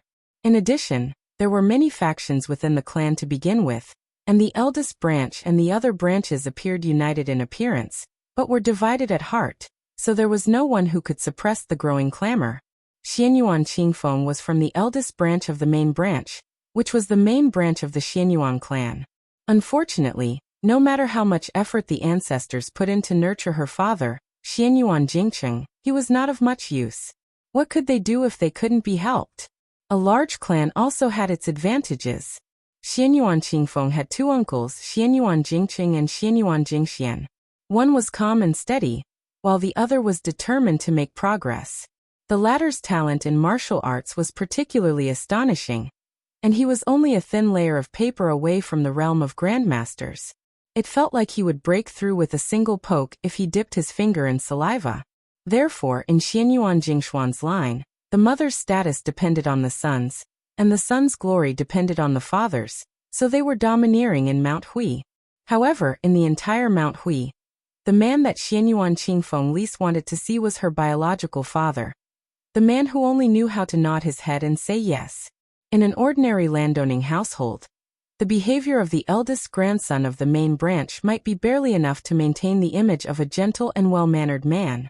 However, this was Bull Mound, and the Xianyuan clan was a martial arts clan that stood on equal footing with the Wu clan, and the Lu clan of Western Shu. So what if he was well-read? Could he compare to a pair of fists that could destroy mountains and shake cities? Everyone on the mountain knew that not only did Xianyuan Jingqing grant his only daughter's request, he was also extremely fearful of his wife, and never had the slightest thought of taking in a concubine. Although the Xianyuan clan was so domineering that anyone who wanted to come up the mountain had to change their surname to Xianyuan, and there was no lack of martial arts heroes who married into the Xianyuan clan, but the dignified eldest son of the main branch did not have a single heir to carry on the family name. Even if Xianyuan Qingfeng succeeded in getting a talent to marry into the family in the future, the main branch of the main branch would never be able to lift their heads up high.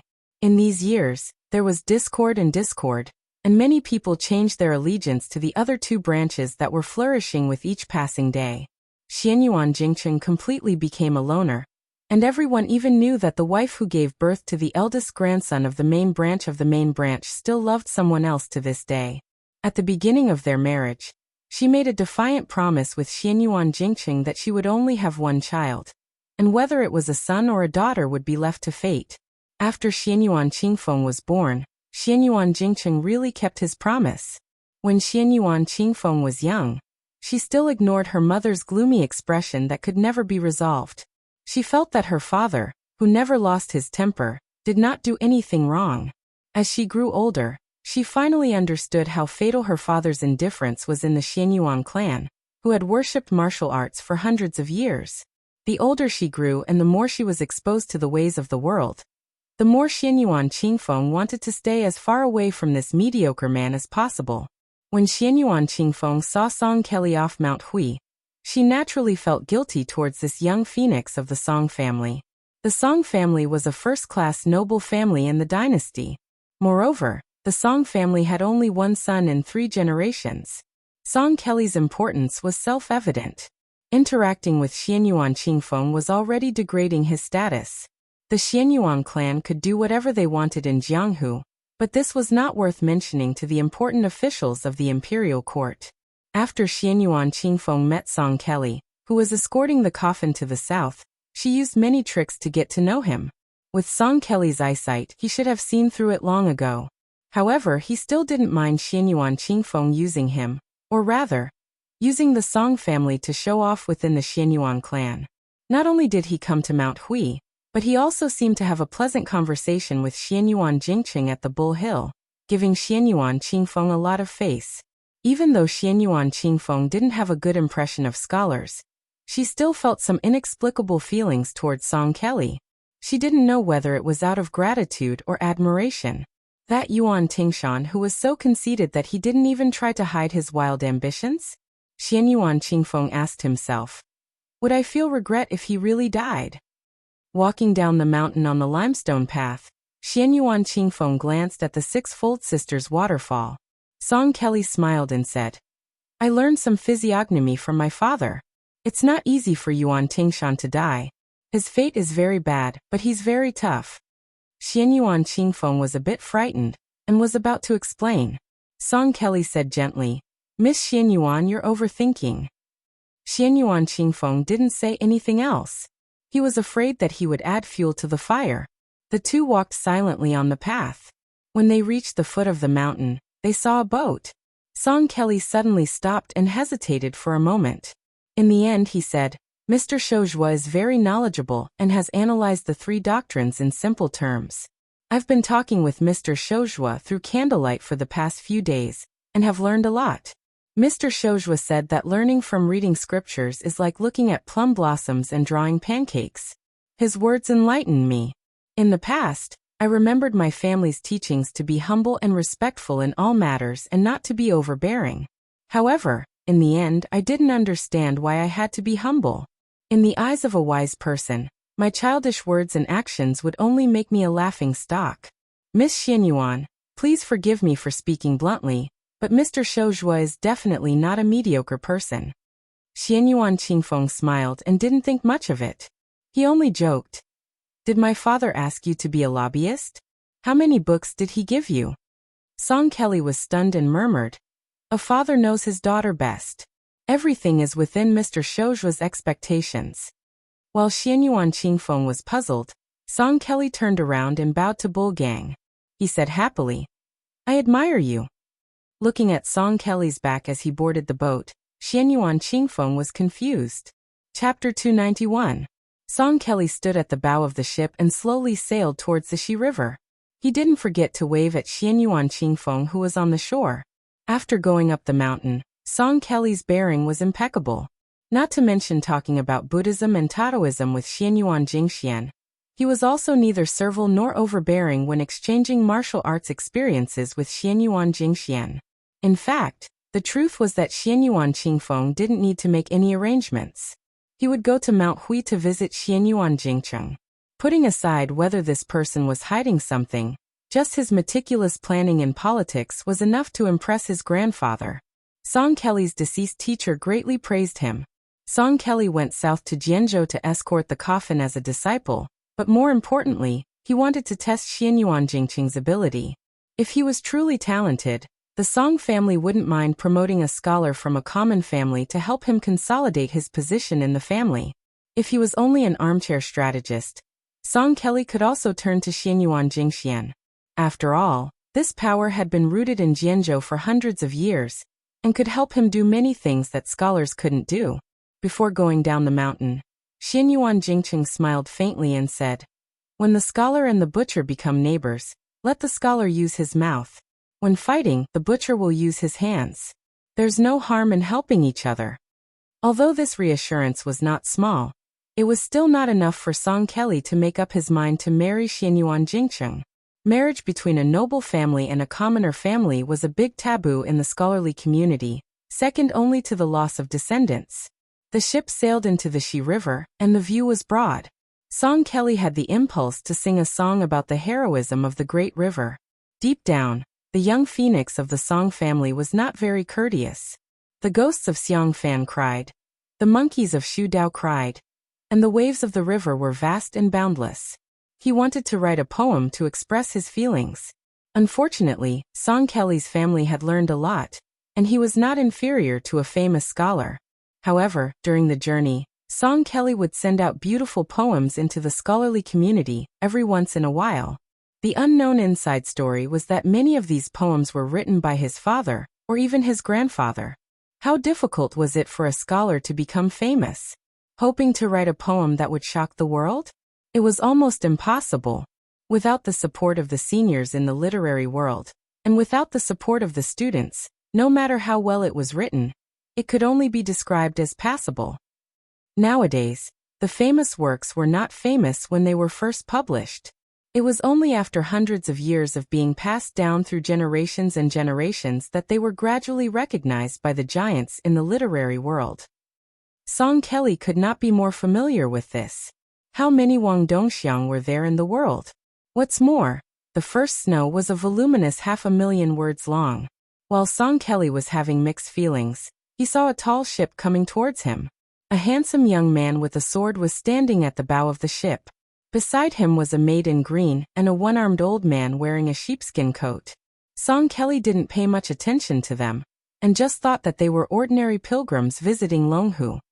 Song Kelly stayed in Mount Hui, because he wanted to wait for the Bailiang crown prince. Unfortunately, he still had things to do under his father's orders. He couldn't wait any longer. The two tiger kuei that finally didn't have to stay in the carriage played coquettishly at Su Fengnian's feet. Su Fengnian pointed at the bluestone roof of Mount Hui and asked, "Bull's gang?" The old god of swords nodded. Su Fengnian squinted his eyes and rubbed the handle of his spring thunder. Unexpectedly, the operation to capture Xianyuan Yuan Tingshan some time ago had ended in failure.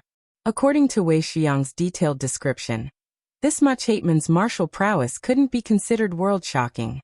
There was still a large gap between him and the outstanding talents of the younger generation, Qi Xianxia and Wu Luding. However, his intelligence and luck were excellent, so His Highness the heir of the crown wasn't angry. Even though Prince Jinggan Zhao Heng had suffered a double loss at the Reed Marsh, how could he not be able to kill Yuan Tingshan? Then there was Yuan Meng's visit to the Hezhou provincial governor with Bailiang's military edict. It was a fact that the Xianyuan family banned people by force. However, the old man ignored it.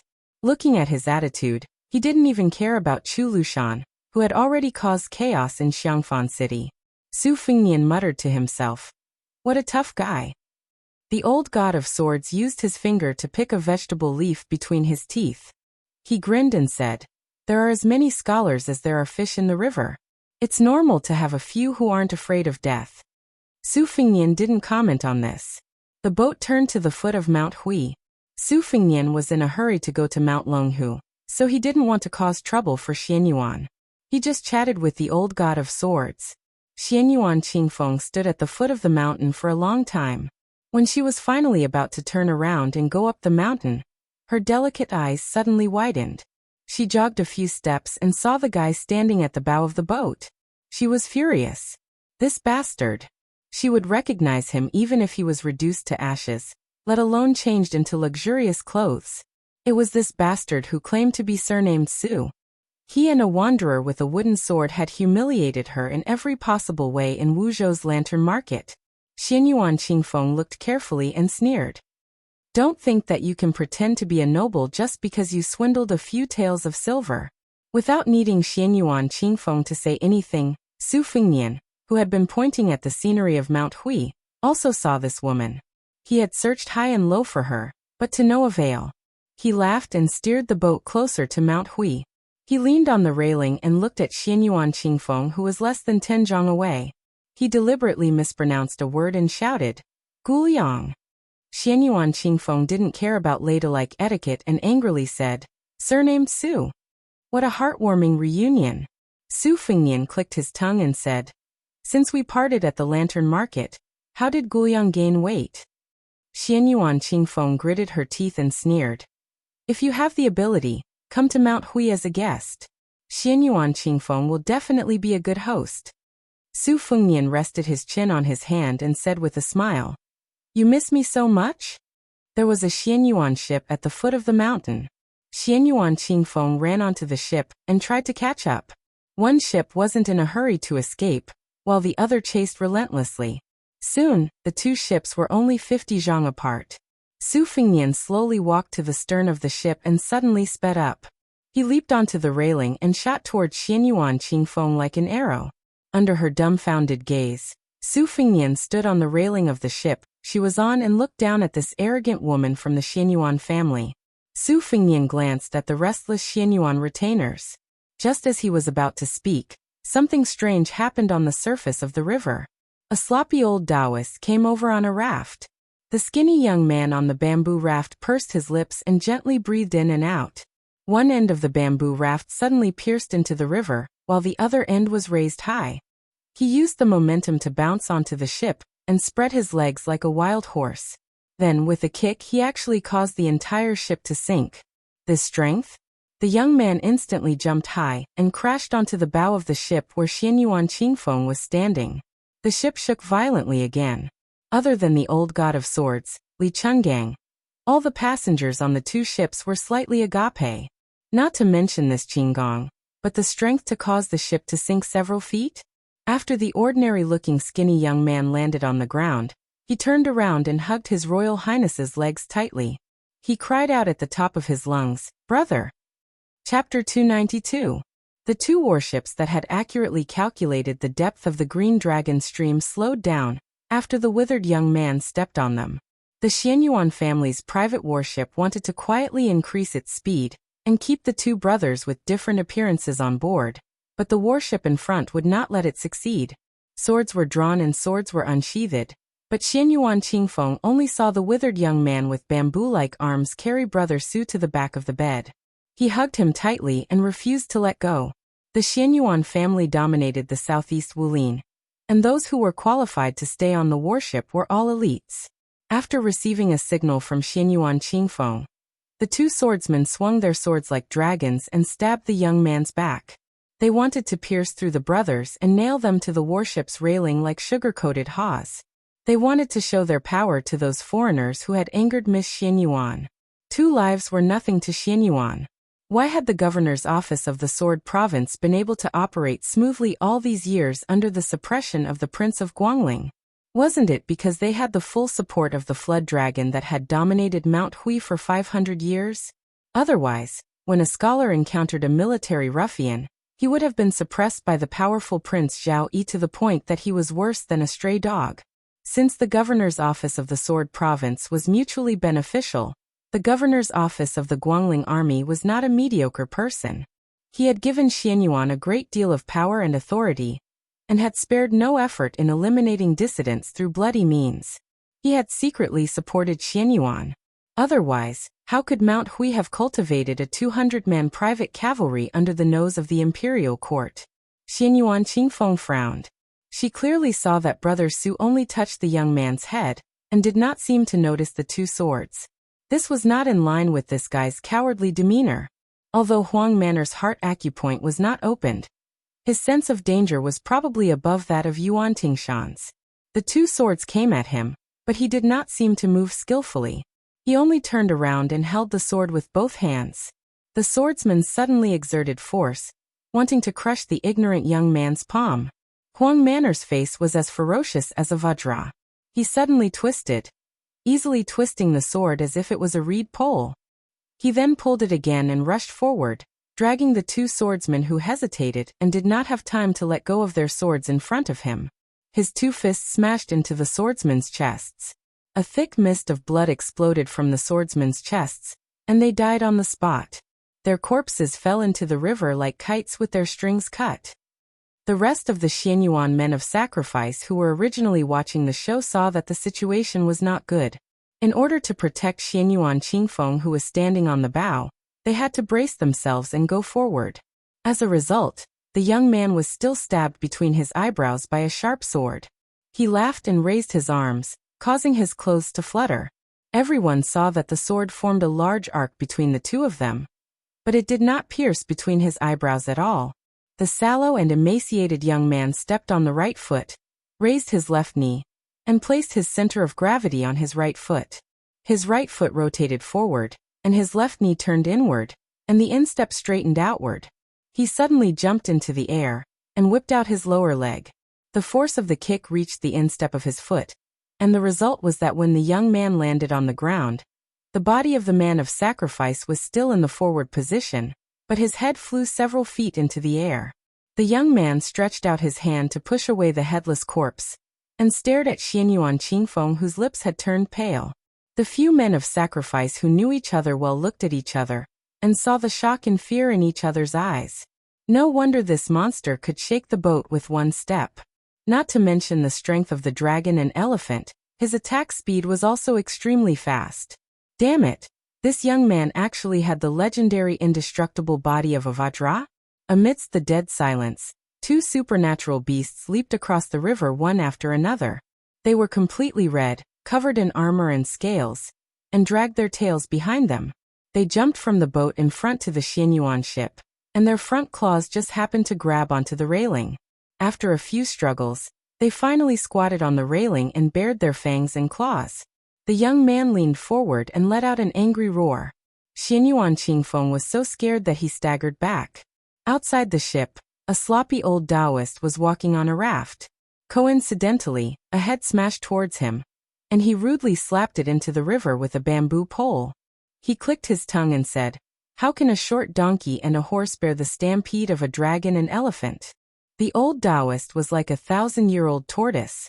He stretched his neck and shouted, "Your Highness, we're about to reach my Xiaoyao temple."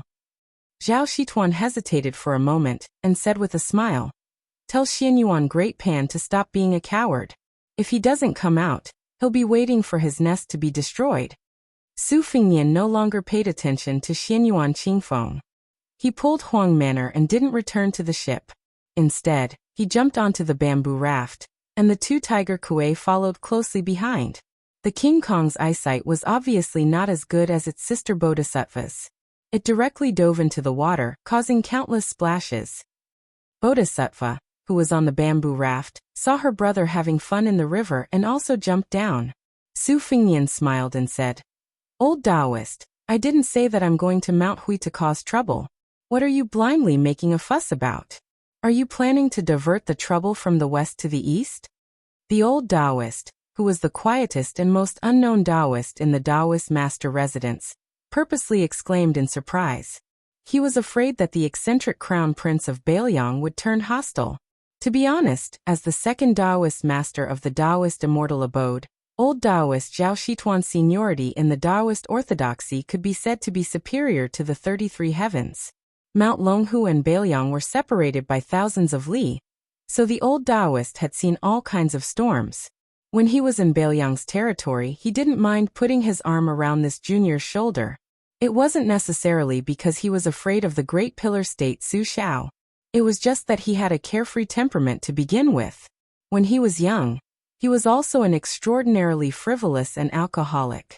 He was truly a rare talent with great ambition. Otherwise, he wouldn't have left the country to travel far away with his sword.